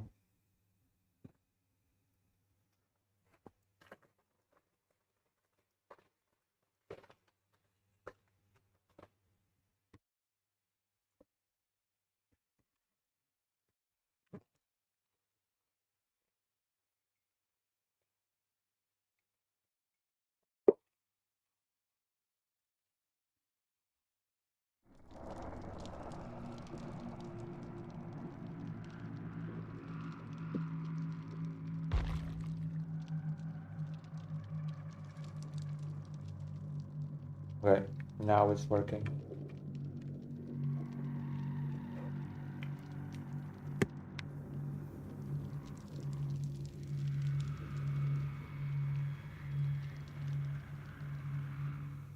Right, now it worked. Perfect, we're gonna play as a survivor. I'm a survivor main, like Kaiji from that anime. Boom, boom. Playing Satisfaction Kirby. Okay, right. I'm very satisfied. I'm very, very satisfied, okay? How do I exit?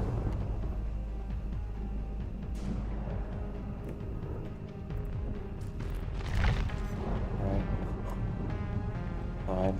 Why is the controller not working? I mean, so many technical issues always. Play game mode, that was not a thing. 2v8? Wait, 2v8? Holy crap, that was not a thing when I played this game.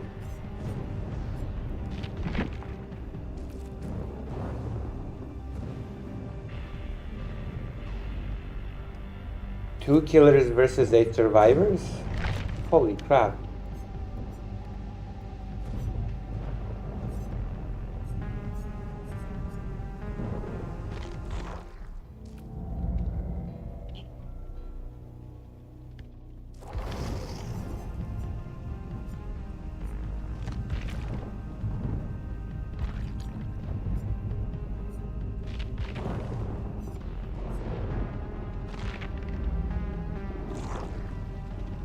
More people want to be killers or something? Okay, let's go to the Blood Web. What do I have? Ooh. Body knowledge. Self-care. Thunder's Instinct. Not bad. Okay, that's actually not bad.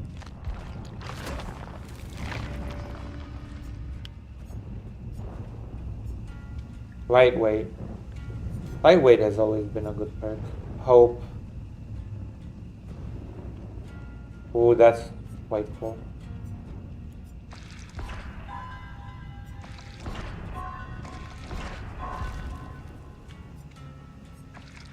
Oh my.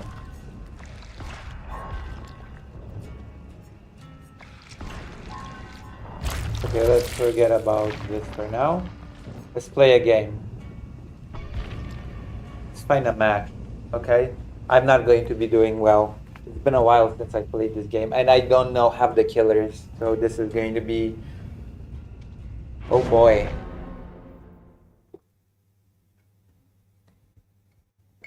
Holy crap. The Dwight, Terrell Mixon, 11. Oh god. I don't even know half the survivors at this point. I'm just just doing the classic Claudette thing.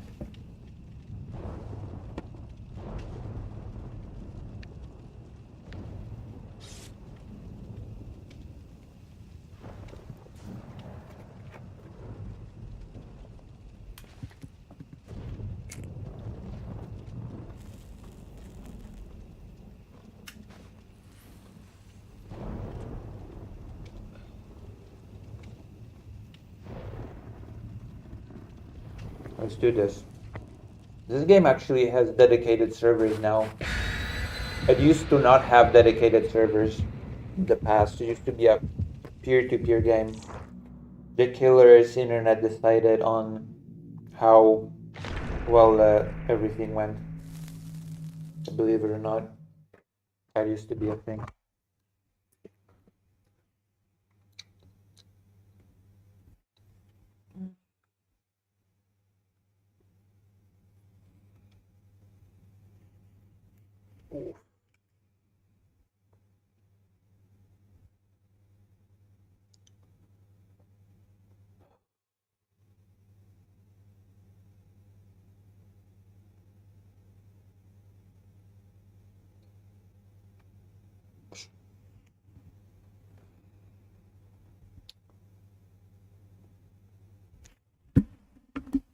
Oh my goodness. Pay attention to the killer's radius. Okay, we're loading the game. Alright, Raccoon City. Ooh, Resident Evil map. We all started together? Is that a thing that we all start together? Oh, someone's AFK.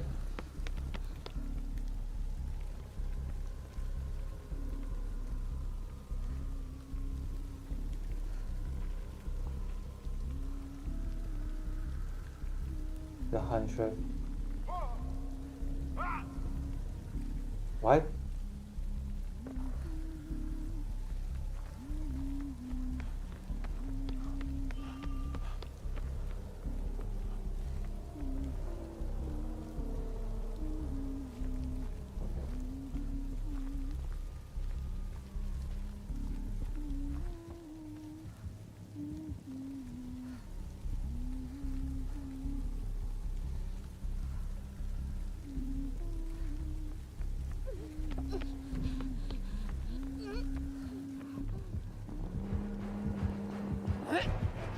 Holy crap.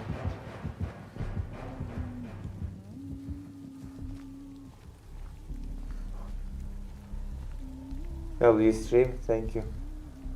Thank you very much. I hope to see you here more often. We're gonna switch the channel soon to the news channel, and we're gonna be discussing news and politics. Oh boy.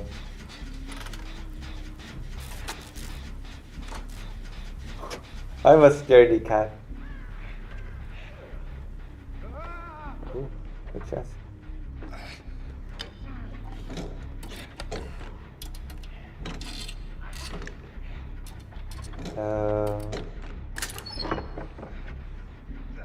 Ooh,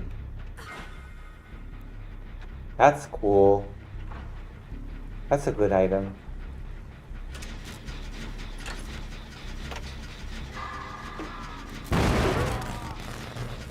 Have I really blew it? Uh-oh. Sorry. I apologize. I blew it with the toolbox. Listen, I'm not used to this. We're gonna have tons of fun with Dead by Daylight with the... Holy crap, somebody's already dead.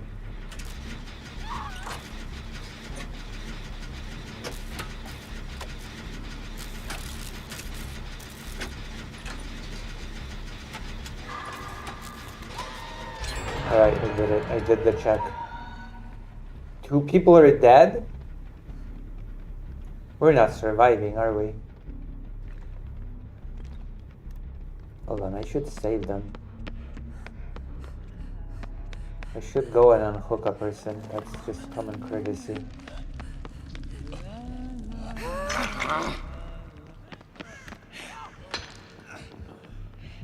I'm hiding here.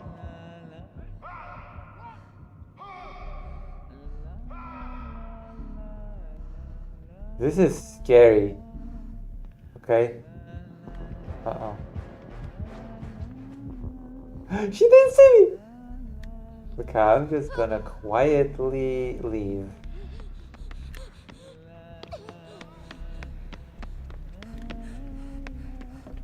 I'm just gonna go. Okay. I'm just gonna go. This is a cool map, actually. Uh-oh.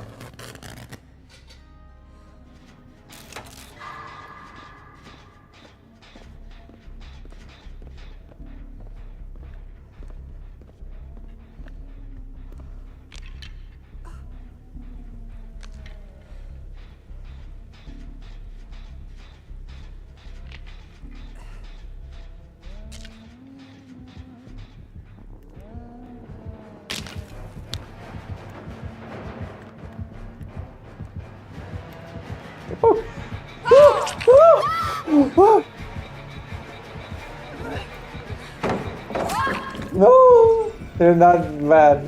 Oh god. Nice stream account stream, let's see. Is this a stream account stream? Hold on. I was not supposed to stream a stream account, okay? I was supposed to stream my Dead Daylight.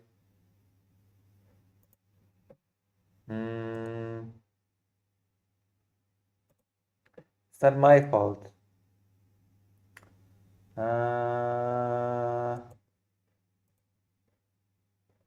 Cancel.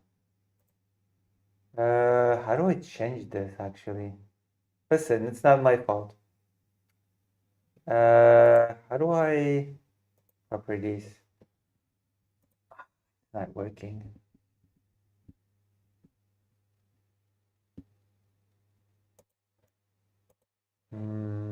It's supposed to be showing the game.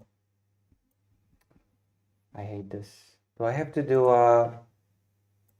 listen, I have no choice, I guess. I'm going to do a display capture. DBD. Uh-oh.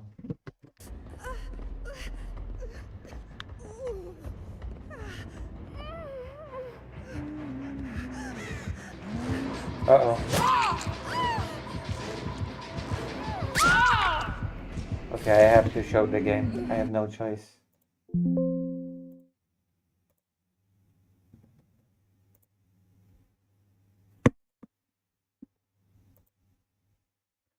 There you go.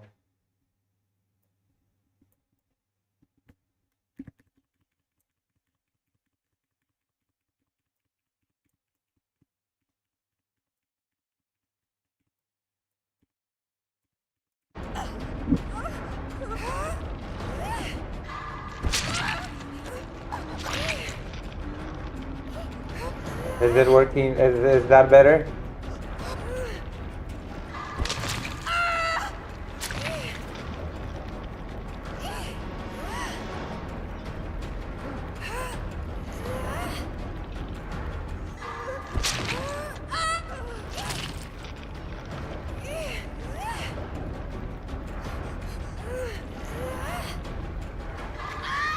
I died. I died because the window capture was crap.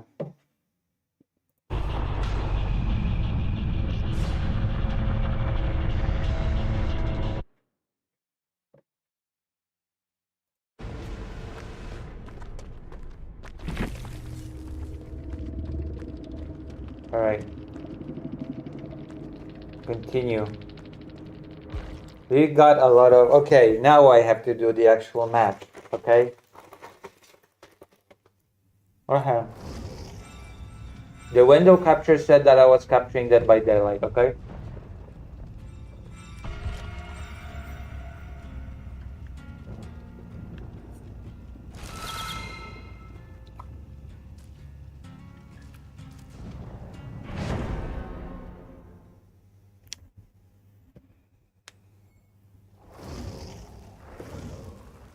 Let's try to survive this time. Ready? I have my perks. I have my self-care, unlocks the self-care. 50% quicker health. I should have used self-care. I forgot to use self-care in the last match.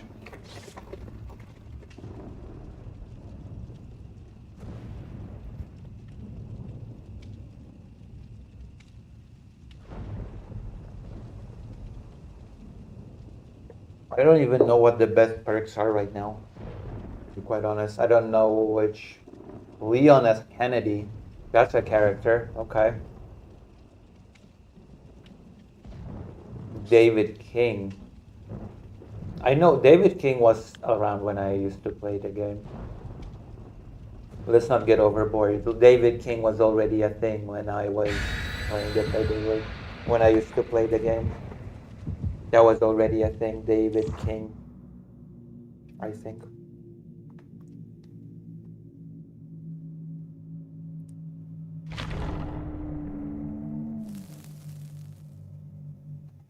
The Huntress was a killer when I was playing the game.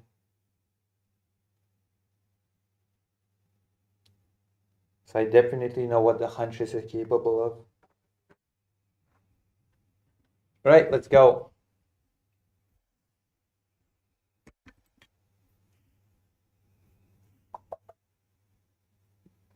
I'm gonna do one more and then we do the politics. The dreaded politics. The news. I don't know this level. Let's go to the chest.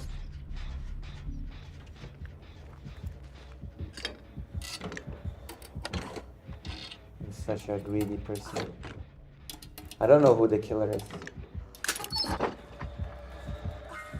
Flashlight. We can blind the killer. The hell?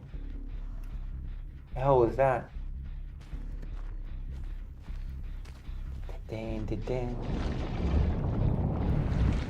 Holy crap, what was that?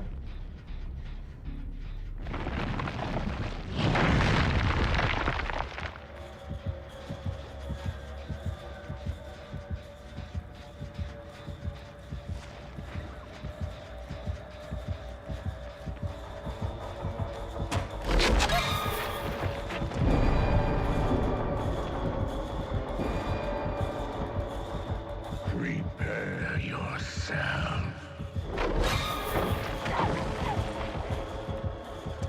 Who the hell is that? Why are they leading them to me?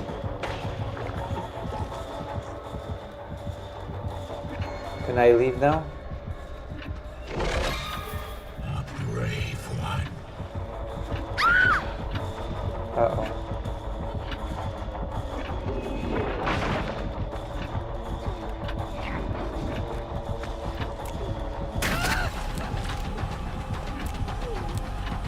I tried.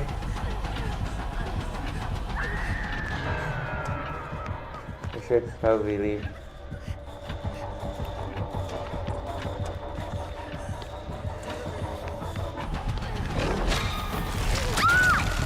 I took one for the team. Okay, rescue her now.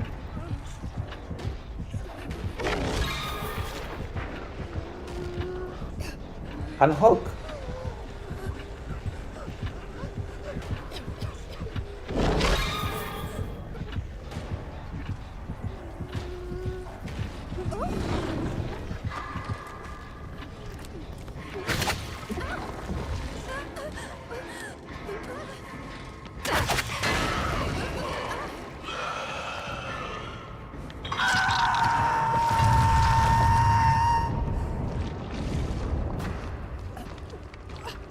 What collab? What do you mean?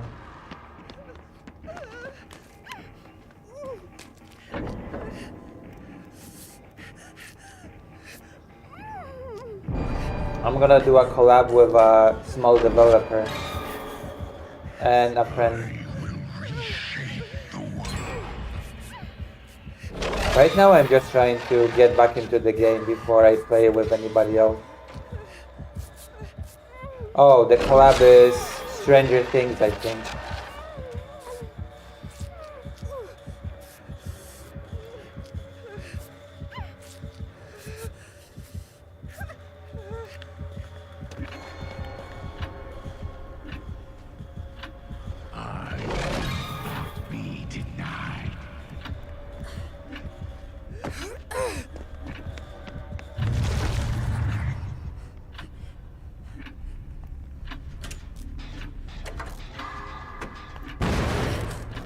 How did I blow it? I'm so bad at this. I suck. I used to suck, but now I suck even more.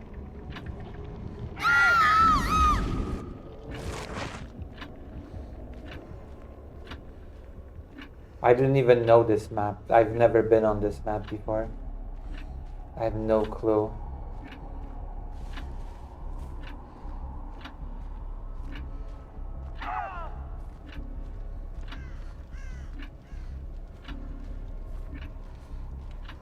There used to be a... oh, there it is.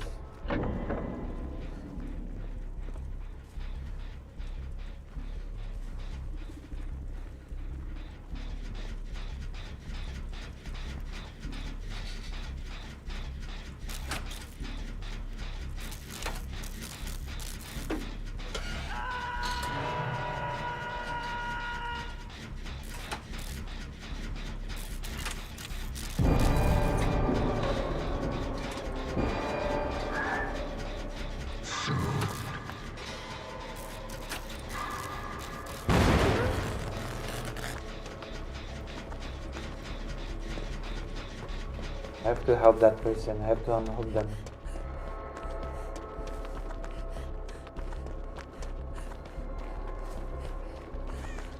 I'm here to help you.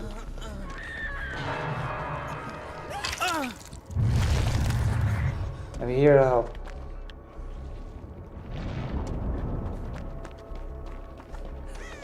I'm here to assist you.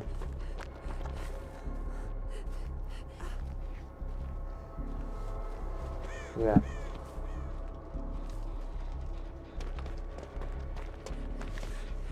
Where is this thing?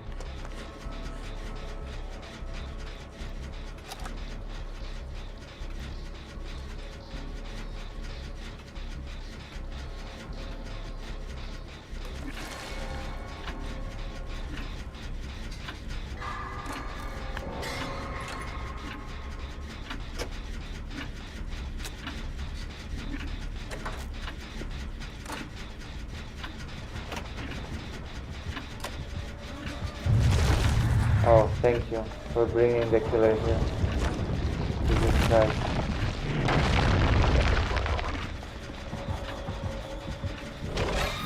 I hate it when people do this.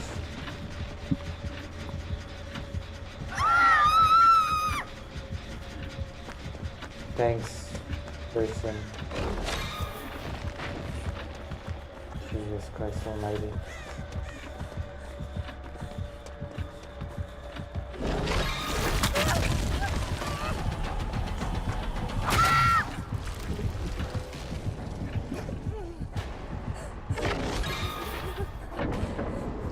Ah.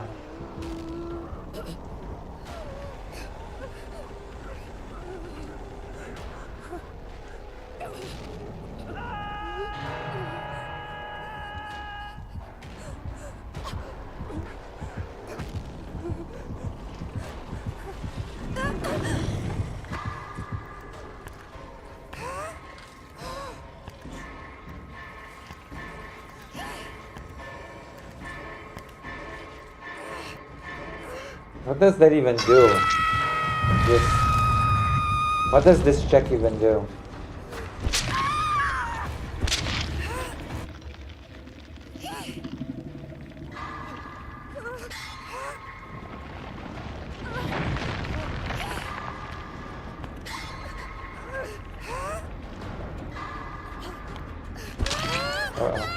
Uh-oh. I'm about to die.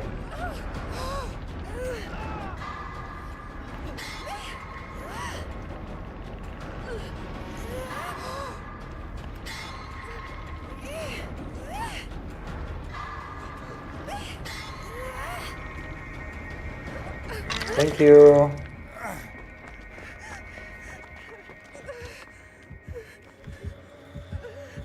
Well, what the fuck? What are you doing?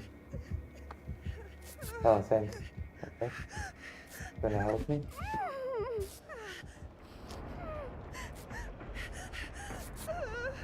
Alright. I'm doing great. This is going well. So far. So far so good. Uh-oh. Alright. My first priority.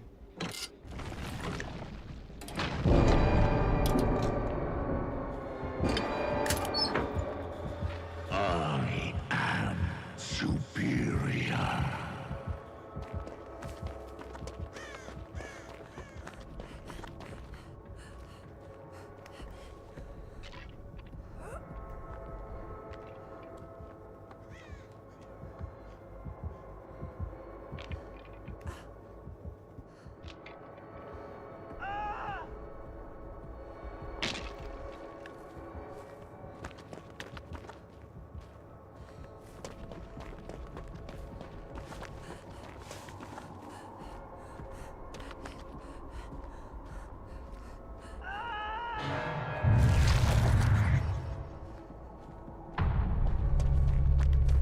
Someone just died.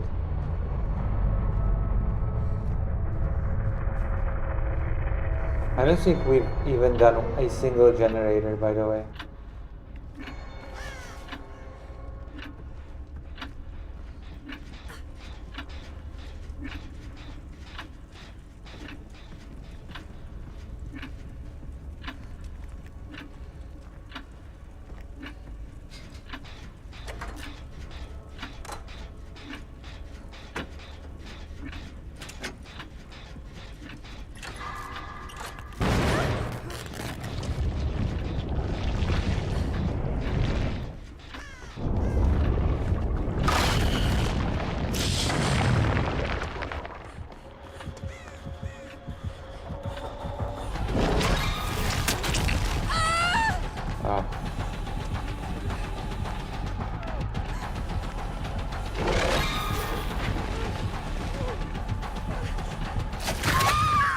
I guess I'm not the juking dude.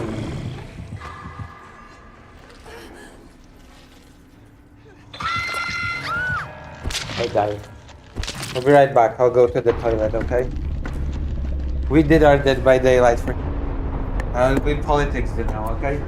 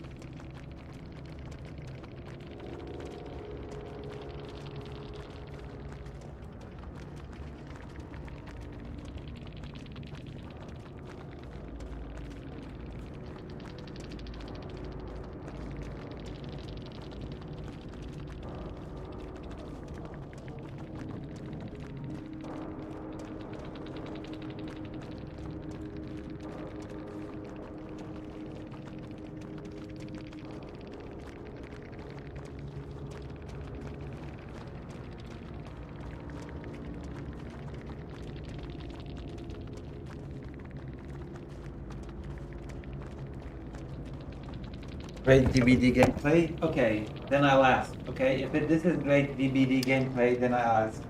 One more game or politics? You choose. Okay? Choose right now. One more game or politics?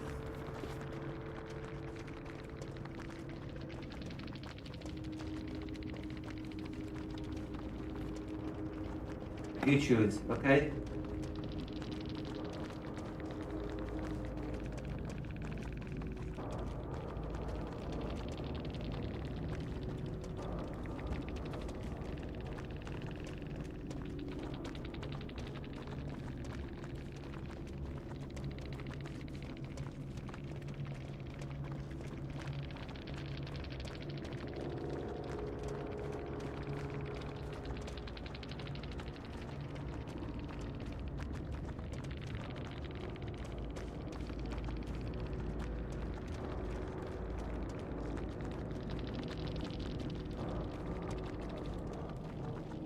Nobody? Nobody ever to tell me? Nobody wants to answer? One more DBD or we go to politics? Let's see how active this chat actually is. So what did they have? What is this? What is this?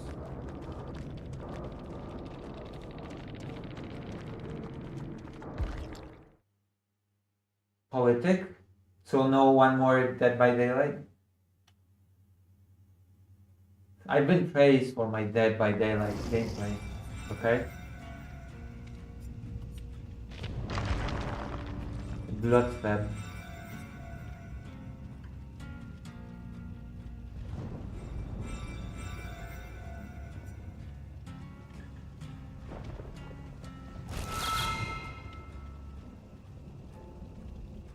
Ooh.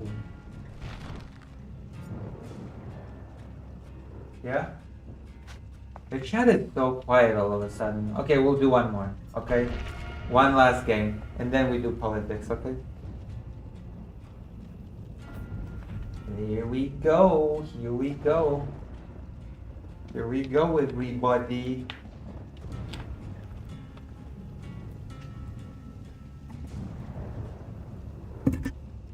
Go. I'm not having any problems finding matches at least.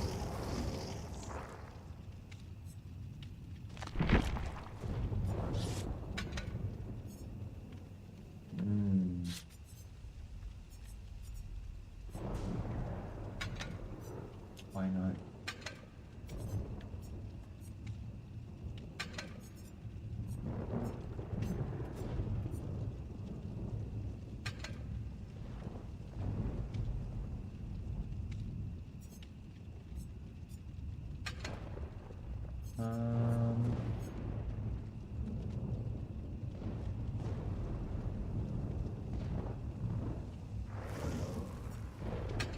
Why not? Why not, right? Let's do at least one generator this round. I'll be happy if we manage to get one generator done. Can we do it? Can we do one generator for the win? Can we get a generator done? Can we do this?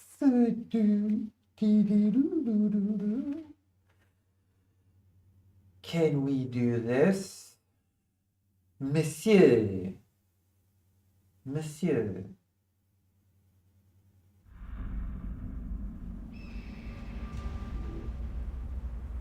Dead Dog Saloon.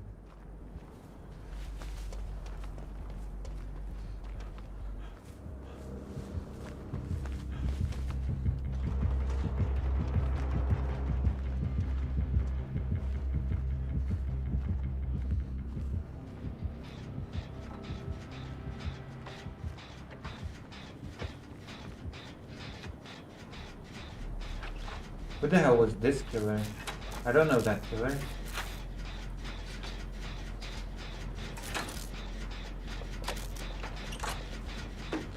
Oh, maybe two people can work on this then.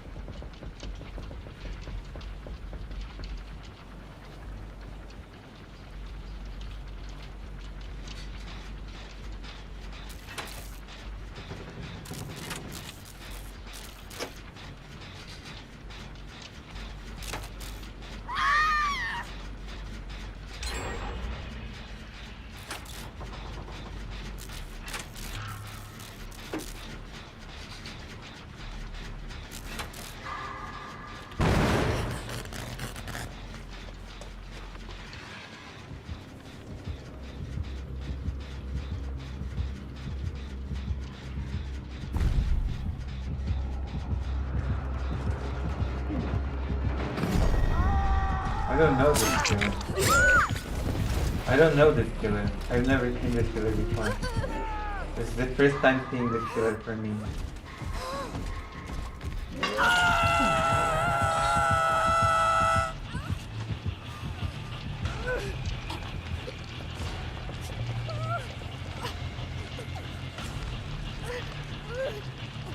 I don't know any of the killers now.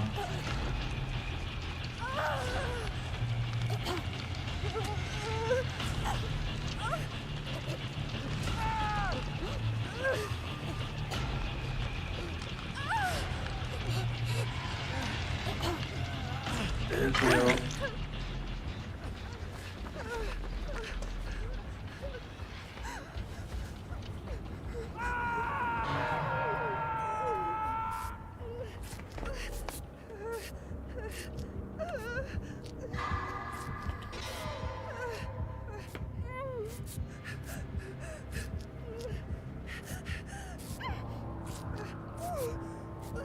Man, self-care is slow now. Used to be faster.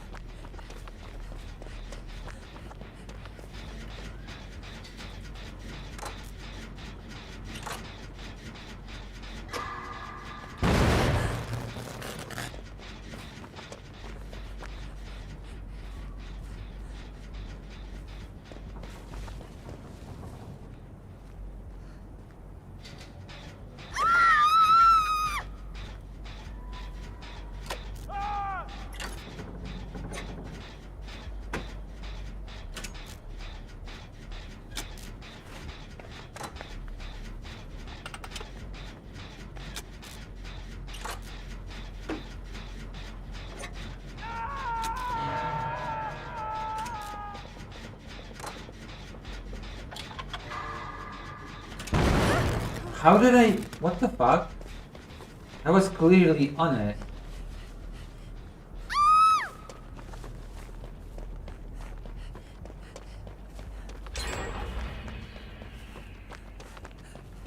I was clearly on it.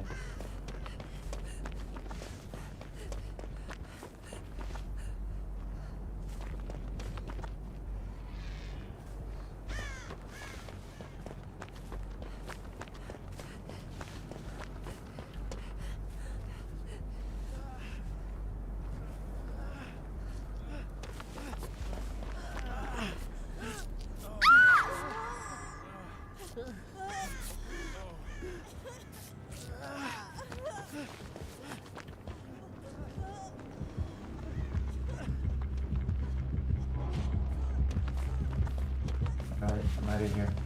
I'm out of here. Goodbye.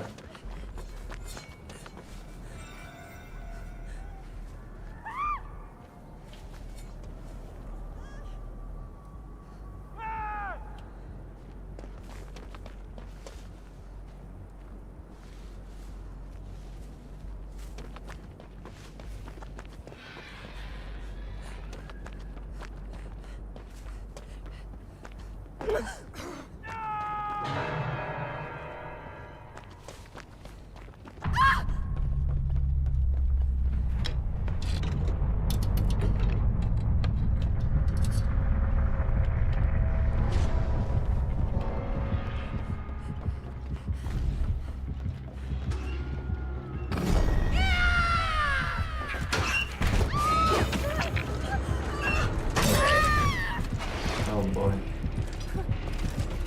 What is this killer about?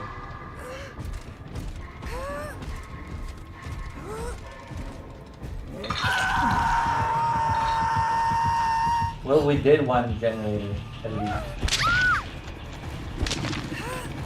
We did complete at least one gen.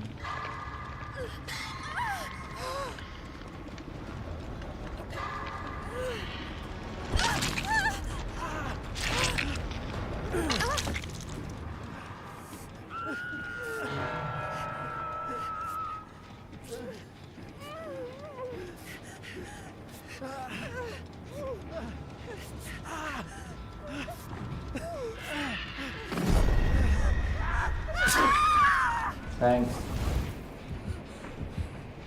I guess I'm dead now.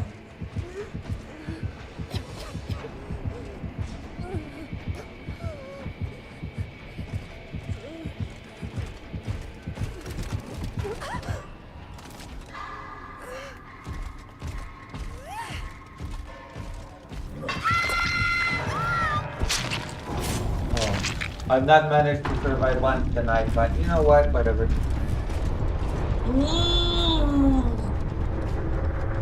That's it. We're doing politics.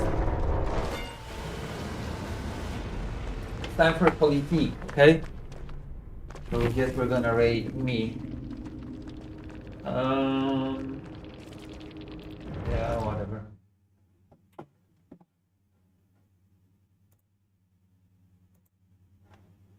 So I guess we're turning this off.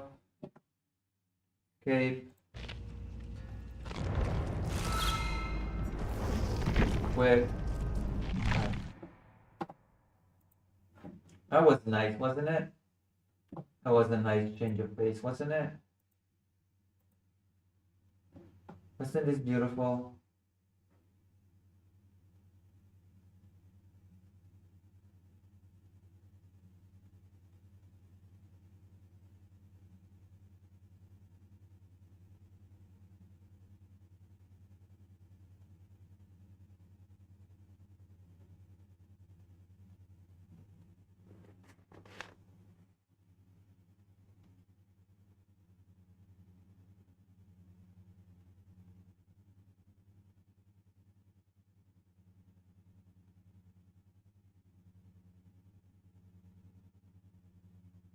That was beautiful.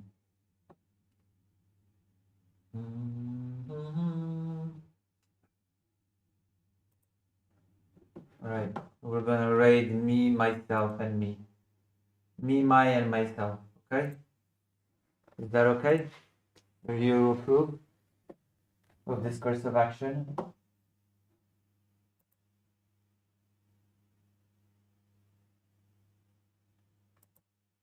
I guess Chad Logic is in hot water now. Chad Logic is in trouble. Alright. How long has this stream been? This stream has been like, 4 hours. Okay, so 4 hours of gaming and slop. And now we're gonna do a little bit of politique, okay? You know what I mean, right? We love politique. How many of you people love politique? Tell me with your hands up. Put your hands up and tell me how many of you love politique, okay? Do you love politique?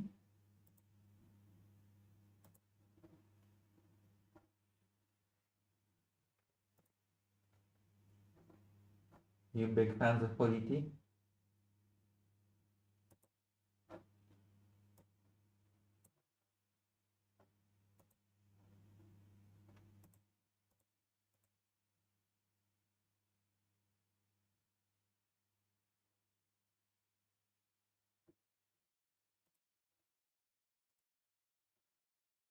Nobody's a fan of politique. That's why you didn't say anything.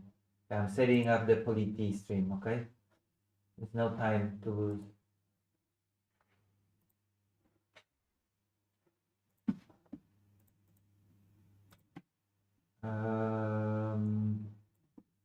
News and politics. It is time, okay? News and politique. News and politique, not for kids. We're gonna raid me. Alright. Boom. Very slow down. And boom. And we're going to raid me into myself, okay?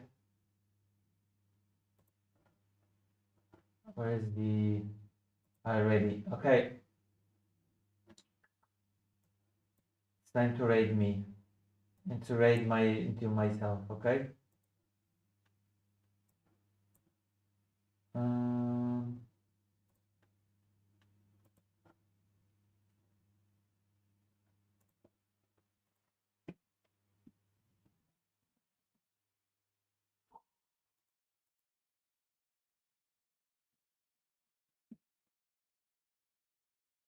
Boom. There you go. Bye bye. I see you in a moment on the other channel. See you. I'll see you in a moment. Boom.